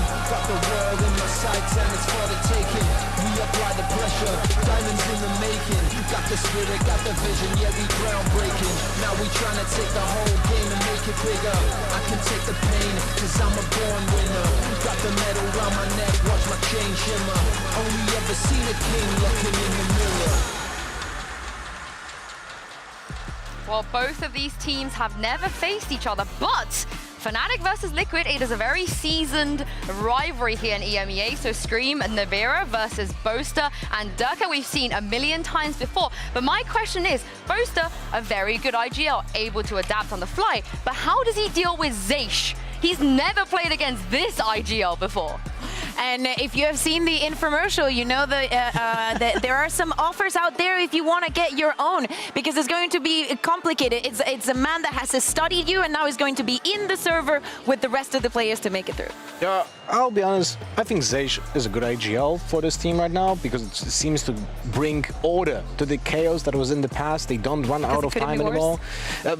Yes, that is unfortunately very much correct. There was a lot of undecisiveness when Scream was IGLing. We could have seen in the map positioning, in the lateness of the calls of rotations. They were always like 20 seconds late with the decision, and because of that they were running out of time when it comes to planting so many times on split specifically as well, right? But I really love what you Cougar mentioned on the minimap when we were explaining on the telestrator. They go for the basics when it comes to this composition on Haven. They have expected roles that they need to fulfill on defense, and all of them have those tasks. We're heading into Agent Select here. Again, not really expecting any changes. Haven's not really one of those maps that you can really do a lot on. Cougar, but what is the major win condition here for KC? Is it honestly just hitting the shots? No, it's not hitting the shots, because actually the last time that they played, it was against Footballists, and they were hitting the shots, especially the first one, but it was always the response from the other team and actually having those tradings. Also something that Fnatic is going to bring in into the server that made it impossible for them to win this map. So they just gotta look ahead and think through really what they want to do against Fnatic.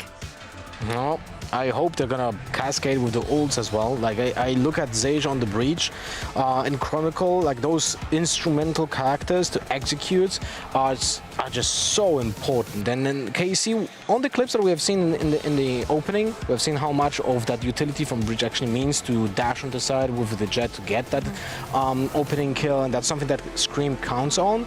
So there's a lot of pressure on Zage, not only on IGLing, but also on properly performing on that breach on attack. I mean, luckily, Scream and Navira, they played against Boaster and Durka a hell of a lot of times. They know what these players like to do. Whether Zaysh is able, Alpha is cracking up about something, but whether Zaysh is able to read into that, I feel like if there's any time, Lothar, to play them, Fnatic, they have weaknesses. It has not been clean in the last 2 weeks.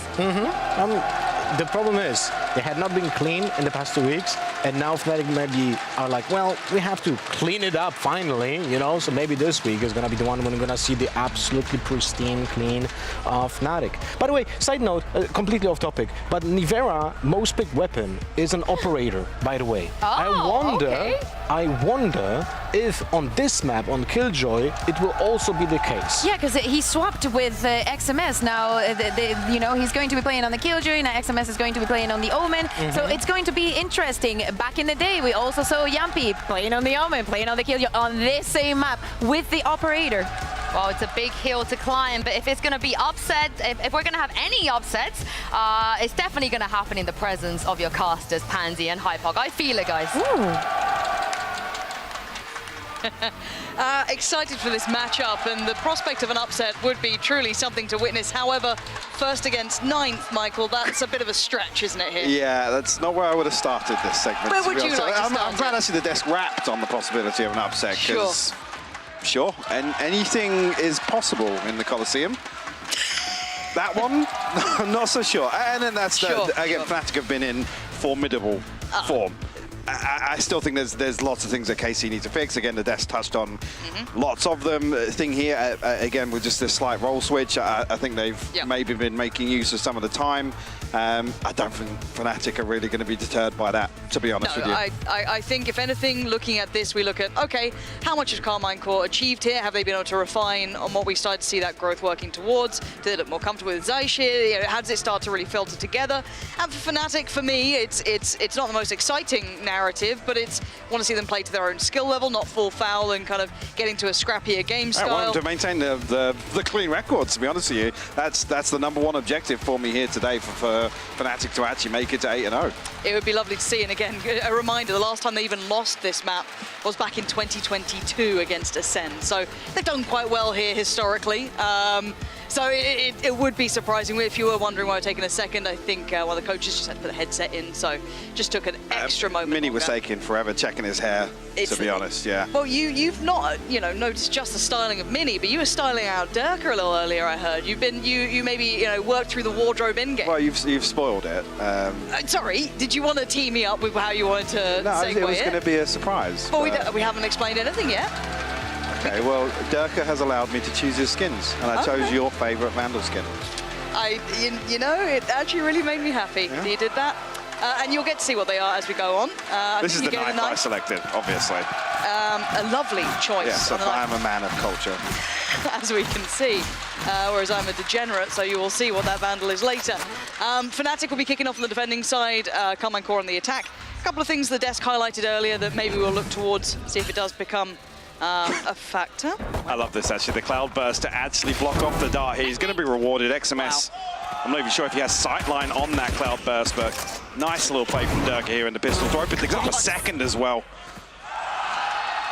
Durka is one of the best to touch the game so far. Always a treat to watch, commanding the space over towards the A site. And now looking at what we've got is Scream, Navera, and Shen to try and hold on here. Do something, maybe get a spike plant if possible, but not really clearing out for here. Really quite easy for them. And Karmine Corp not really applying much pressure. Yeah, this is very clean work from Fnatic. Not the start you want to see if we do want to see Karmine Corp really push Fnatic today. I can note it as well, just these little pieces, I think as well, where Durka's performance has really lifted in the last like 12, 18 months, obviously. Yeah. Little things like this, which historically are things that, CNED would make things like that, yes. Creating a smoke for like a little, I guess, playing anti-flash position. Little things like that are beautiful to see. It's honestly a treat to watch him play, even just on his own individual level. Going back in, you will get to see the Vandal of choice if it does come relevant to the round. As it stands, we are once again seeing an exploration over towards the A side, but it's success for Boaster on C. Going to get the Vera down very early. I'm going to note at least one falling away. That's going to be Shin. Karmine Corp eyeing up that B side, but we've already seen that utility is going to be challenged. But there's still at least one Nano Swarm in place. Scream actually hanging around here. Supposed to make a little poke onto the utility and drifting away. Actually, Chronicle and Leo setting up a crossfire here, so even if Scream, you can't actually dash, he's burnt up his dash, so. They've got such a lovely hold on this with Durka pushed up down long. They've got the double stack on B, they've still got utility in towards Garage with the turret there. No real threats being found. Scream, there was a solo mission and found nothing for it. Boaster still chilling out here, going to be having a little bit of pressure. Noted Shin earlier, but he hadn't caught on to where Zeish was, but keep in mind they've got classics. So if anything, see if anyone can do some chip damage here. XMS last one standing, 8 HP. 30 Just one of those through the wall here will kill him. Oh, getting real close. And it will be Alpha to find it. Clean first 2 rounds here. Yeah, not a single kill. Karmine Corp to write home about. Here and actually Fnatic with a very, very comfortable approach here into round 3 as well. Not seeing them stack ultimates, as we typically do with the round 2 purchase from Fnatic, but turret out. Boaster does swap out for a Bulldog at least, so his rifles across the board here. It looks like they want to test Durka again. Does have a little bit of a support system here in place. You've got Leo towards long and obviously Chronicle to ensure that he will be safe if needed. Once again, seeing what we saw last time. This time... She misses the Cloudburst this time. Yeah, the adjustment on the dart. Good awareness from Shin actually just to switch things up. Oh, Boaster. Okay, going to note that this is certainly not an all-in, that there is still a default in practice. Going to get that contact towards long and slip a little bit deeper, back down towards C. Doesn't actually get punished on it either, so gets away alive. Look at that stiff dragon. Yeah, Powerful. Beautiful skin. Really nice. It's probably such a joy. Yeah, it looks like they want to try and test Boaster, but he's been pretty solid, honestly. He did get the upgrade you highlighted, so on towards the Bulldog. He still has Alpha watching that cross, which will be challenged now. Can't contain the first to make it through. That's going to be Scream. Second in, going to filter on up. They're going to start getting that pressure towards the site now. Scream wants to deal with Boaster. He's got a little bit of safety to fall to. So Scream not getting the easy target. Alpha takes the time to swing, but it's Scream and Zeish to actually find the damage. Much better now. Durka, though, dragon to hand and 3 to claim. Has to fall away from this. The paranoia there, but Leo, lovely synergy. Nails him out. Actually, from the backside, Durka. Actually, not expecting Zeish to reposition here. Leo, actually, a ton of chip damage for that shock dart. Brings them both down to 50 HP. It was doable there. Some damage done, 3-4 for Karmine Corp. No Blade Storm available. And look as if they'll be able to string together a light shield purchase. At least Nevera going to struggle on the utility front, but she's going to drop a weapon across. So, again, even little things here, like the placement of the Cloudburst actually splits up. You can see Alpha's holding for that cross. Boaster was baiting somebody in. Yeah. I mean, it's unfortunate that the timing doesn't come through, but Exomet actually places the smoke in connector at the perfect time there, just to make sure there's no threat whatsoever. Do they expect Exomet? Okay, well, they're going to note the operator. That's now in play. Willing to take a challenge towards Long early on, playing in front of that smoke, but has to fall away eventually. Aldrin going to clear through sewer. Next pressure point connected, but we do see at least that. Want to get a test towards B. Scream might be looking to break that utility and find that next layer to this. Chronicle already on the case, though. Yeah, creeping onto this angle, actually. Scream just catches sight of him. I think Fnatic ready to absorb a B hit if it does come, but Scream's actually going to look to, I was going to say split towards C, but dashes straight on, face plants into sight. Alpha is in a little bit of trouble here. He's got some of his kits still in play, but he's holding the line just perfect. Smoke's great towards Long, allows a moment of respite to readjust. And the last two just not finding impact towards the site. I actually quite like the concept early on. Deal with that operator, force it a little bit deeper from A, kind of start maybe pressuring towards B, but again, Durka so quick to handling Scream, and then the C hit just felt a little bit behind the curve. Karmine Corp have to save. And one of the things that Boaster and Alpha are brilliant at doing, they challenge ahead of these smokes. They're never smoking C long. They want to at least catch contact first off of any utility. And like here, the kill comes through so deep, you can see where the first kill marker is on the minimap. The second one, again, there's a nano swarm there as well, just to stall out any execute coming towards site. Shin and Zeish going to opt to hold on to these rifles, obviously. Nevera at 1750. I don't know what they're going to invest into next, if anything. Act on my in. Shin should have a little bit to work with. Fnatic actually call a timeout here. Oh, maybe not. Maybe they both did. Maybe. Maybe, probably not. Probably all we know is a timeout has been called. Yes, we do have the question of what they're going to do with the purchase. Obviously, there is that factor. We also just want to see what they've identified early on. They've had a couple of tests here. They've caused a couple of uncomfortable scenarios for Fnatic. Not enough to really put them out of place, though, as I think the last round really provided Boaster and Alpha very much in control towards C.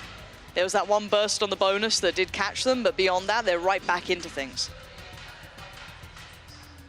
I mean, there is actually the option to throw a little bit of money into this, with Scream being one off the Blade Storm. You see, he's already got the light shield in, so it's going to be a full purchase, but maybe can string something together. If 3 or 4 of Karmine Corp can obviously work towards an opening engagement, they can find an upgrade potentially.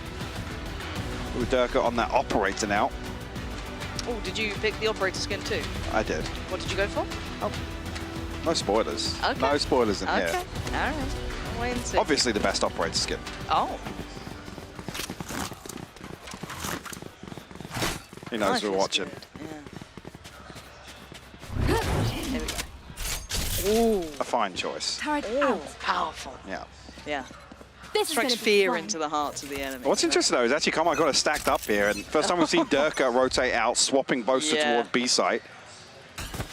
And Alpha actually going to get into a very deep position here. Oh, this is... Scream's going for the Blade Storm. Maybe this is why Durka was already going to adjust. There was a split second. Alpha can backfill this. There is going to be the alarm bot placed there. So depending on how quickly Alpha can achieve this, we'll see how relevant it can be. Okay, they're going to note that the backline is now being pressured from this side, but they're straight on towards the B side. Boaster, perfect. Catching Scream, puts him down. XMS was next in line, but he's only got a classic. So, well, that's what he's going to do with it. Fine, beats out Boaster, but then Durka is right here waiting, and he's got plenty of targets. This one a little too close for comfort, but Swiddy, so close to catching XMS there.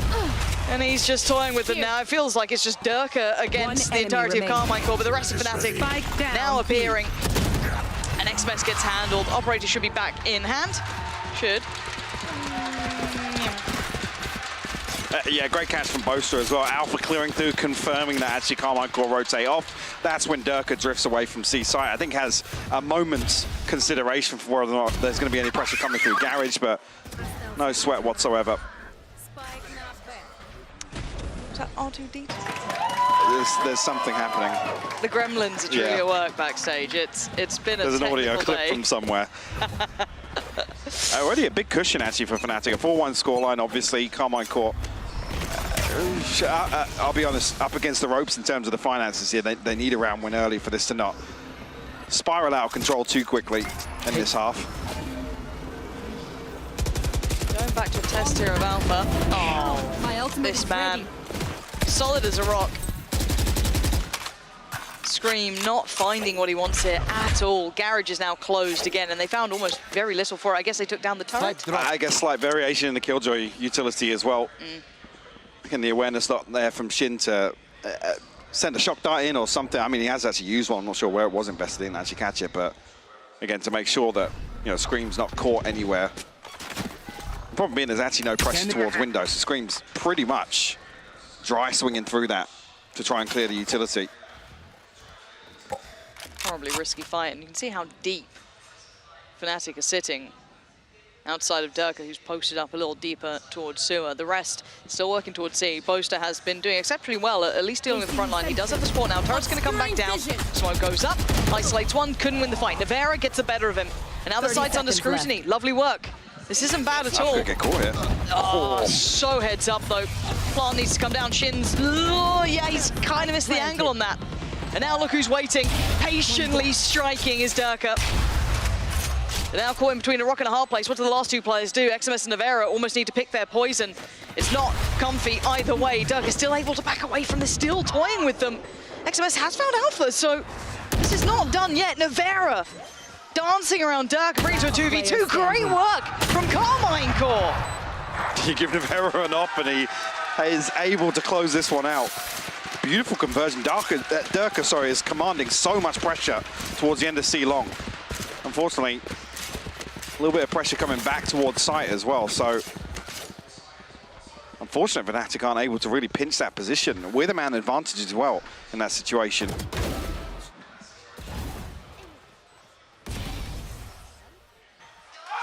So even here, yeah, with Navera actually drifting away from the orb area there, it's basically only one to hold down the pressure towards Spike. Take flight. Done really well there. You see the common instance here. Durka once again going through the motions. They've worked quite well for him. And he's found his victim. It's XMS this time. A key early pick here, removing the smokes very early on. Make it difficult to hit towards any site here. I mean, even actually the opportunity to drift back towards heaven cause some problems there.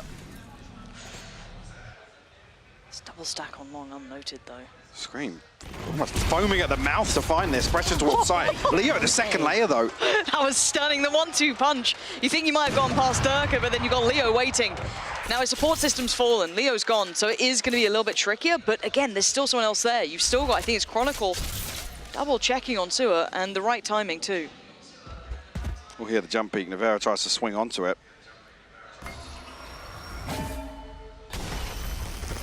So cleared, but again, great supportive utility here. Zace actually still finds that kill. So it does get to a 2v3. Oh dear. Alpha. 30 seconds Get away left. if you can. Durka, they have no idea. A little narrow-sighted on this, and I think Durka's fine on that too. Doesn't even clear him. Navera for the second time of asking, but look who's closing in now. And it still doesn't land where he wanted it.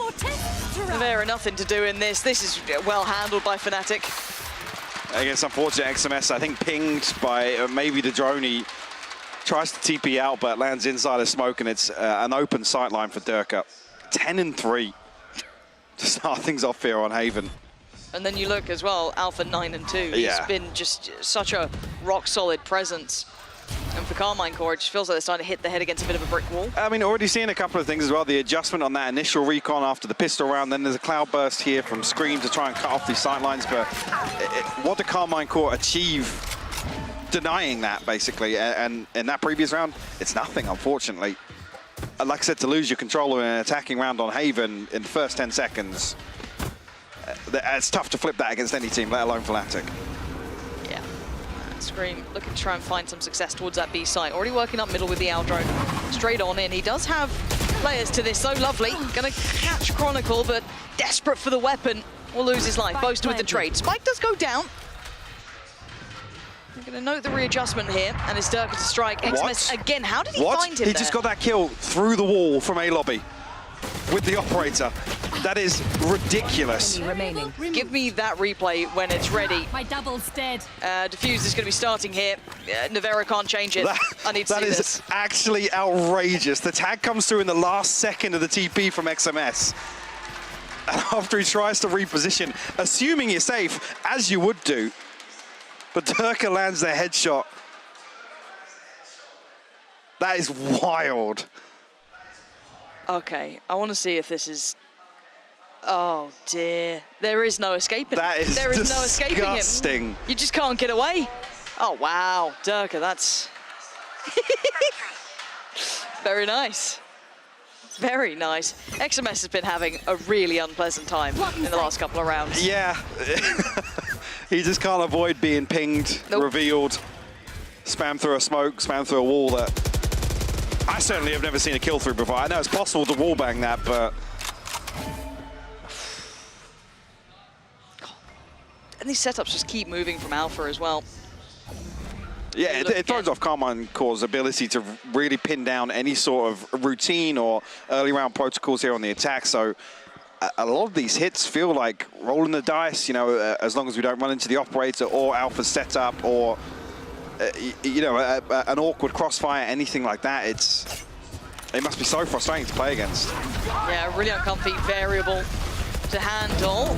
Scream is in. Boaster will get away with holding him back. Now we've got the ult coming on the other side. He's going to be Alpha in a whole lot of danger as well, though. Boaster, yeah, he is dead. He has been put down. Alpha, though, still finding value. And these shots are stunning. Oh, wow, Shin, the only one to be able to deal with him. But now you've got one of the best up against you, Leo, as well. And the walls are not going to keep you safe as here comes Durka, the headhunter himself. Not going to get it. Shin 10 HP. putting up a fight. The fight ain't enough, Leo. You don't clutch out against him. No, you don't. That's for sure. God, his stats recently as well. You know, the shock dart damage, everything else. It's just impeccable. And I think if we go back to some of our talking points at the start of the day here, Fnatic are playing up to their caliber. It's lovely to see. It's very easy for a high-end team to be a little bit messier against, you know, let's say 9th place or, you know, lower place teams. It's not the case at all. Fnatic are bringing a very, very solid I think as well, this is a tough matchup again with the internal changes that have happened with Karmine Corp, because it's very difficult to throw Fnatic off their game. And once they hit that groove, hit that rhythm, there aren't many teams that can do it on the best days, let alone when you swapped out your assistant coach to IGL here. Because again, these early rounds are so key in terms of, you know, figuring out the Killjoy setups and simple things like that, adjusting plans. You can't really fault Karmine Corp for it. Scream trying to find space once again on B site here. Does have the TP from XMS to complement it. Will result in a plant, actually. Here. Okay. What else do we have? Yeah, all right, just heard that lockdown come in. I will clear a fair amount. Nothing to... Clear a lot of space, actually. Yeah, nothing to work on the back line yet. No one on the bigger flanks, but they need to leave. XMS needs to get away here. Chronicles Foundation, they're hunting. What? How are they finding these players? They've barely even seen them. Nevera and Shin are so deep by spawn, they can't even deny this. One smoke and it's safe. This is just another level, really. Yeah, difficult viewing, really. This is sort of the performance, honestly, you expect on paper when you look at, again, across the whole season, these two teams. But Fnatic in total control right now. 8-2, 6-round lead. Karmine Corp, other than the 2000 now on Navera. No ultimates to counter this off. Round 12 is going to be a very uncomfortable purchase for them. Yeah. I mean, you almost want to see XMS swap out for a light shield here. Scream try and bring as much as you can into round 12. It's already a huge disadvantage, but want to make the last as doable as possible to avoid a 10-2. It looks like B is once again what they're testing. A little bit of a switch up setup change, which has been handled by Scream above 120. So keeping options open, but they haven't found continual success. They haven't really flustered Fnatic at all. So had a little bit of a moment on C a couple of times, but it's first time actually there's not going to be anybody to greet them at C long. It's true. So this is more tailored towards a retake from Fnatic, and there's no ult to build that around.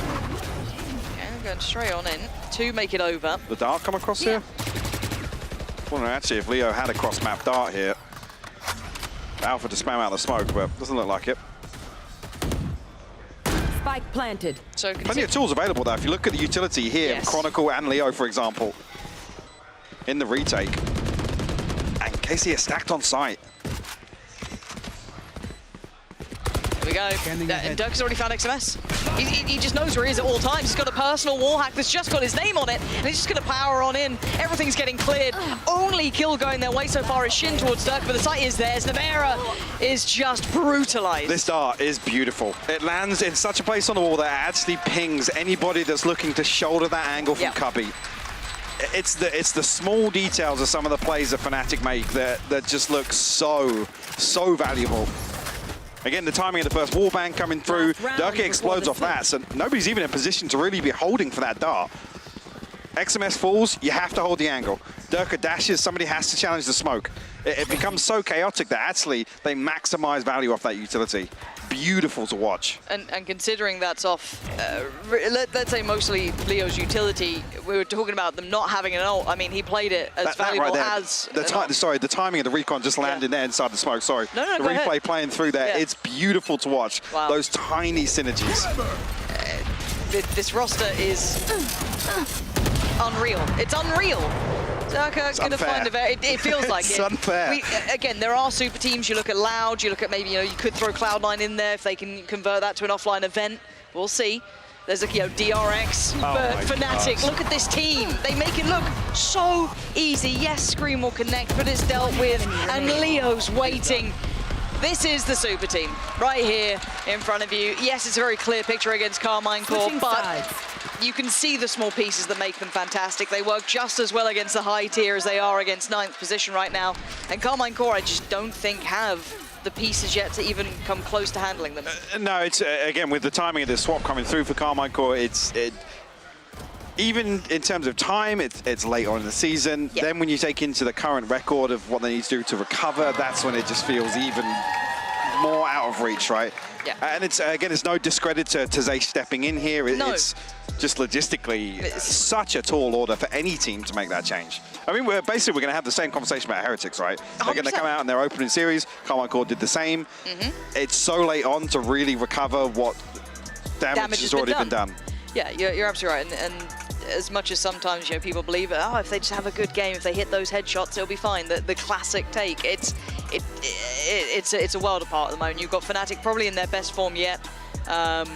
Looking comfortable now with this roster. Yes, if you'd rolled your mind back to the very start, during maybe lock-in, even at the start of the season, they were still incredibly good individually, but now you're starting to see almost a greater value than their individual parts, which is already ridiculous to say, because they have arguably the best players pound for pound in their roster. And the other thing is, I know the desk has touched on this a couple of times throughout the last few matchups for Fnatic, where scoreline-wise, they've been tested, but it's very rare that Fnatic have underperformed this season.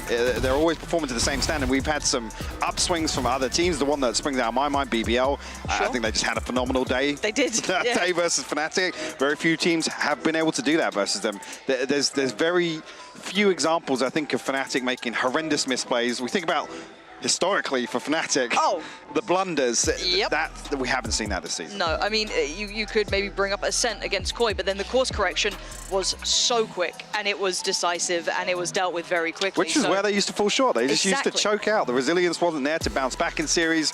They were, I think in terms of track record, one of the worst to come back from like anything worse than a 7-5 half. They had such a poor conversion rate of, even on their preferential side, they'd still falter to those issues. Yeah, so even if you want to look at it in the most like hopium Fnatic fan way, them having that game against Koi where they did get pushed and then were able to course correct so well is actually a very good indicator, because keep in mind, regionally, I'd say, yes, they are towards the top. They'll have a good game against NAVI. You'll have a good game against, you know, Giants or Liquid, but they'll probably win it. When we go international, right? When we start going out of that, when we go into the playoffs and things like that, when we start getting to those more crunch games, you want to see that capability to adjust. You want to see all those small things.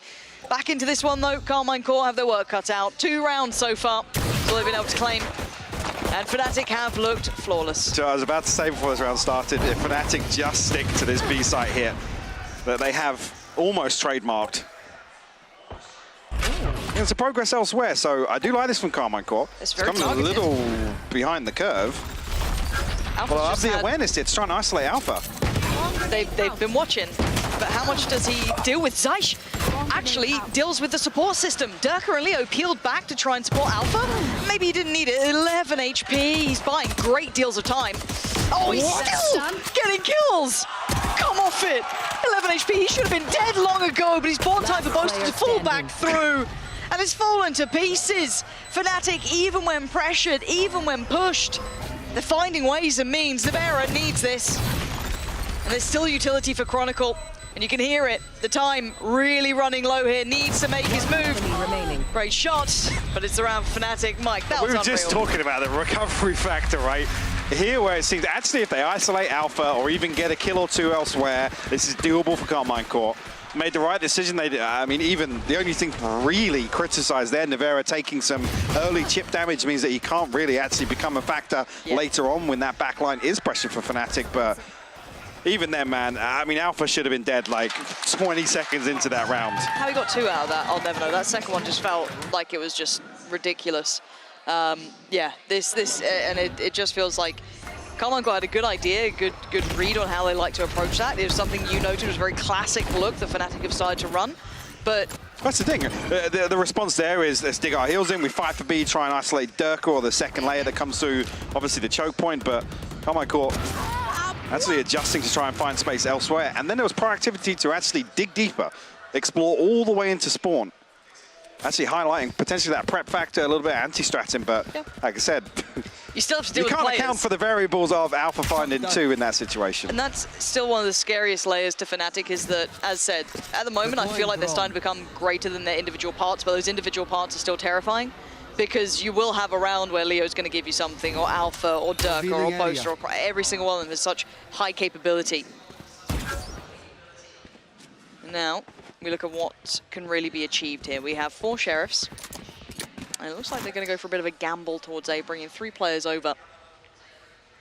But sadly, as you can see on the other side, Fnatic XMS's woes continue. Feels pretty rough here. Wow. Did quite well. Good for the first.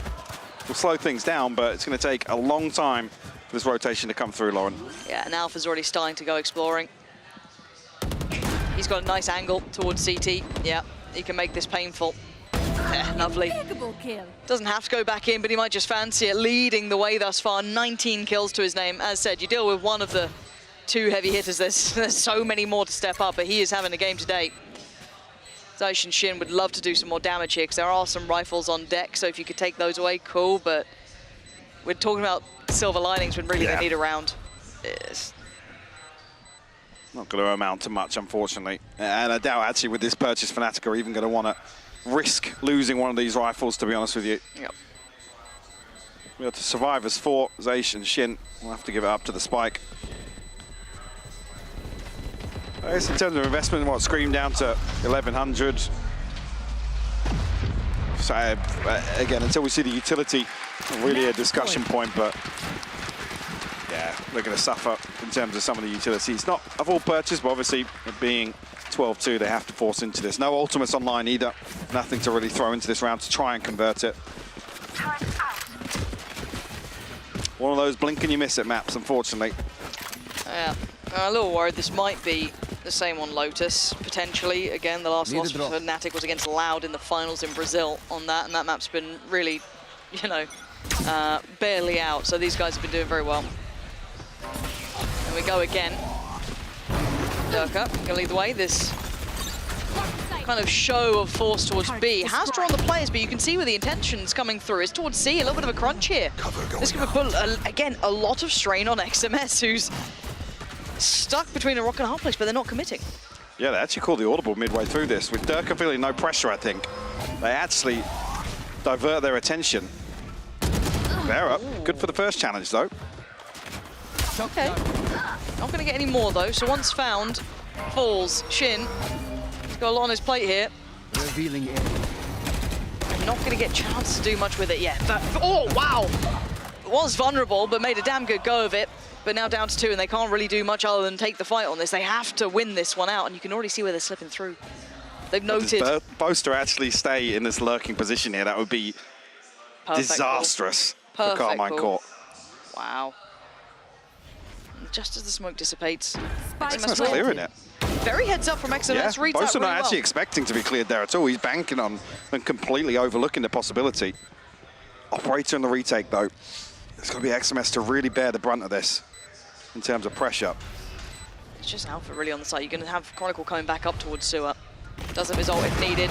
Comfy for Alpha there. Didn't feel the pressure. Ult comes in. XMS goes flying.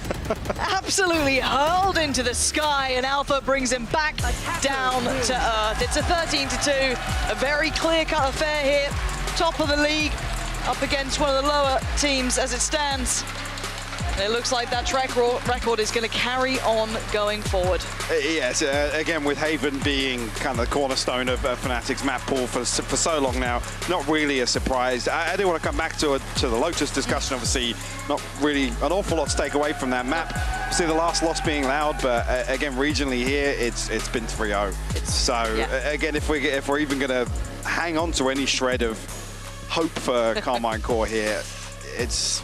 I hate using the term again, but it's a very tall order to go to Lotus and put up a performance here to challenge Fnatic. And that's all you got to do. You got to face the best in this league, and Fnatic are one of those. There's not too many ways to cut this other than that. It's a very clear-cut game here between these two so far. Mike, any takeaways, at least from the Karmine Corp's perspective, of good looks coming in, or is it simply just too clear-cut, too simple, too easy? Yeah, there were many positives there. And it's not really due to the standard we saw from Karmine Corp as Fnatic. That's fair play. We're going to head to a break. When we're back, we've got the next map coming up, which will be Lotus.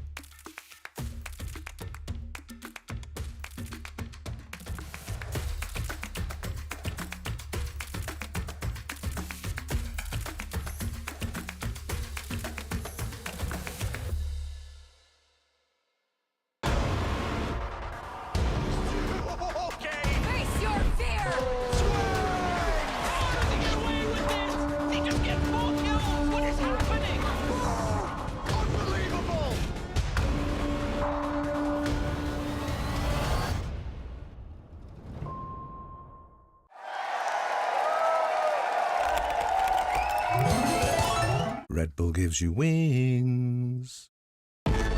Zero distraction. Zero doubt. Zero opposition.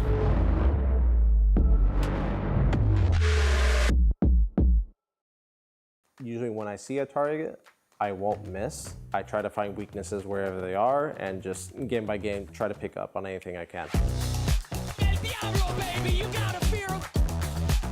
So this training course is a way for me to really showcase and demonstrate all the questions you guys have been asking, how to get better aim, and it really enables me to answer a lot more and kind of expand on the first video I made like so long ago about VALORANT fundamentals.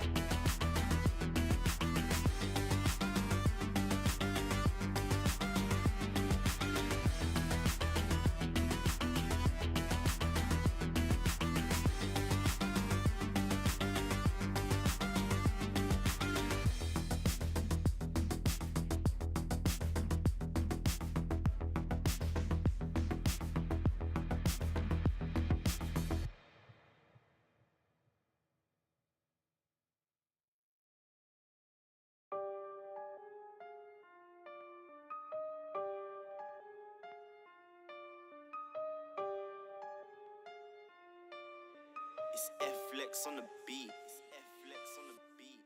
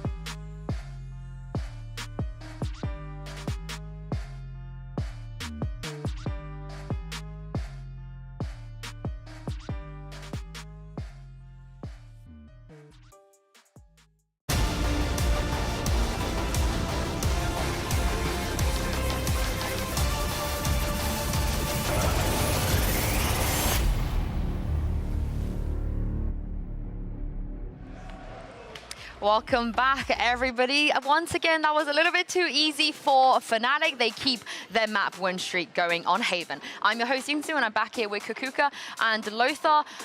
Chronicle said yesterday, we're saving strats. We don't need to show new things when we don't have to. I almost felt like they didn't even show their old strats, Lothar. Exactly. Like on defense, there was not a single Derke dash through mid towards the window and then the arrow on the backside of Garden on A lobby because they just didn't need to. Derke got an operator, I think round 3 or 4, and just stayed with that gun for the rest of the map and was dominant at taking first contact on almost every single lane. You would have seen how flexible he was all over the map, and they just relied on that because KC couldn't find an answer what to do with Derke. And it comes to maybe not being prepared enough, maybe just, I'm not going to say being lazy, but, so at the beginning of the day, you gave me these 3 words to use on the recap. I don't know which one I cannot give to Dirk or Alpha because, yeah. And Crumpet for some reason. Why Crumpet? You put this in it. I think I like the anime. I like anime. I'm gonna give anime to Dirk, and I'm gonna give Unhinged to Alpha because I think that they were having the time of their lives. Time after time, I'm just sad that they didn't get to play on the attack so they could polish those post-plan. We saw just a little bit. Yeah, I mean, they kind of closed it out before we could. Before the game started, you guys both mentioned that Scream should be pretty instrumental if KC want to win. But unfortunately, it wasn't Scream's best performance. I think he got diffed a little bit. There were a couple of misplays as well. But this is just what happens, Kakuka, when you have to go up against Dirk. Yeah, exactly. I mean, some of the kills are a little bit criminal. Let's put it like that. But you can tell that Dirk has the time in the server. That Scream is still getting comfortable, and he was not finding the openness because he was not finding the space. It doesn't matter where you're looking, there's always going to be a piece of utility from Fnatic making it hard for you to have a response. Even if it's not a piece of utility, it's going to be a bullet. Yeah, you can see that on all of those highlights happening here.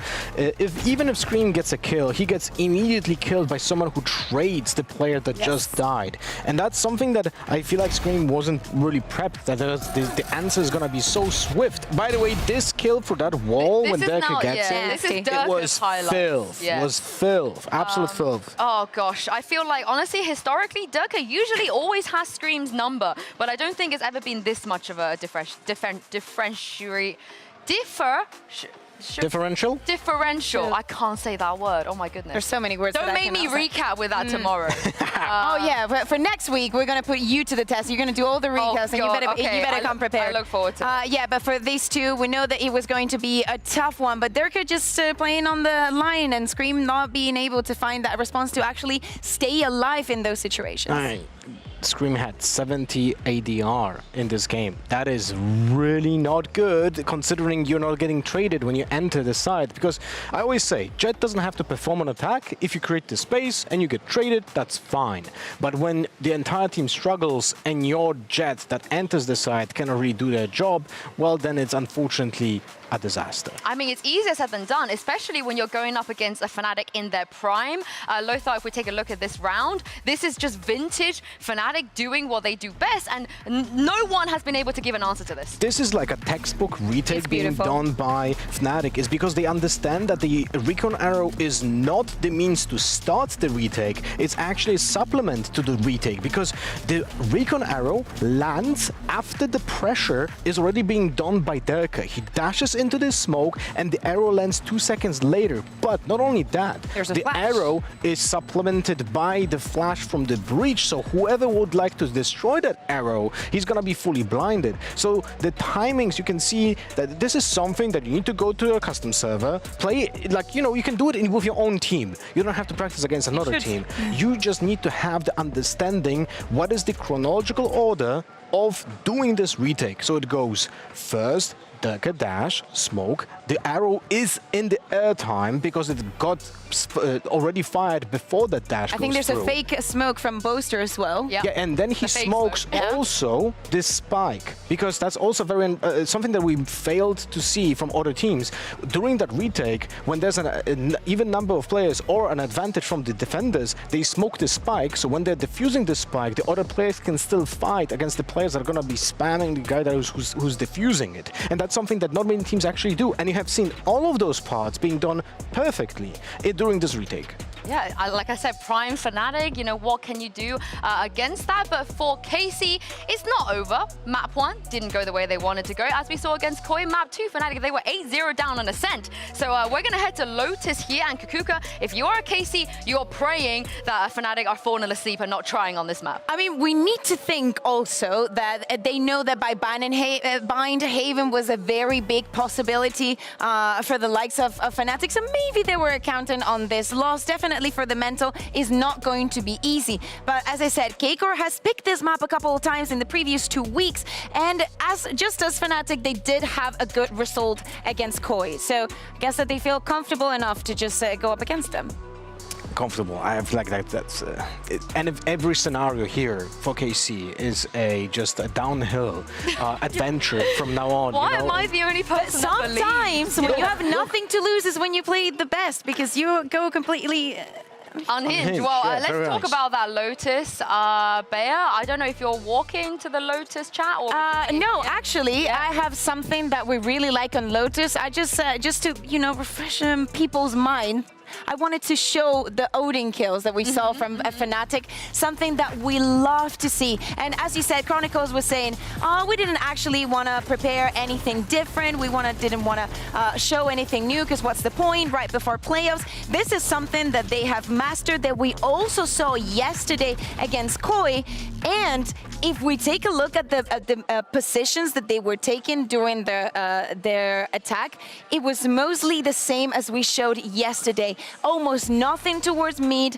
Chronicle and Alpha are going to be on that right side, just like we were seeing on the highlights, just spamming through there, and maybe some aggression towards C. So Fnatic, they kept that promise that they were going to play the same. Let's see if against K-Corp we see the same, that attack based on Alpha and Chronicle on the right, and then the aggression over C. You know what's funny is that we didn't actually see a lot of action when it comes to Odin on the C side, and there's a perfect opportunity to do that, because you're able to spam the typical plant spots through the walls that normally are not penetrable. So you're able to just do so much pressure with just one Odin. I wonder if Fnatic, if they will be able to like just boost up their economy by rolling over in a few rounds in a row to just get a Odin backup that is gonna be just laying there in the CT, and if there's an execute on C, just gonna pick it up and now spam Somewhere it, you know? Mitch, man, is having the best time of his life. You are saying that? Isn't that every day? I feel like Mitch has his ups and downs. No, because he has Chewy. He has his ups and downs. Did you guys see the saturation of Leo's monitor? He's a real gamer. It's like bleeding through. The pink is just it's summer. Striking. It's the boomers, the zoomers even, Lothar. That's what the zoomers like these days. But we are going to head into Agent Select. Fnatic, they never change their comp, and they certainly, Lothar and Cougar, they're not going to change it overnight. Yeah, exactly. Maybe the surprise comes from K-Corp side. If they want to have a taste of what the possible players might look, maybe they want to perfection this. So far, we don't see any changes here, so not many surprises. I mean, no, not a single one. The question is, of course, you guys are very big fans of Fnatic's Viper utility. How do KC deal with all of this, considering they're also running a Viper? In this case, it's more about knowing the timings on when and how to manage your fuel. That's something that teams should have already learned from Icebox, when you should know that when the defending wall is up, your wall shouldn't be up or smoking. But here's the thing, right? Fnatic is going to start on the attack, so by the time that we get to that defense, probably we do not have that many rounds left if we see the same.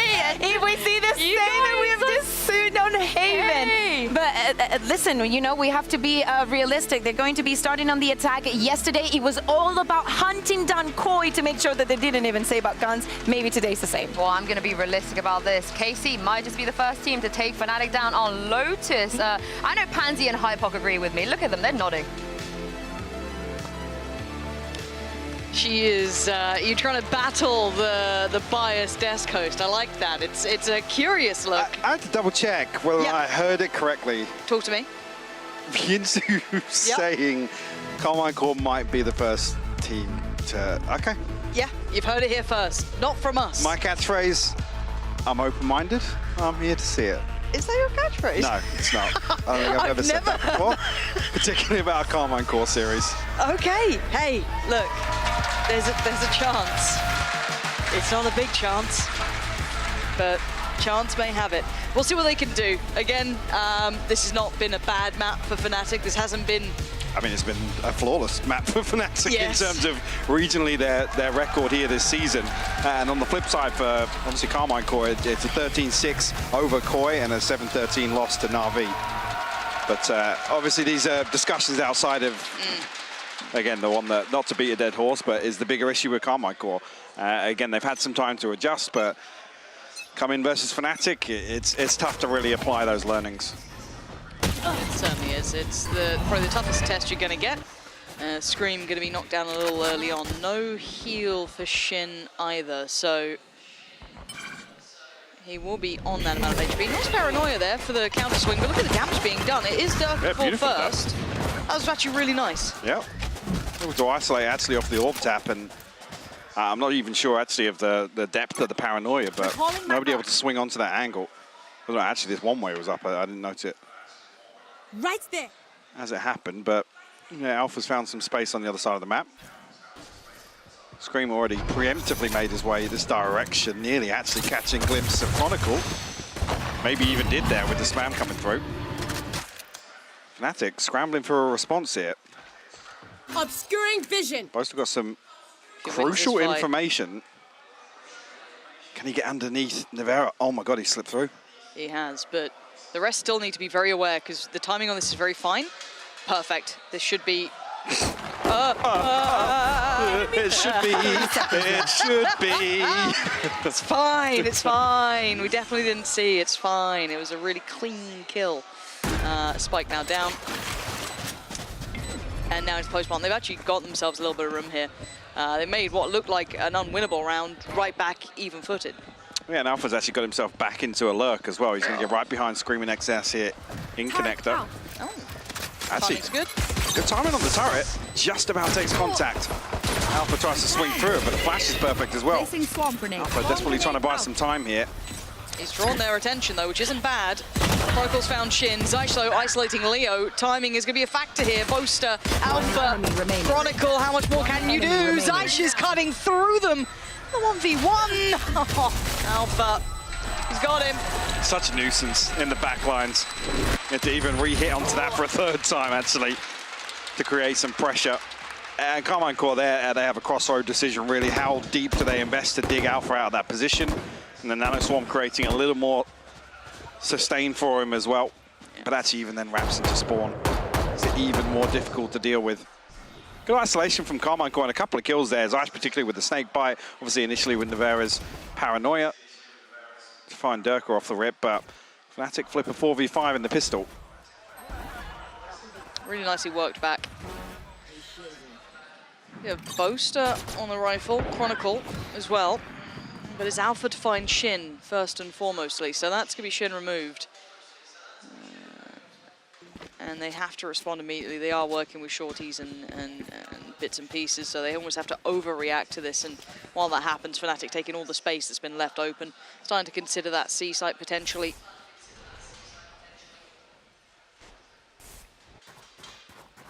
Patience being shown. Scream going to double back.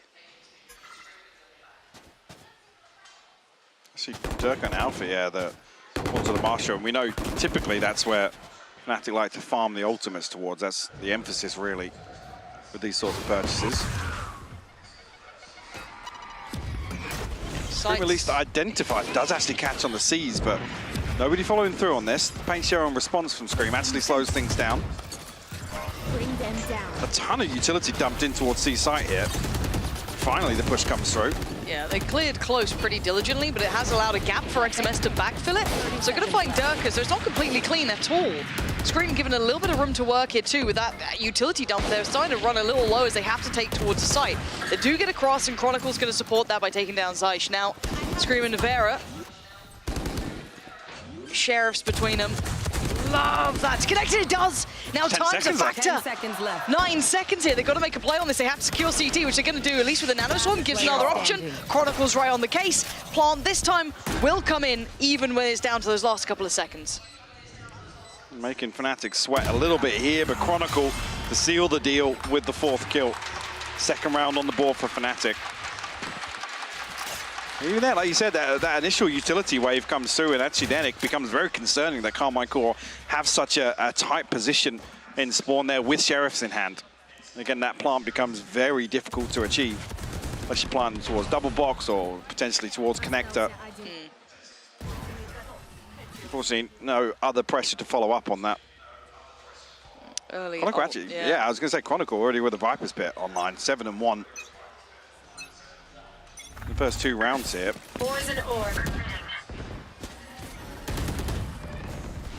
Even here, look at the purchase as well. It's only the Bulldog in the hands of Boaster, really, that's the weak point.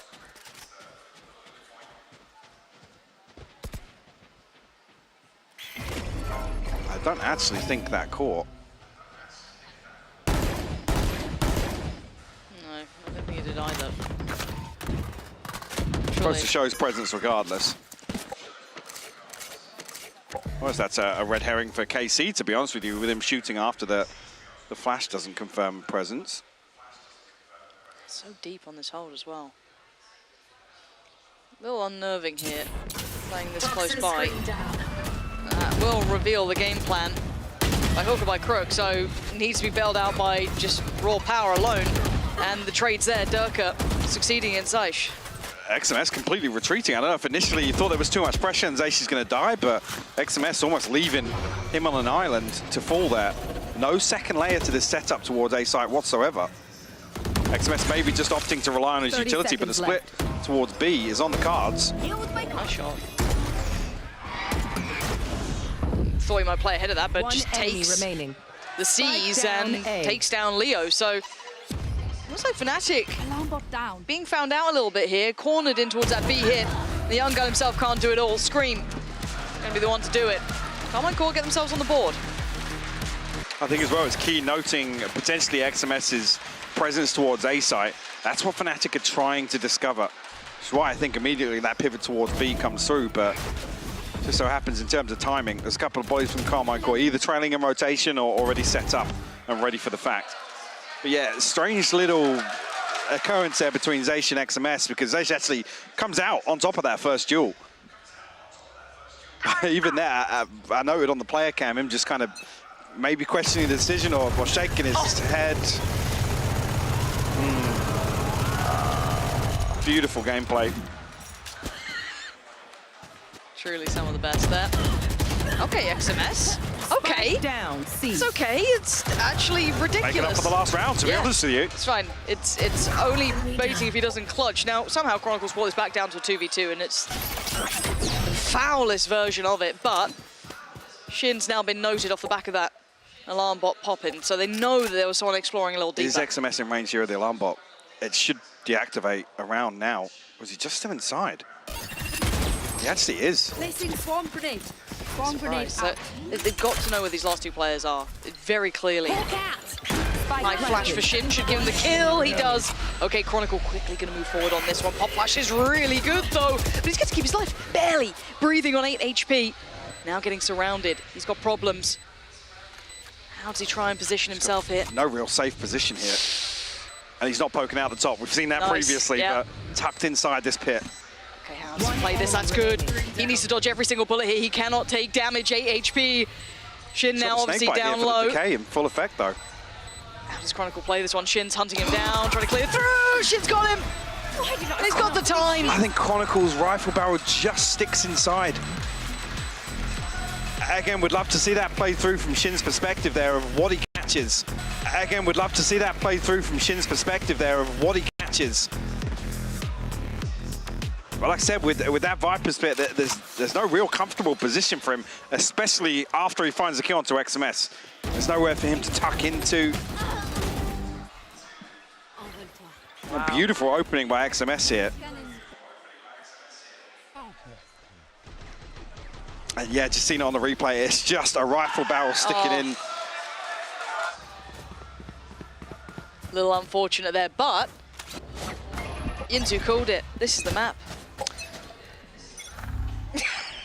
That was the closing statement from the desk. Navera gonna make light work of Alpha. And Durka trying to close the gap. He's quick to it. That's lovely work from him. A rifle found, could be filtered back through. Don't know if he's going to keep that down on 5 HP, but no, switching that one out, going back to the judge. Seeker's going to come on through, maybe allow Shin a little bit of a way forward here. Bo's still the one to pick up the rifle. Here comes the other Seeker. Durka's been caught by it. Just going to sit close. You can see everything being poured in. Beautiful clear. Zeish working on through on this.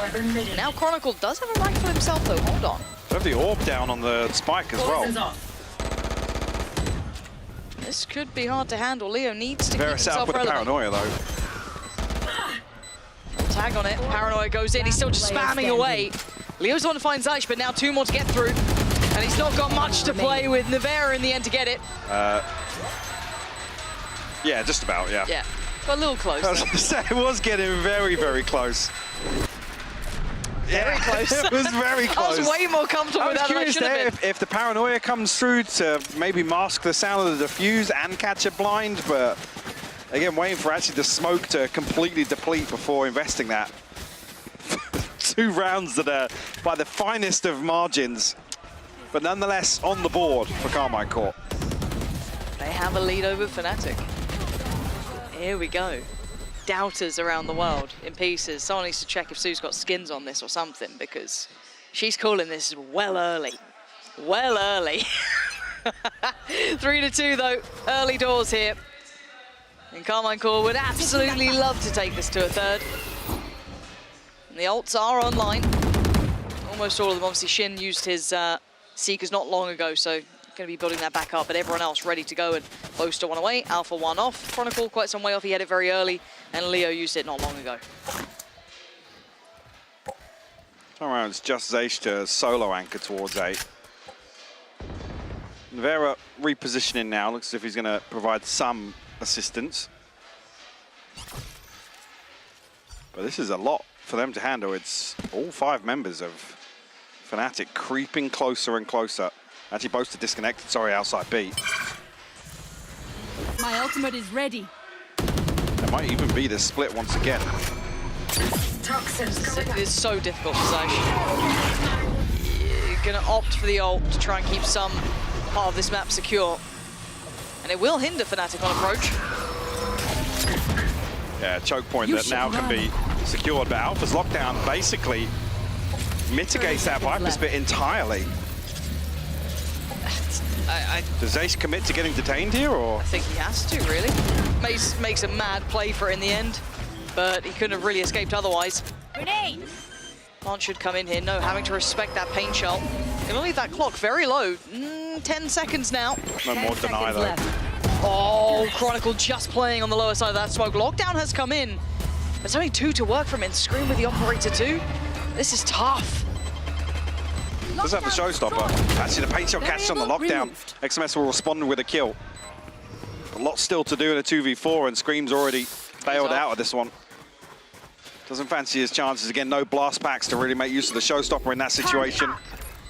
Not even sure. Yeah, there's no rifle recoverable for him to mount any sort of attempt towards this retake.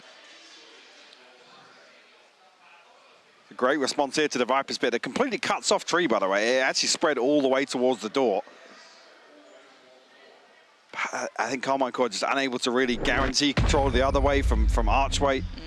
And again, with the smokes, the timing on the placement towards ropes there, actually Chronicle follows up immediately, getting up in a very deep position. I believe Shin tried to make a play with the flash out there, but gets punished by that. And it's... Considering the Karmine Corp have been keeping this close, though, their money's in such a volatile position, they're going to be scrambling to get a buy here. Yes, they did keep that rifle in the operator, but outside of that, they're going to be very low on funds. And on the other side for Fnatic, they have got a purchase now. You are seeing Chronicle doing the same sort of stuff, so no one going to be falling for that again. Yeah, hopefully nobody Toxins going up. Posted up. Ooh, this is brave. Maybe trying to bring that rifle into good use, but Leo is checking on this. It's not very clean, though, from Leo this time. It's Durka who's the one to pick up that mid-pressure, but Zaysh was there as well. Durka's so diligent, though. Isolate perfectly with the boom bot. Lovely. Very heads-up play from him. Reading this like a book. Really impressive work. With Alpha slipping a little deeper towards A as well, noting Nevera coming over towards that A side. Nevera has to head back over towards just outside B. Get healed up, but that will leave the back door open towards A site. So got that showstopper, no blast backs once again for Scream. Does have the paint shell, but he's on the other side of the map right now. I don't think they're even going to make an attempt for this. Nope. Scream just wants to try and protect his inventory. Spike planted. Even here, Nevera should almost look for an exit, to be honest with you. But he's very disconnected. Again, a ping on the minimap, maybe going to try and recover this rifle. I don't think Fnatic are clued in just yet.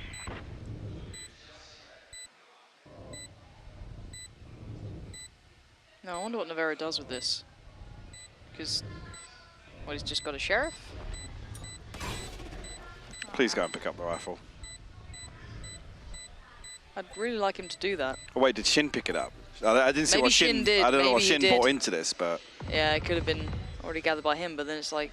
I saw the pings when Shin already had the rifle in hand, so Yeah.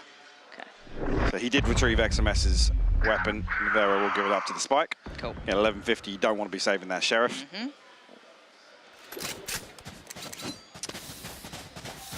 Okay, 3-4. Close game so far. Starting to see Fnatic get into the swing of things, though.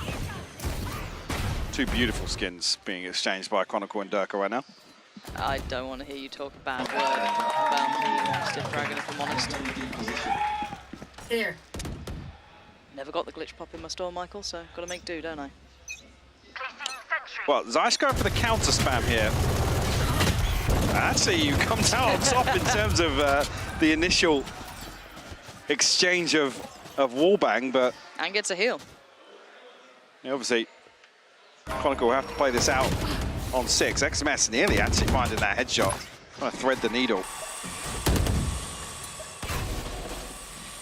Another good clearance here on the back of the C's and the boom bot. Actually semi-committed initially here. KC don't really want to dip their toes. Have the showstopper and the TP for Nivera, but lots of utility to work with outside of that. Actually, Zay's potentially going to look for a spam here. That's beautiful for Fnatic though. They tap the spike, they bait out the spam, and then they're posted up with 3. I didn't even hear the tap on the spike, if I'm honest. But Just, it was just a split second. That was very impressive. It looked like both was shifting closer for it, and it was absolutely the case. Scream, though, gonna plow on in. Finds nothing for that. Paint shot gonna go through, but the plant is now in effect, so just gotta be a little bit careful. Yeah, gonna decide to fall away. Sit a little bit deeper. Believe Boaster. Again, man advantage here. Boaster can play to a 1v1, potentially. Look for diligence here from KC on the way back through.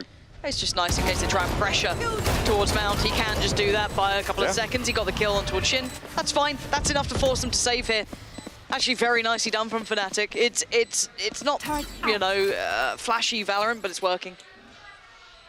But I love the expectation here. They know that ultimately with a showstopper, the Karmine Corp have lots of opportunities to deny that plant. Almost play anti-plant here on C site. But again, baiting Zayshin, and just to reposition, I think 2 players, Durka and somebody else, repositioning onto kind of the, I guess, the border of default there, just to make it a cheeky off angle to counter spam through that smoke. Nice little pieces there. It's going to force the timeout from Karmine Corp. Just want to see that scoreline moving away from them just slowly. It's not massive yet. If they can get a grasp on this game now, they can certainly still do some damage. Fnatic's money, though, is starting to come quite robust as well. You're starting to see 8K sitting on Alpha. You're starting to see 7 on Boaster, 6 on Durka. They're starting to get into that, you know, really nice flow of cash. And on the other side, obviously, it is a little bit hit and miss, but Karmine Corp still with an opportunity here in this timeout. And even in this situation, though, previous round 2 saved. The round before that, 2 held on to an operator and a rifle. They come into this now, 2 rounds down, and this is the last purchase they have in the tank. Yep. With no ultimates. So it's actually a very rough position to come into round 9 in. Kind of the home stretch of this half. And not really going to have the Odin purchases are really going to stretch the budget to the absolute limit if they do continue with this, but so that Leo and Chronicle 1 away from there. So if this comes out, I was going to say, Shin, please do not shoulder this. Early Trailblazer maybe, he's tucked in behind the wall, but please, not another one. It's Alpha this time.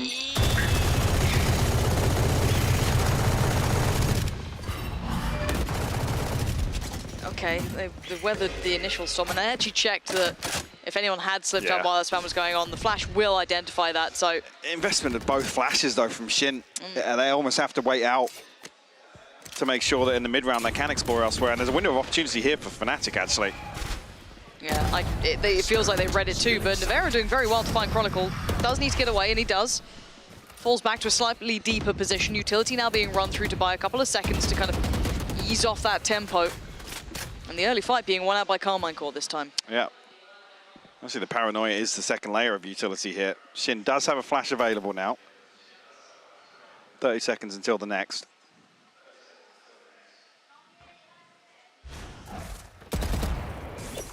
Placing alarm bot. Still got a clear 2 on the site. Shin gives away a little bit of information, and Dirk is quick to try and pounce on it, but Zeish was there too. Maybe not expecting the second, honestly, with the reaction we saw there, but Boaster does respond. Leo's considering it. Just on the other side, and he wins that fight. Reads Zeish well, but he knows there's still someone else nearby. Going to probably identify 2 players here, but Alpha navigating around that and isolating the 2. He can keep them locked in on this, but it's Scream to succeed. So it does bring it down to a 2v2. Leo and Boaster against Scream and Navera. The brothers, if you didn't know. 1 enemy remaining. Scream. Let's open this up, actually. Now presents a 1v2, but Navera did TP. You see Boaster considering the possibility of it coming through towards Link or outside B towards Spawn. Can just caught off guard there. Navera plays the timing perfectly, and a beautiful shot from Scream.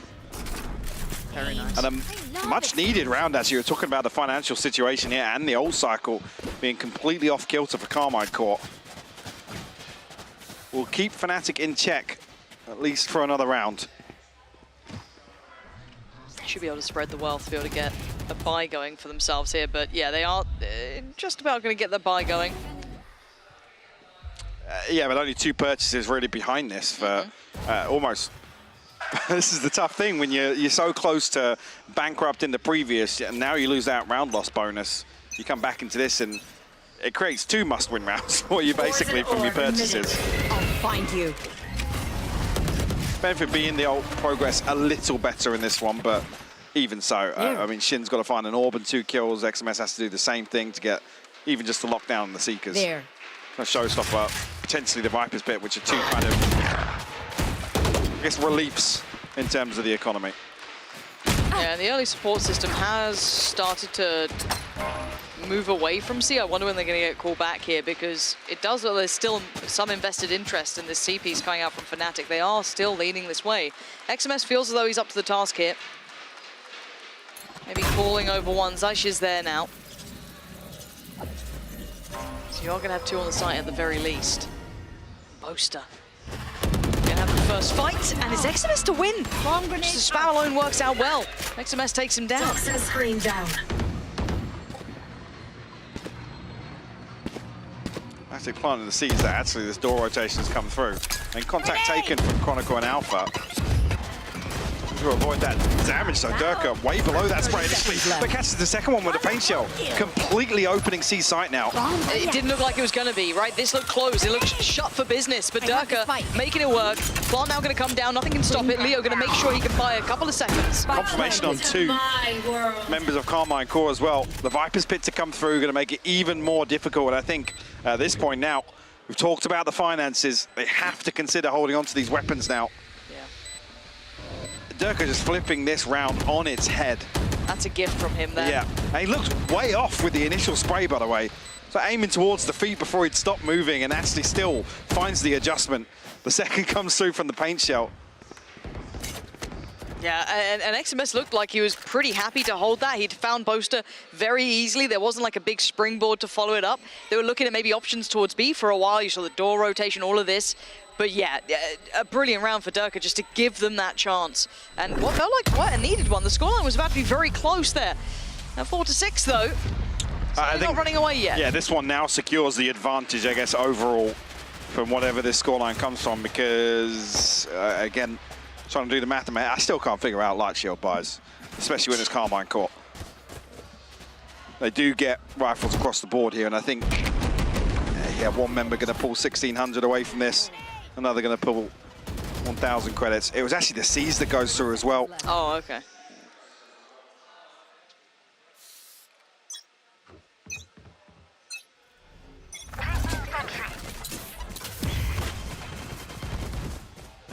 Similar scenes here. This time, no massive fight for space towards A. They're going to leave Scream and Navera to control that. Chronicle going to keep a little bit of a check on it. So I have to back away for now.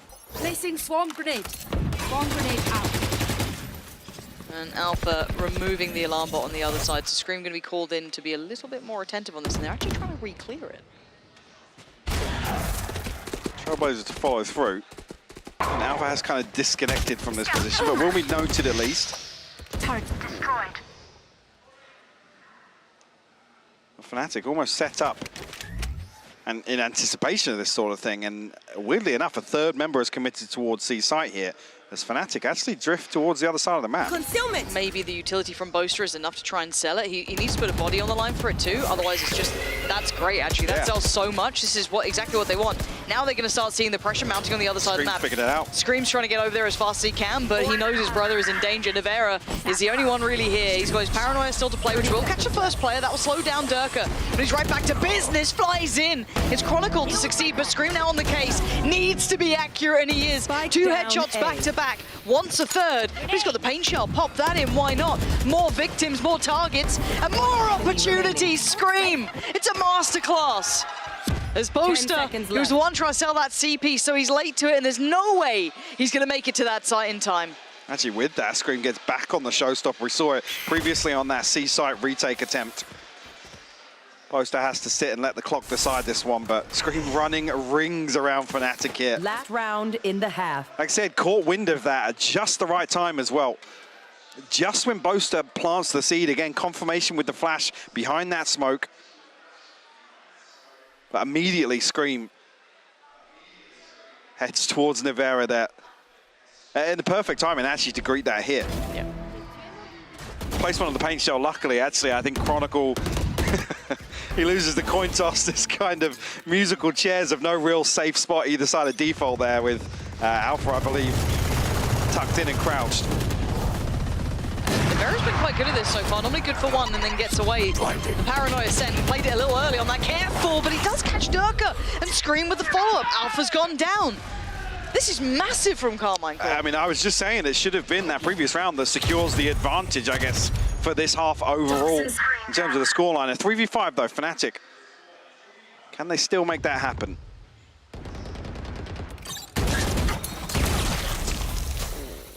Nice set piece here, actually, off the turret. Get the snake bite just behind the nano swarm as well. Most lucky to be alive in that, really. Just about dealing with the nano swarm. He's actually in the line of fire and he adjusts to the nano swarm, which is risky in itself, but... Trying to bait out that door.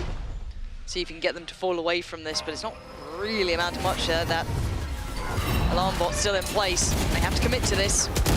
And vulnerable or not, still going to be good for one here. Finds XMS. A little clumsy, actually, on the way in. A 1-for-1, though. 30 seconds left. Not exactly what you want in a 3v5. Last Chronicle finds the value here. Scream on the flank. Shut down Leo. Chronicle will find one, but tagged up. It's a lot to ask. Surely not. Good for one on Navera. Surely not. 10 seconds now. The clock is his biggest enemy here. Scream can just play it. And making a bit of a meal out of this one, but it is job done. We're tied up here, Mike. Let's kind of take stock on this because we were kind of talking through the fact that switching sides. Yes, map one was going to be clear cut. Not too surprising seeing Fnatic in that form. We are now seeing a tied scoreline. Is this enough to give you a little bit of worries for Fnatic or not really? I wouldn't say I'm worried just yet. I mean, obviously the pistol in round two going to give either team an advantage here in the second half. But Karmine Corp showing some resilience here. Some beautiful setups, actually, that Fnatic, I don't want to say play into. Almost feels like Fnatic tried to bait Karmine Corp by playing into them a couple of times. But actually with pretty solid reads in terms of the audibles on the side of Karmine Corp. Yeah, it's very impressive in a way that I didn't expect to be seeing.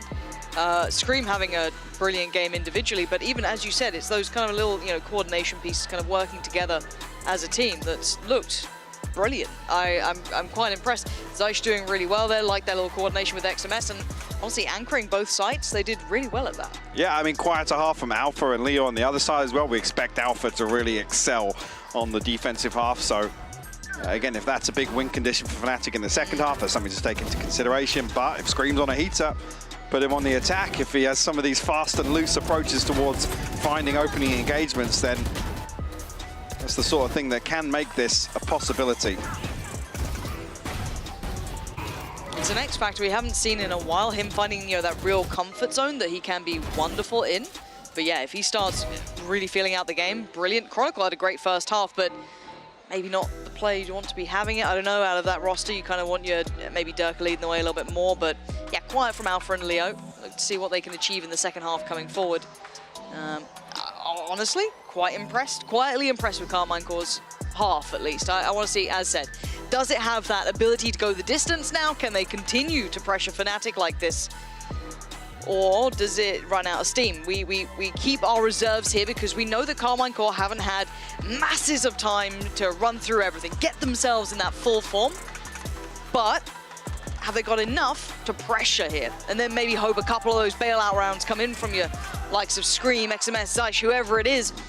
Give them a little bit extra on top. Could be enough. Like I said, there's a possibility, yes. The other thing to consider as well, Fnatic's I guess success in terms of preference here comes from obviously that first half that we saw on the attack. So I think previous results 10-2 versus Koi on the attack, 8-4 versus Foot, 11-1 versus Liquid. So I guess outside of Loud, this is the most rounds anyone's actually taken versus Fnatic on the defense here on Lotus. But now we're testing what we saw a couple of times on map 1, that recovery factor from Fnatic. Ability to really stabilize a map.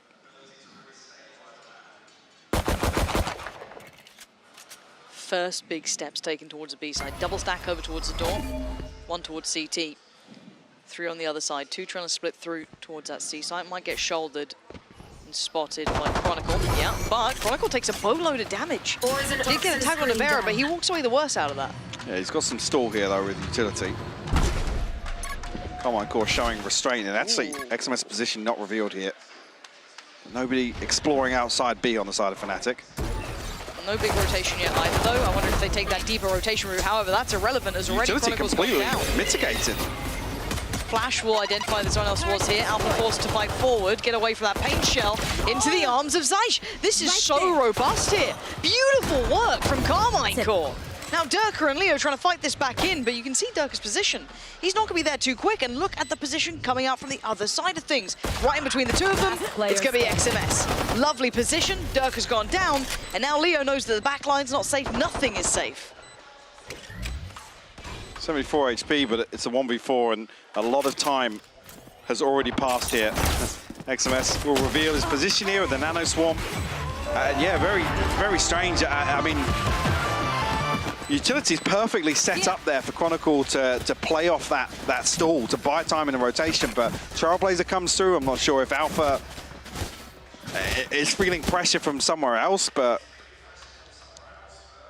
that utility amounts to nothing. It doesn't slow Karmine Corp down at all on the approach. It just so happens there's a couple of then awkward engagements that Karmine Corp do win out. Result on the pistol round here, so Karmine Corp will go 1 ahead here. Huge for them. Absolutely massive. Fnatic going for a bit of a stack. As it stands, correct read for it, but again, the outgun here is massive. 3 rifles against you. A little late actually on the utility. I'm not sure if that was designed to play off the orb. The flood comes through here. They're trying to commit behind it. Did a little bit of damage from Leo. But the cleanup crews come in. Shin and Zeish. And to close out, Scream, Karmine Corp. Okay. I'll see how well they do in the third. Again, they came in with 3 rifles for this round, so it's going to have some punch to it here. Shit on the Spectre still, but it's looking fairly fleshed out here for Karmine Corp. Some decent ult progress as well on Shin and Scream. Fnatic, again, not many kills so far to kick off the second half, so nothing really to play off.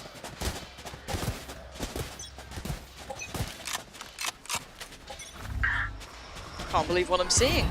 Genuinely, this is quite impressive, and maybe getting a little ahead of myself. I'm going to keep my reserves until they're across the line almost here, because it feels almost unthinkable.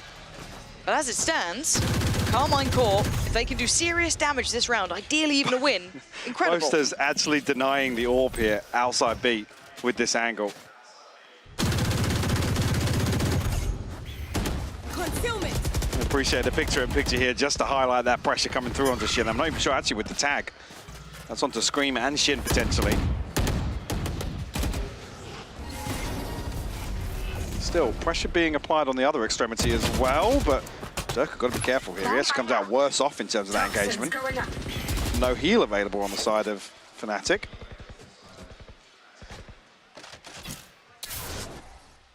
The pacing's been just right. How does Chronicle play this one, though? Last time got caught out here. And there's that initial pressure. Gonna have to use a little bit of that utility. Karmine Corp gonna be stalled here. But no additional rotation. No one else is coming over just yet. Just the two players on the other side. First man in, gonna be Scream. Oster got to play this to perfection. They are starting to get towards the site. It's Chronicle to find Zysh. Posing number, spam into the smoke. Gonna catch Shin, but Plant might come in. He does not hear it at all, and Scream's taken away Alpha. So the support system doesn't even make it there in time. They're in the post plant. So I'm not even sure why the spam doesn't come through from Boaster there, to be honest, but Boaster's trying to get an angle over the top here. Spam will be out. That's it. A ton of damage done with the paint shells. Chronicle and Durka will find kills. XMS to respond, but a 1v3 now. Lots more to do in this round. I can't find Chronicle.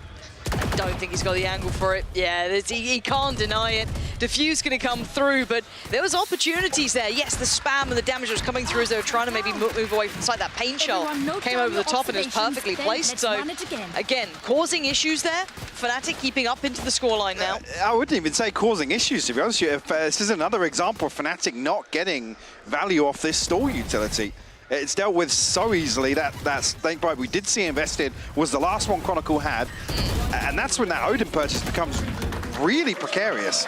If you've got an Odin and actually they end up rushing you as 3 or 4 people, unless you have a smoke to spam into, it's so hard to re-clear onto angles, to post up and commit to a 1v1, because the other rifles statistically should win out those engagements. A very, very strange round to see. Fnatic recover, cool, tick in the box, but I'm curious of actually if Karmine Corp now actually make an adjustment towards that being the game plan towards approaching some of these sites. And whether or not Fnatic on the other side of the coin actually now swing towards a more aggressive setup, not reliant on some of this utility. So have we seen a Fnatic timeout yet in this map? I don't think we have, and maybe I'm wrong, but I haven't noted it yet. So not feeling like they need to do anything just yet in that regard, but that is still an option. If required, Karmine Corp do get to have a bit of a go at this time. Dirk is going to spot out, I'm pretty sure, Navera. And he goes back for more. Navera, so sharp today. Dirk has gone down, and they want to burst off the back of this, or it makes it look like that, and they are. Scream straight on in. No one on the site to really challenge us. They are sitting and waiting this out. I mean, at a disadvantage. Trying to rocket 30 jump. seconds left. There's a little bit of damage off it, but gets up into position regardless. Like I said, in that position here with a disadvantage in terms of the head count, have to respect the showstopper. Can they dislodge Scream from this position? So much put towards it, but he's still standing and they're not finding success elsewhere. Scream, headshot's easy. Horns not so much. It's XMS to find the first. Poster goes down. Chronicle next on the chopping block. He's fallen. Karmine Corp step by step working this out. Oh, Alpha, that was messy. And Leo is forced to save. This is going to be 9 for Karmine Corp. And the first blood goes against them. And Karmine Corp springboards so quickly off that. Able to capitalize perfectly. I think that's what catches Fnatic off guard, to be honest with you. Even there, if there was a double satchel towards site without the showstopper, I think Fnatic still have to show a little bit of respect towards the massive amount of space that's cleared just off the first blood. Like I said, you hear that sound cue as well on top of it. It's an even deeper retreat for Fnatic. And almost just played out of that site completely. This is very impressive. There it is. That's what I was waiting for. The Fnatic timeout rarely had to be called upon. You know, normally just a little bit of a tune-up, but this time it's the fact that Karmine Corp have forced Fnatic into a timeout. Something needs to change here, and Fnatic have not had the answers themselves. They have been struggling to come up with solutions and maybe identify and work on some of those problems. We've seen Chronicle struggling to find a little bit of impact with that hold towards C. We've seen a couple of issues, honestly, throughout the map, and Karmine Corp are running this as it stands. Seen a couple of times, I mean, Alpha and Boaster, particularly on the player cams, kind of questioning the outcome of some rounds or some engagements. So,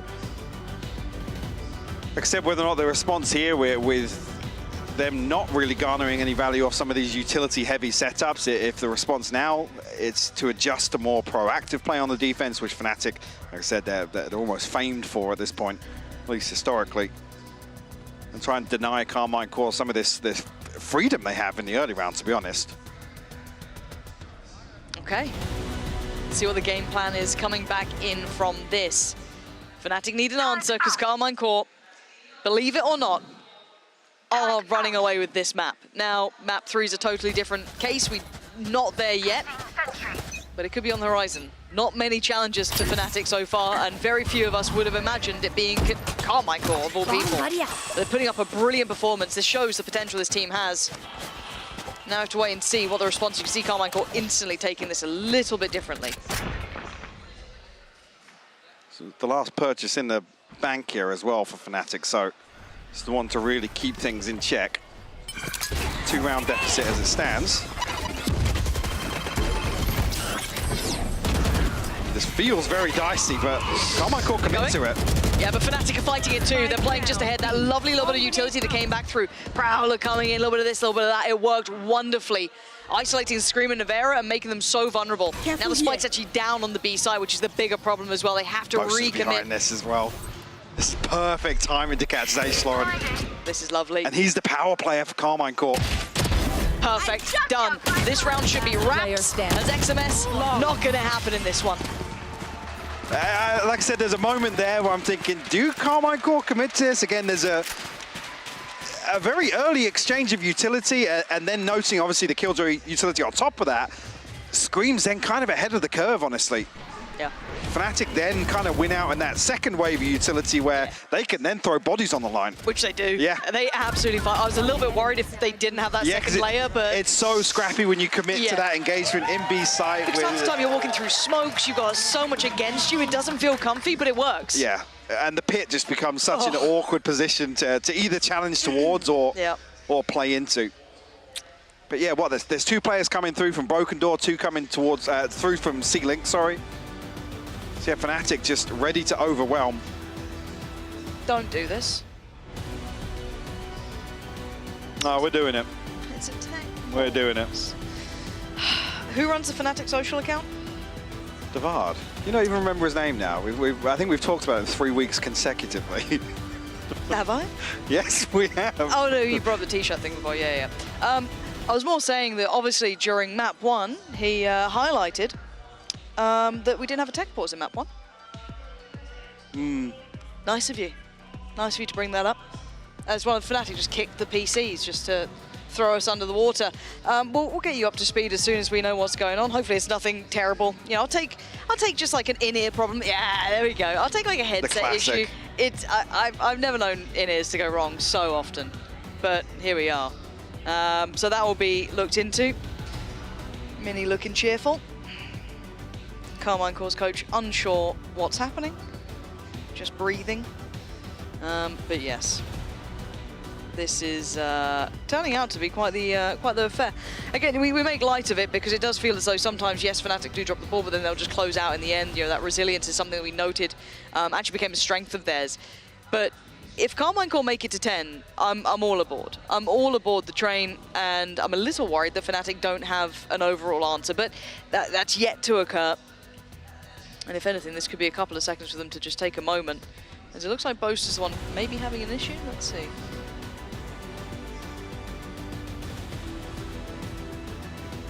Karmine Corp in good spirits. Everyone happy? You happy, Michael? Very happy, yeah. I was trying to look at this here and again just kind of formulate what the next couple of rounds look like. We'll wait until we're out of this pause regardless, but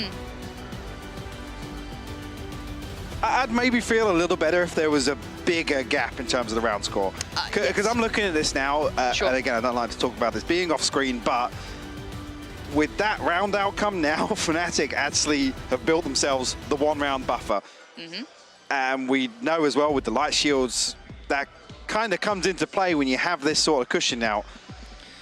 So I'm with you, Karmine Corp leading. Cool, headlines there. The fact that it's still just 1 round, and then you actually look at the financial position, Fnatic actually sit with an advantage, which is crazy to look at the second half timeline? Because it's 3-2.5, right? So you wouldn't imagine that's the case. But and again, something actually I do want to give a note to. If you are a little more curious about the depths of the kind of light showed by, and especially with Fnatic, Sliggy did an amazing video that you definitely should check out. I'm not being paid for this promotion, but genuinely a really good video encompassing a lot of what they were trying to achieve and some of its origins and everything else. So do check that out if you do have a second and you want to maybe get a little bit more of a grip on what they've tried to do and how it's benefited them, because you're seeing it kind of very much in front of your eyes here in these sort of games when you do have that close half. Let's say you're back and forth a little, they're still able to fashion so many more purchases. Yeah, and shout out to Tricky on that one. Again, it's something that everyone should kind of understand, but at this point, these are the sort of situations when you do start kind of theory crafting what the next 2 rounds look like, because potentially here Fnatic get an extra buy. Yes. Especially now with this cushion, so... Crazy, isn't it? It's one of those things that, I don't know. It's so curious to see it becoming so influential and it kind of bleeding across every other region, every other team starting to run that concept too. Yeah, we talked about this earlier as well. This tech pause is tricky. Again, the time it comes through, it's kind of crunch time for Karmine Corp really, because they need to kind of solidify. Okay, deep breaths now. We are ready to jump back into things. Thank you for your patience. Couple more seconds and we are underway. This is crunch time. This is the big round that can really change outcome.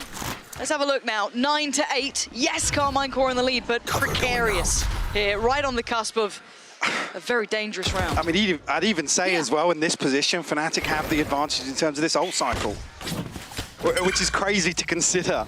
My ultimate is ready. You get the lockdown here available for XMS, so massive in terms of an attacking round for Karmine Corp. Can they convert that into a round, though? Leaning towards the A side might be where they're deciding to implement that.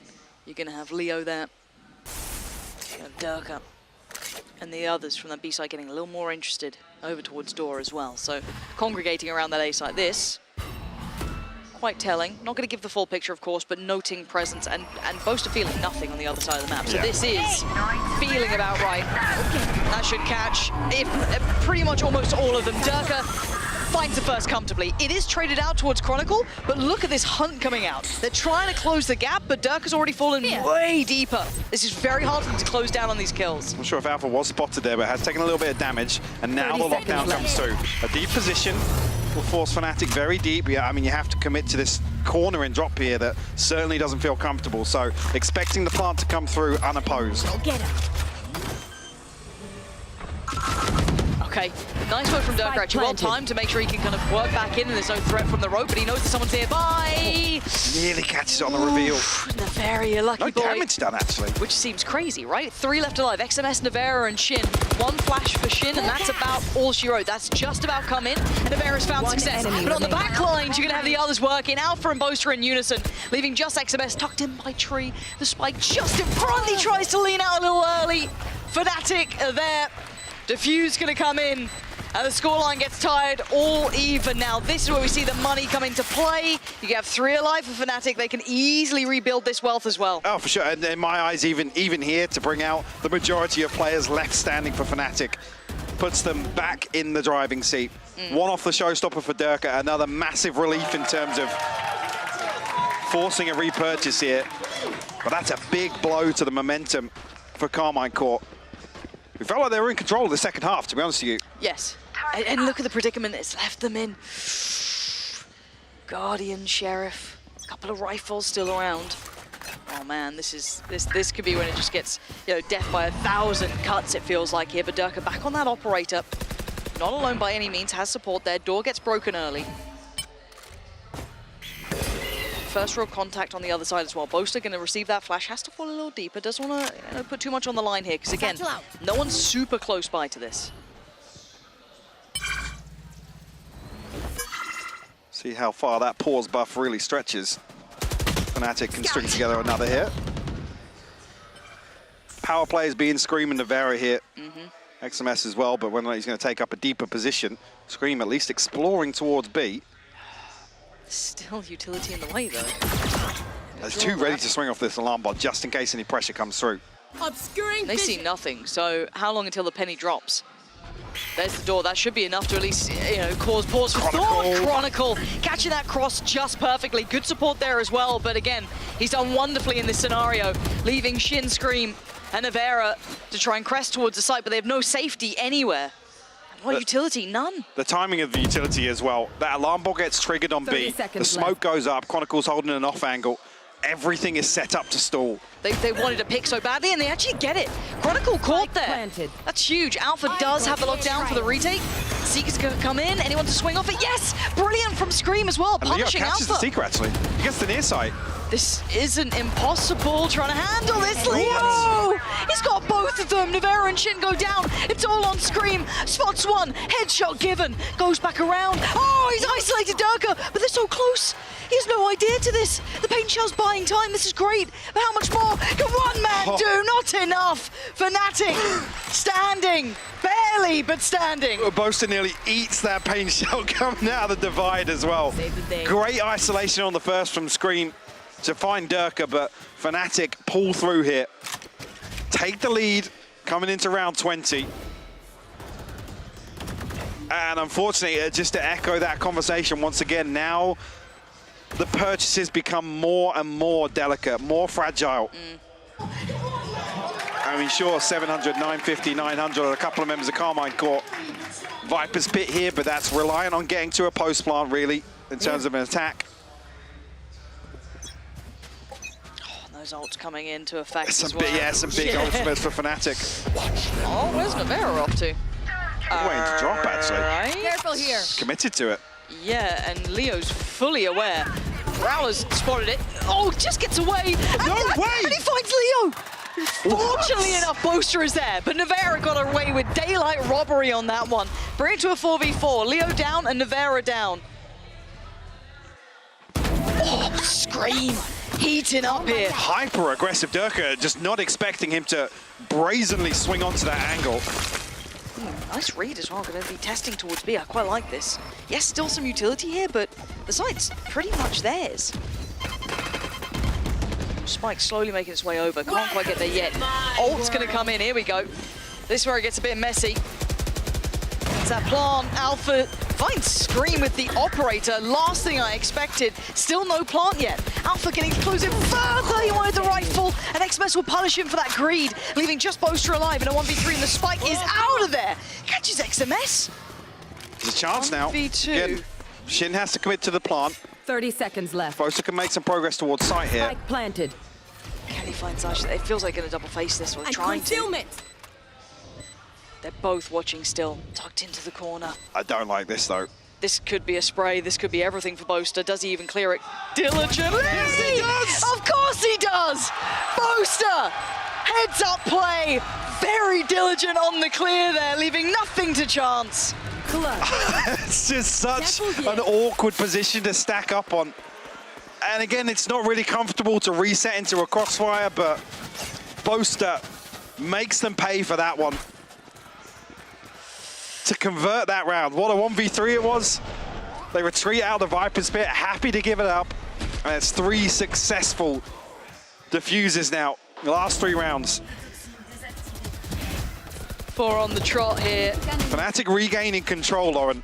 We were talking about this, that composure element coming into play, that capability after being challenged, their ability to not falter. That one timeout coming from Mini gave them whatever they needed. It's worked wonderfully. They've readjusted. Now the question becomes, and this is where it can fall down for Karmine Corp, do they have that same capability? We know they don't have that time on their side. They haven't had the reps to be able to do this. Is this as far as they can go here, or is there anything left in the tank? Can Zaysh bring anything out? Is there anything left that they can do here? I mean, the saving grace being now we're in a position where Fnatic have had to invest these ultimates to convert these rounds. That's how far Karmine Corp have really pushed them. One away from the Cosmic Divide, but Scream's actually already back on a showstopper here. He's having a game. Yeah, you can see him kind of hitting that 5th gear as well in terms of catching Durka off guard there.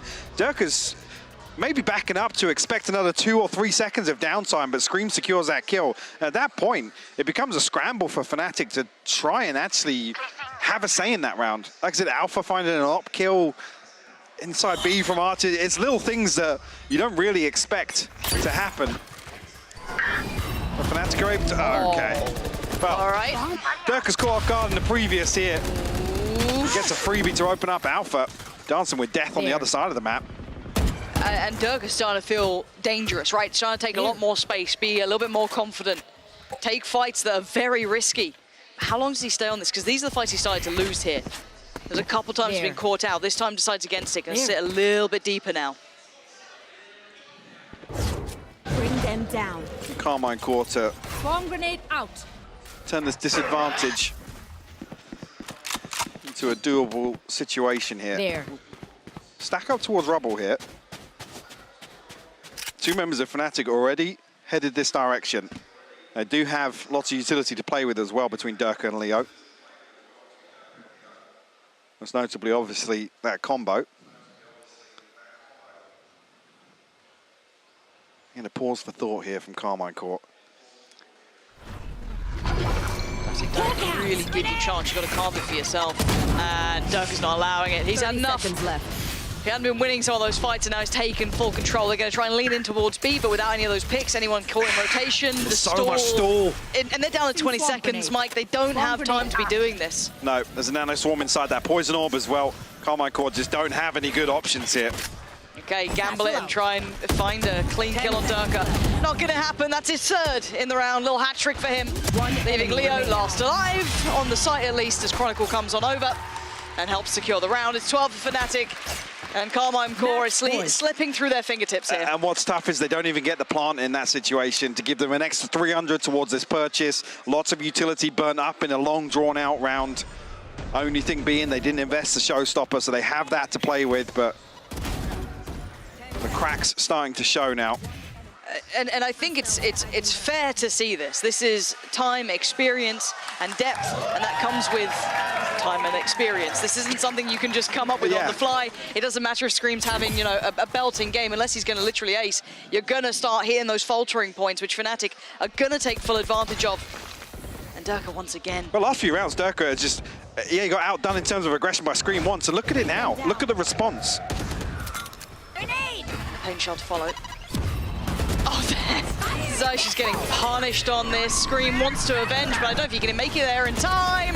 Completely unawares, Durka is doing damage. 2 in the round, he wants a little more as well. Well, so Nivera doesn't get caught by the paint shell. I thought he was dead to rights on that. I thought Leo just dumped Yuto in there and the C's would have caught, but I didn't catch when it was invested. But still, a 4v3 here for Fnatic. Can Karmine Corp strike back? So difficult to find this room now. Nivera's still got a lot of kit to play with though. Shin's got his flash, so enough to maybe get on the site, but digging these players out of positions is brutal. Down to 35 seconds here, they've got to make their move soon. Flash to go in, it'll be Leo on the other side. No one there to greet them on the door swing. 30 seconds left. Chronicle double checking, looking to see if he can find a favorable fight with 25 seconds. Karmine Corp running out of options, running out of players. Until then, Shin and Nivera in unison doing the best they can. Chronicle goes down, and it's a 1v2. They're not reading this though. Alpha creeping closer and closer, Lauren. The Wonder Kid himself though, can he do anything? No, Shin on the swing, and Karmine Corp with a lifeline. Another couple of rounds to play with here. In Fnatic, comfortable in terms of the purchase. So those ultimates finally coming back online. Here, yeah, 950 down on Durka. They're going to be good for round 24, if we see it. But 5 unanswered rounds. Finally, Karmine Corp. Stop the bleeding. Can they follow through on this now? XMS 2 away from his lockdown. Could be high priority for him. Going on an exploration mission here towards B, and slowly but surely taking a fair amount of space off this, but again, still, there's that utility in play. A little bit of stall comes in, make sure the players can get back around to keep an eye on this. No punish on the orb here, though. Almost Shin just tapping to see if there's a close swing off it, and now somebody else from Karmine Corp is going to come and retrieve it. It's probably going to be an XMS lockdown here. Now with 3 bodies though, do Fnatic try and stand their ground? There we go. Lockdown has been gathered by XMS. I was going to say, actually, with Durka retreating there, I was thinking, is there a chance he even challenges with the showstopper in the choke point here? He's not backing off just He's going to try and bounce the paint shell. Screams pretty close by, but Alpha, he's going to find him. Landed. Okay, you got to back off now. Get out of there. Alpha, he's caught. He can't make it away from this. Is there a punish? He's holding on. Here comes that showstopper, and he's going to catch Navera. Down to 3 now, Shin, Zeish and XMS. And they're not even on the side, they don't have the plan, not much safety here. Shin trying to gather some, find some safety in this, but now surrounded. He's running out of options and too many angles to cover. Zeish is already down low, but XMS, massive bailout, and Zeish gets in a 1v1, but it's Leo, and he's not going to lose those. Always the last man standing for Fnatic. To seal the deal here, Karmine Corp taking this one a lot further than I'll be honest. I'll put my hands up. I did not expect it going this way. A real run of things in the second half, but Fnatic stabilizing, coming out of that pause, the timeout as well, obviously. Not the tech. Not that one. Not that one. But the buff is real nonetheless. Yeah. And even that last round, a perfect example of actually in terms of expected outcomes. 3 players towards C there, the lockdown goes in, misses the paint shell, sure, but Karmine Corp just don't achieve enough off of it. I mean, there it has to be as close to a clean plant as possible, maybe some chip damage, trying to kill something. It's just not there. They feel constant pressure as they look to flood towards site. I'm happy we saw a glimmer of the potential from Karmine Corp, though. Again, this is a team that was probably in the worst state it could possibly be in just a couple of weeks ago. This rebuild has pushed Fnatic a little bit. Now, I don't think we saw the depths of Fnatic. Yes, it was 1 timeout, and that's about it. But it was a push. Do you know what, actually, I'll come back to a statement I made early on. At the times where we've seen close scorelines with Fnatic, I haven't felt like it's Fnatic kind of letting their foot off the gas and slipping up a little bit. This, I potentially think, is a better example than we have seen, actually, of a team maybe over-delivering versus Fnatic kind of not actually performing at peak, which is what we've been used to. Let's be real about it. I mean, compare and contrast map 1 to map 2. Obviously, night and day there. Very different affair when you talk about, obviously, historically that record. But Karmine Corp, you've got to give credit where it's due, putting in a brilliant performance there to push the #1 in our region, who has been faultless, really, so far. If you want to go bigger picture than that, yes, we talk about the ability to readjust for Fnatic then. That does become the next conversation point, that they were able to stabilize. No choking this time, no getting flustered, and did that fantastic run at the end. For sure, I think for Karmine Corp, again, it's a bitter pill to swallow, but this one, we talked about early on in the season, you know, how rough it is to face NAVI and Fnatic. But then to come out at the end of the season after the changes that Karmine Corp have gone through and to need a result here, it's a really tough break for them. Certainly is. I do think that a lot of people will remember the early parts for Karmine Corp, the not so great parts, but there have been glimmers. Stuck it up. Zeish has been a lifeline for this roster. Yes, he has. It's absolutely apparent when you compare what we saw earlier on, and again, this is no shade towards Newsera. No. They look like a different team. It was a total ethos change, wasn't it? Even when you look at that 13-2 on Haven, it's a lot of that you can't really chirp up to Karmine Corp. So in my eyes, there's still lots of positives for them to walk away from, even in some of these losses. Yeah, no, and overall, though, actually quite a fun day, I've got to say. It wasn't too bad, only 1 tech pause for us. Normally there's multiple. Short and sweet as well. Ender and Des got the rough end of it today. Which, you know, it's about time. It's about time. Truly. It's a rite of passage, I feel. And they have gone through it, and as have we. So we're going to close out the day, but do not go too far away. If you want to hear from the wonder kid himself, Alpha, he'll be on the post plant after the break.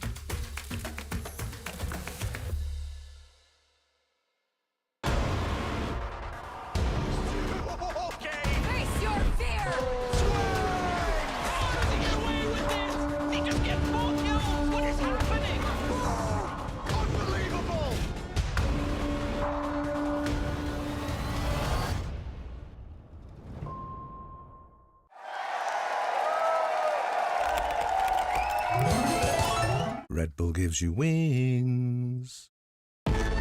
Zero distraction. Zero doubt. Zero opposition.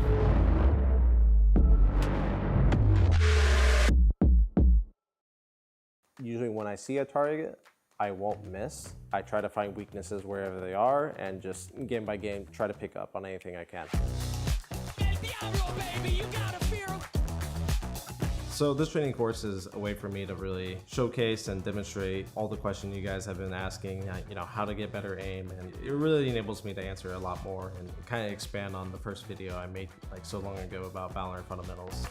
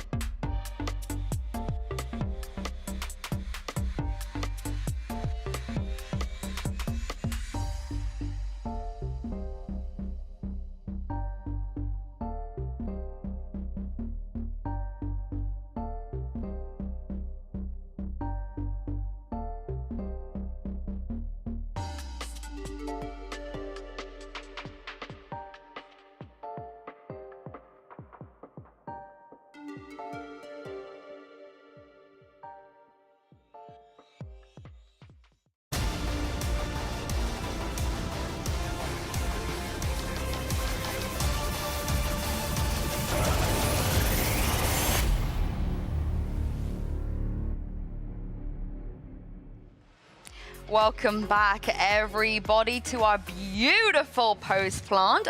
As you guys can see, we have some faces here joining me. I'm joined by Alfia from Fnatic and Gitares, who's with me as well. He's going to be doing some translations if Alpha, at any point you feel uncomfortable because either I talk too quick, difficult to understand, or if there's anything you want to say in Turkish, you're going to be here to help us translate a little bit. First of all, you're not looking as happy as usually after a win. Why? Because we expect to win actually, and we win. I'm not happy with it, and we give the 11 rounds they play with coach.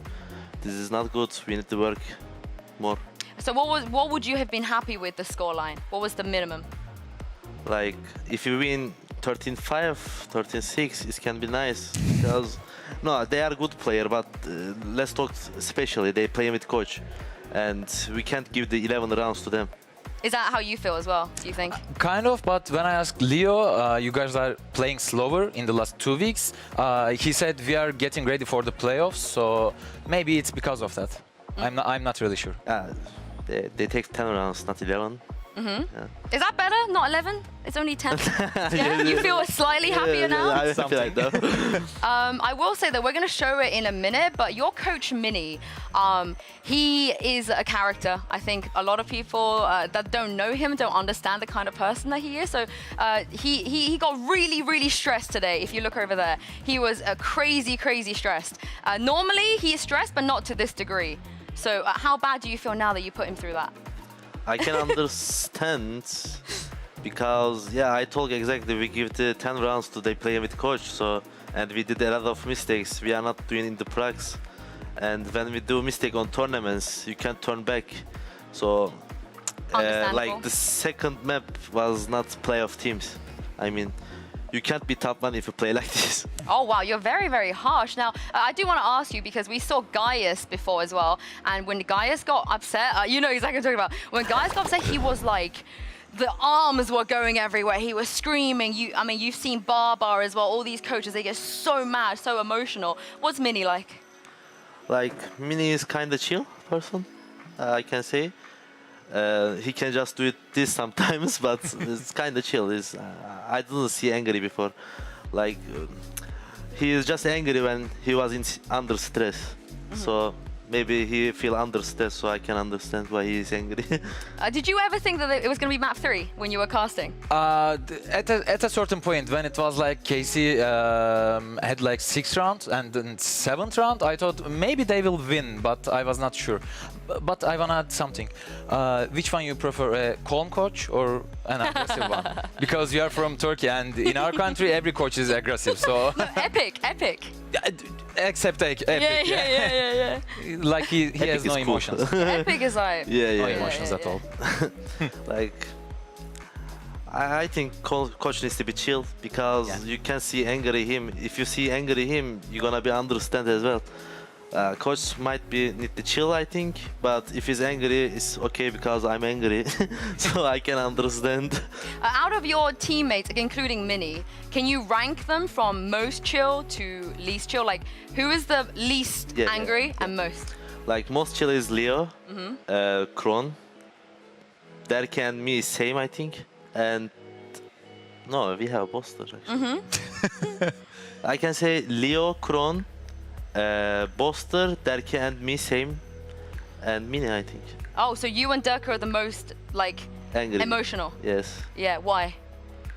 I don't know, actually. It's personality, maybe. Yeah. How does Mini and Boster, I guess, like, help you when you are maybe a bit more emotional? This is not trying to help us, because this is not too bad, actually. Like, we are not doing in the game the emotional moments.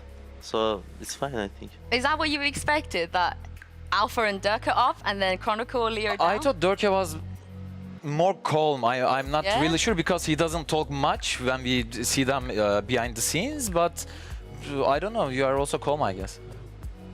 I'm not sure, I guess. If you question this question, I mean, if you ask the question this to different person, they're gonna answer different. Oh, of course, yeah. So just your opinion. Yes, I don't know, actually. But I think Boster is not calm that much, because he gets nervous when you lose, more than you guys. Yeah, I actually don't care when we lose. I'm just... Who is nervous or not? I'm just angry after the match, because, like, we have close to Japan, I mean. We're gonna go Japan, like, and we can't play like this, because we need to be ready on Japan. So I'm just angry after this match, not in the game. Hopefully this will make you feel better, because the last time you lost a match, a best of 3, we're not counting best of 1s, was exactly 241 days ago. So you spent 200, that's around 7 months, not losing a single game. So does that make you feel better? Yeah. There we go. We made him laugh. Yes. That feels crazy, right? It's been this long. But I guess they will lose in a month, maybe. Don't say that. Don't say that. I'm sorry, but I need to be realistic. I think if I talk realistic, we are not gonna lose because we are working it. I mean, we are working a lot. So maybe we can lose to NAVI because we are just working the playoffs right now. We don't care the NAVI match. We are already the top 2. So we're gonna start on upper semi-final. So maybe we can lose the NAVI, but because we don't care the match actually. Yeah, but I know you, because you're going to say this now, and then in next week, you're going to walk in the studio, you're going to see NAVI, and you're going to be like, I'm not losing today. I don't want to lose. Yeah, always same. When we go Egypt, I saw the Arabic teams, and I said, I'm gonna win. If I see the enemy guys, I'm just playing tryhard. It's on my personality. It is indeed. I want to show you a quick clip of Boaster clutching round 20 on Lotus. I saw you scream, that's my IGL in a previous team com. Were you thinking that when he was in this 1v3? You think he was going to win this?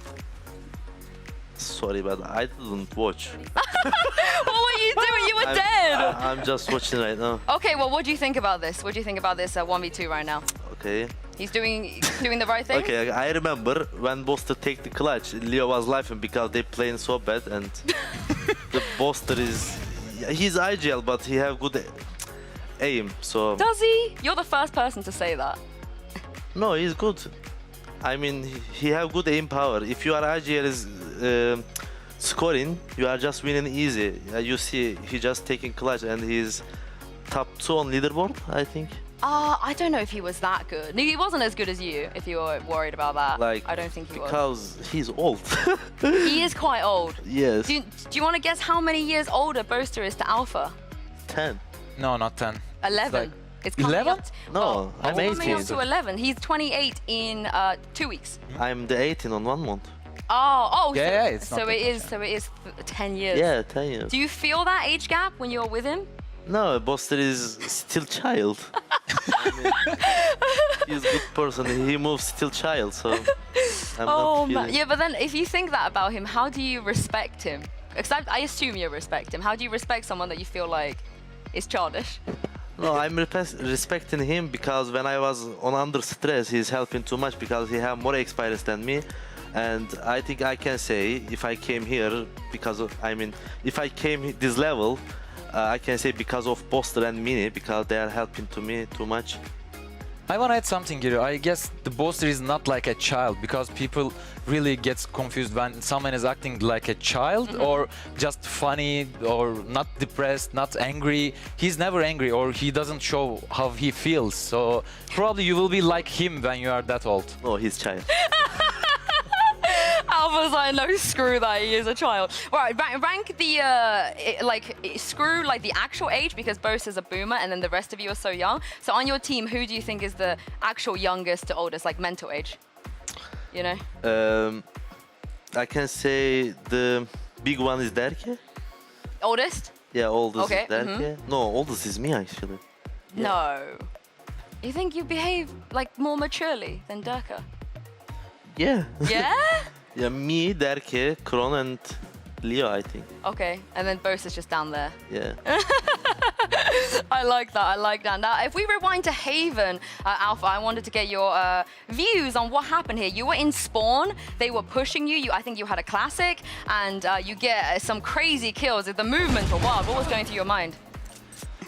I told Boaster maybe 5 times, I don't want to play here.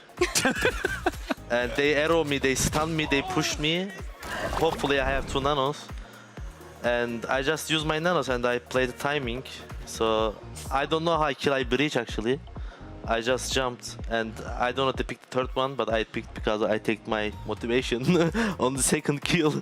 But it's great if they use everything on you. We talked about it in the scrim. They're using the stun and the arrow and everything, and you are taking their 20-25 seconds when they are trying to get you.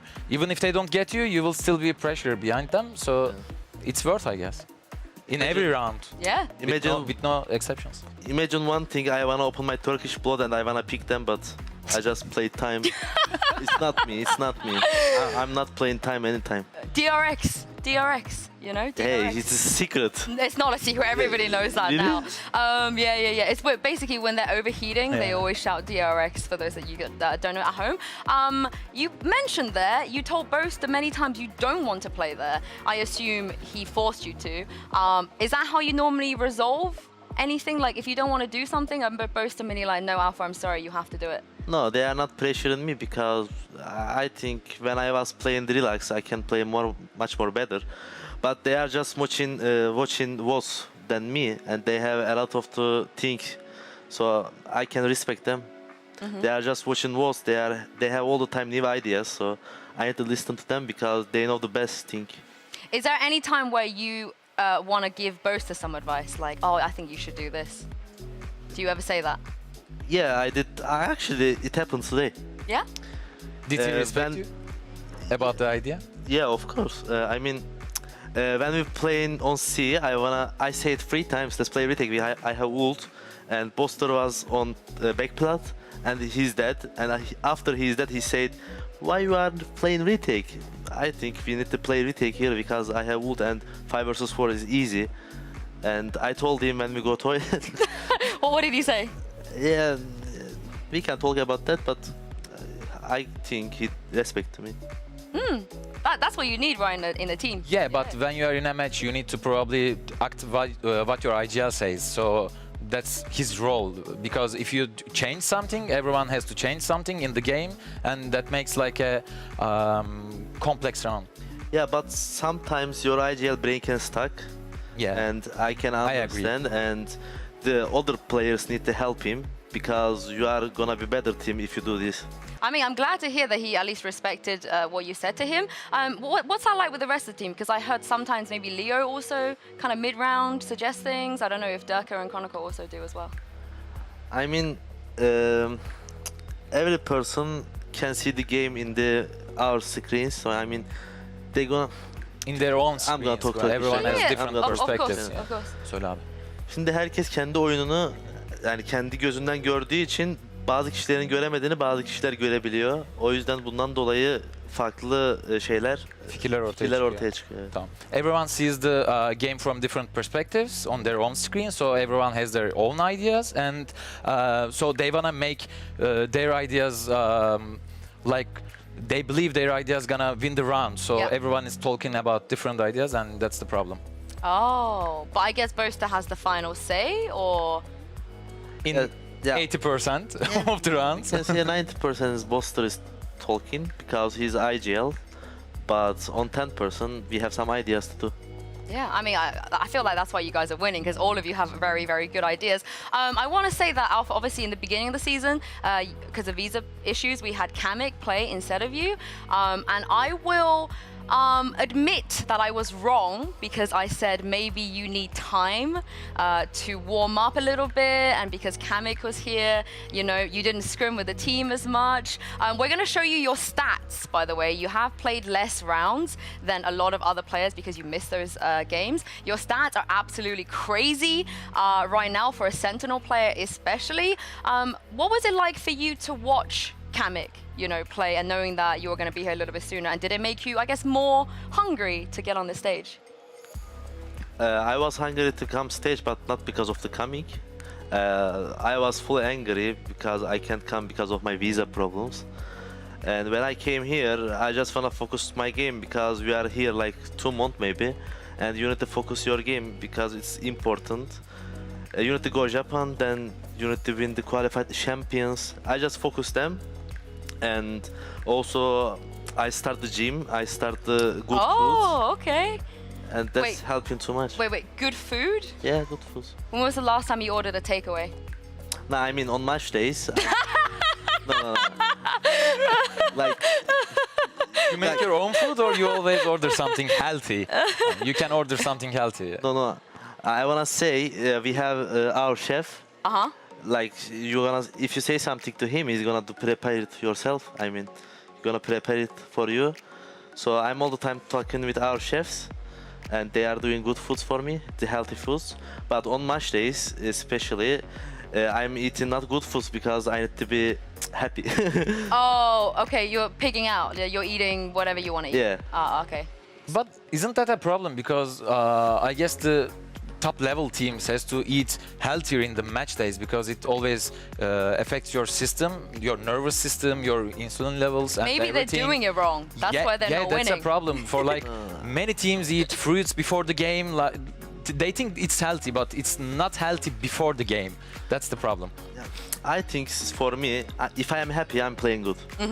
Because you can understand from Brazil, I was full upset because of the Turkey problems. So my stats was low, really low, and yeah, when I eat some bad food, I'm happy. That's me, and I'm playing good because of this. What did you eat today? Pasta. Oh, that's fine. That's not unhealthy. Yeah, but I eat sweet morning. You eat what? Sweet, I mean the sugar. Sugary things. Oh, I see. Like the cakes or... Yeah, cake, pasta. Wait, cake and pasta? He means cake mi? Makarna mı abi? Pasta, Türkçe, İngilizce. Türkçe pasta. Evet. He means cake because pasta means cake in Turkish. That's not so the pasta confusing. that we know, like Oh. not I eat spaghetti bolognese or something like. Wait. I'm stupid. I eat spaghetti, pasta 3 hours ago, but I eat cake on morning. Oh, what kind of cake? Chocolate cake? It was chocolate, I think. Yes. Oh, okay. I mean, the fans ever come and watch you guys bring Alpha some chocolate cake. You briefly mentioned, you know, everything that happened in Turkey. Do you feel comfortable maybe talking about how that affected you? You know, no worries if you're not comfortable talking. Yeah. Like for me, my family is fine, but I'm upset because I have many friends on Turkey, so they just reacted. I mean, the bad happens into them. Like I was fully upset because we moved to another city because of the earthquake and we get damaged, I think. And I was thinking all the time on Brazil because of this, and I was thinking with my family. I wanna be with my family actually, but I can't be with them on Brazil. That's make me upset, and I didn't play well, but we did champion. I mean, I can say thank you my team. I just wanna do it like elimden geleni yaptın ne denir? I did my best. I did my best. I mean, you did more than your best, I think. You're only 17. Honestly, when I was your age, no way could I be doing what you did right now. So I think you should be very, very proud of yourself. Yeah. And it was a great clutch in the icebox. Yeah. Oh my God, I forgot about that. Oh my goodness. Actually, we've never... think about all of it. And Yeah, we've never spoken to you about it. So talk us through that 1v2 on yellow. Oh my God. You remember that? Yeah, I remember, but I don't know how did I clutch actually. I just killed one and I saw I killed two and all crowd was quiet. It was insane. I just quiet this crowd. Never going to forget that moment. I don't think you're ever going to forget that. I also want to show you another stat. This is going to be a Alpha Your Fan Club post plant because you're just doing so good. This is sorted by damage per round. You are currently the only Sentinel player on that list in the leaderboard. Like Durka, Safe, Cena, they're all duelists, Jet players, and you're fourth right now. What do you think about this? I'm playing well right now, I think, and Kijo is not Sentinel, I guess. Yeah. Because we have many mollies to damage. Oh, okay, I see what you mean. Like, is it how it works? If you damage, it's not Sentinel? Yeah, but it doesn't have a dash or like you can't get out. Yeah, but if you are bad entry, you can take the stats. They are good, and I think on EMEA right now. I'm not egoist, but I think I'm the best Sentinel player right now. Yeah, we'd agree, right? Yeah, of course we agree. I mean, who can match him? Yeah. Tell me one name.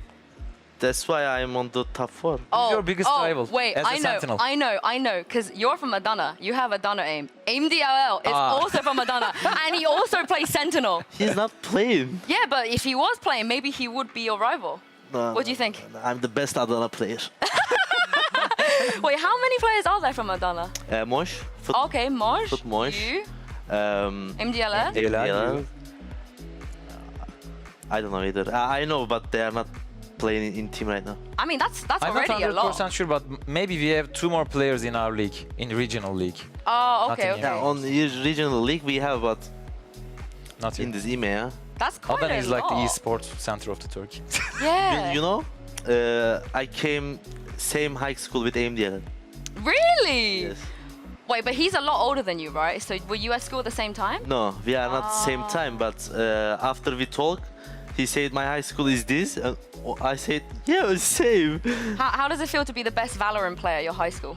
The best city, I mean. yeah, and your city as well, probably at this point. I do really want to ask you because when you first joined Fnatic, I don't know if you remember this, but it was in an interview. Your teammate Durka said, when Alpha joined our team, it gave me a new motivation to do well because I knew Alpha was an incredible player, and you know I am the entry, and also you were playing Raze at the time. He was like, I wanted to prove that I could still be the carry of Fnatic. I could still be the best player on Fnatic. Now, did you feel this way at all when Leo and Chronicle joined? Did you have that kind of like, oh? Sorry, but I all the time when I was playing, I mean I'm playing, but I'm all the time focus my play. I always focus on myself and my gameplay, so not the others. I don't care what my teammates doing, or I don't care they are good or bad. I'm just focus on myself in game. But our teammate is really good right now, and everyone is want to play better than each other. Yeah. I guess you are each other's biggest competition because you're just beating everyone else. So like. Yeah, we are not like, we are just friends right now. We are good friends, and we are not in Valorant. I mean, on outside we are really, really good friends. I also, when Leo came in, obviously Leo's been around for ages. Him on the outside, he's a very quiet. He doesn't talk a lot. He kind of keeps himself to himself. But we've seen from like Fnatic vlogs and their team comms that you and Leo have a really kind of cute friendship. So talk to me about what Leo is really like and why are you such good friends? I can say Leo is not quiet. If you don't like one people, he's gonna be quiet in the area. But if he likes all of the persons, he's gonna be happy and he's gonna be talk all the time. What do you like about Leo? Leo and me same guy, I think. Because we like same foods, we like same... Türkçesiyle mi gitti? I don't know. You also forgot the Turkish word. Okay, you have a lot in common. Yeah, we have just everything doing same. Like we are eating same food, we are playing same game. Yeah, we are doing same everything. It must be really nice then. Yeah. Yeah? But I like you guys have a good balance between like, you know, many successful people are mostly introverts, like they're obsessed with something. It's the game for you guys, but you are not introvert. Boaster is not an introvert, and you have 3 really good introvert guys. So it's like a good balance. Yeah. Is that fair to say? That what he said, is that fair to say that like some of you are extroverted, some of you are more introverted, so Introvert ile extrovert'ü şey biliyor musun? Birisi daha böyle içe dönük insanlar, daha hani kendi şeyine kapalı. Diğeri de daha dışa dönük, daha konuşkan, insanlarla iletişime girmeyi seven. Mesela sen bu konuda çok rahatsın ama Leo daha dediğin gibi hani ortamdakileri sevmezse çok fazla konuşmayı sevmiyor. Hani siz böyle 3'e 2 gibisiniz. Senle Boaster biraz daha extrovertsünüz. Kalan üçlü de daha introvert. Sence bu güzel bir denge kuruyor mu yani takımda? I think Boaster and me, Gemini, I think it's coming from Gemini. I know, I believe them. I believe them. Sorry. And we are sometimes, our mental is bad, sometimes our mental is good with Boaster and me. And Derky, Chronicle and Leo all the time is quiet persons, but they are good, I think. If they are like the old persons in the area, they are just talking. Do you know their star signs? Is it just Boasters that you know? What? Do you know their star signs? You know how you and Boaster Gemini, what's I don't everyone know. else? You're slacking, Alpha. No, You're I know, but I forget it. I know the just Gemini guy. What are you? I'm a Leo. Leo, Yeah, okay. I don't believe in star signs, but I'm a Leo. I'm a Capricorn, in case you wanted to know, you know, for future. You can see that. Yeah, there we go. Let's take a look at the standings because you guys are #1 from day one. You are still #1. You have a very, very good chance of going undefeated and also getting that first seed. What I will say though, Alpha, I'm going to put you on, what the kids say, put you on blast a little bit because I remember we were in Brazil and I came up to you I think it was before the Sentinels game. I saw you, I came out to you, I was like, oh, Alpha, good luck for the game.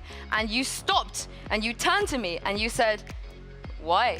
And I was like, what do you mean? You were like, why you say that to me? I was like, I'm saying good luck, and you went, you think I need luck? And I was like, Alpha, that's not just saying something. But is that just your confidence, you know, you feel like? No, on this game you don't need the luck, because you are not winning, you are lucky. If you are work more the other teams, you are gonna win all the time. I mean, if you do DRX in game, you're gonna win. Like, you don't need the luck to win, I think. I feel like you're also very confident. You're one of the most confident players I think I've spoken to. Is that fair? Yeah, I'm confident because you need to be confident in this game. If you don't confident, you're gonna be lose. You're gonna be scared. Like on second map, I was not confident. I was scared to pick. I was scared to push, and look at my score. So you need to be confident in game. Other way, you're gonna lose. You think your Turkish blood affects about it? Because we all grow up like everyone is the best, no one is playing worse, and even the worst player is acting like he's doing great. So No, I mean, it's kind of an habit. We have some joke about me, the Turkish blood. I opened my Berserker mode. You know the Berserker? Berserker? You Yeah. say, yeah, Berserker? Yeah. Sometimes my Turkish blood is... You can't help it. Yeah, no, I mean, he all the time helped me, but he's not helping the team. If I open my Turkish blood, I'm gonna pick them, I'm gonna kill them. But if I die, I'm gonna throw the game. So I wanna stop myself about this. I wanna be a stranger blood, not a Turkish. I didn't expect you to say that. I feel like, you know, maybe sometimes it helps. I feel like in the Icebox 1v2 that was the Turkish But blood. no, that was not Turkish blood. Turkish blood is if you are overpicking. Ah, okay. I mean, you guys are very disciplined these days. If we take a look at tomorrow's schedule, you're not obviously playing tomorrow, but there will be a Turkish team, another Turkish team playing, BBL versus Team Liquid. Talk me through, you know, what you think about the other two Turkish teams, FAT and BBL. Is there anyone in particular you want to win, or what's your relationship? Foot in playoffs right now, and I want the BBL win because I wanna see them on playoffs. They have too much, right, to playoffs right now. Yeah, I mean, if they beat Liquid tomorrow, it's really good for them. Like, and they have match with Footballist on 19, right? And if they win, they're gonna be playoffs, I think. There might be a tiebreaker, but I'm not sure. Something like that. They need a little bit luck, I think. Yeah. But I wanna go Japan with Footballist, BBL, and also NAVI because they have a lot of. I mean, NAVI have seen it, and BBL and Footballist is Turkish players, and actually I want to qualify BBL and Footballist because if they qualify, they're gonna improve the Turkish players. Just 2 years ago, just Supermassive Blaze did this on Berlin, and I wanna go with them playoffs. Sorry, the other teams, but they are Turkish. They are my friends. You've never been happier to hear that.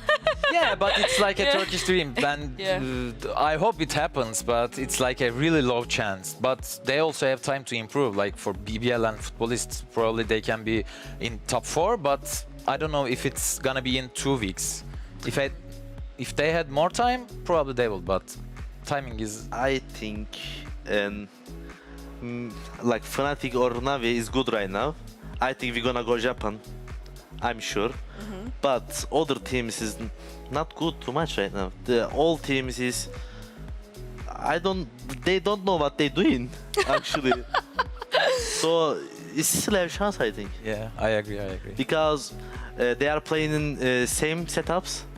They have same PCs, so if you have in the same PCs, the Turkish guys is gonna be better, I think. Because we are all the time lost in the match for different. I mean, we have 60 ping on Turkey, and they play with 5 ping, and we are in the same ping right now. And I believe them actually. I like it. Do you believe as well? Yeah, kind of. But the problem about the Turkish players is they are not really stable players. You can't find many stable players in Turkey. They will play really good or really bad. Yes. There's no between. I agree. If they are in their day, it's gonna be an easy win for Because every single team. When you watch the first BBL match with Fnatic, Yeah. they really play good, and you are watching another day, they are playing really bad. They need to find the stability, I think. If they find the stability, they're gonna win. Consistency. Yeah. Consistency is key here. Do you have any more questions for Alpha before we close out? No, it's fine. Yeah? You guys both good? Yeah. Anything that you want to say in Turkish, you know, anything. Doesn't have to be, I'll give you the floor. He's going to troll us, but whatever you want to say. Çevireyim mi? Ne söyleyebilirim ki? Ha fikir olarak mı? Abi trollemek istersen trolleyebilirsin dedi. Keyif senin yani. Bence bir şey söyleyeyim mi? Salla gitsin zaten. Şu anda özgüveni de verdin. Trash talk'unu da yap yani. Bence biz... One more thing before he finished. You like the Turkish trash talk or the European trash talk more? Like, because we don't have trash talk in Turkey that much. Everyone is so... I mean... like I tense. If you say something to someone, they're gonna be really upset and mad. I don't like the Turkish trash talk because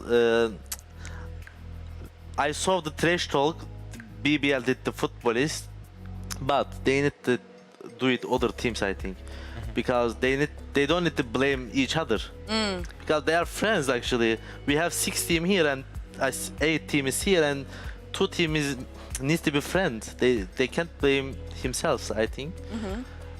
But they are not doing any trash talk to another teams. It is not good, I think. You need to band together. No.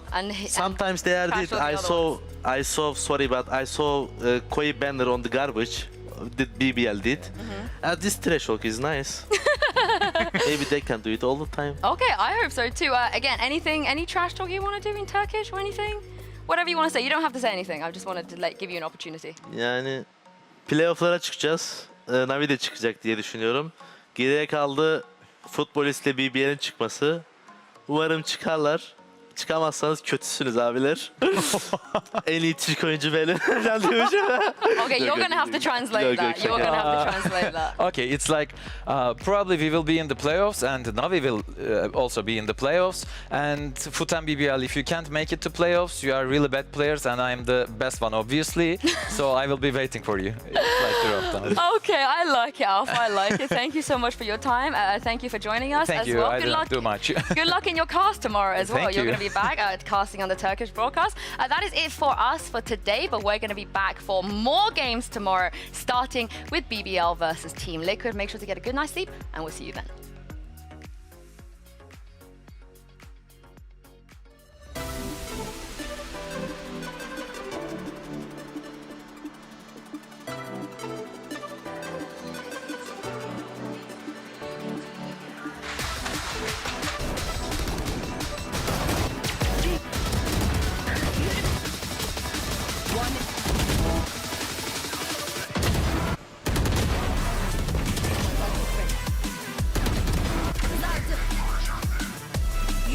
Ayakta kalan son oyun.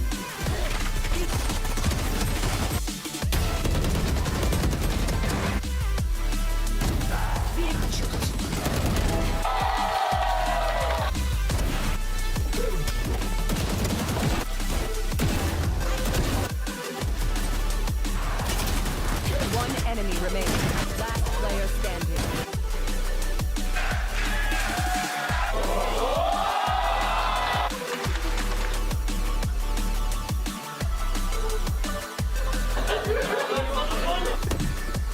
Win.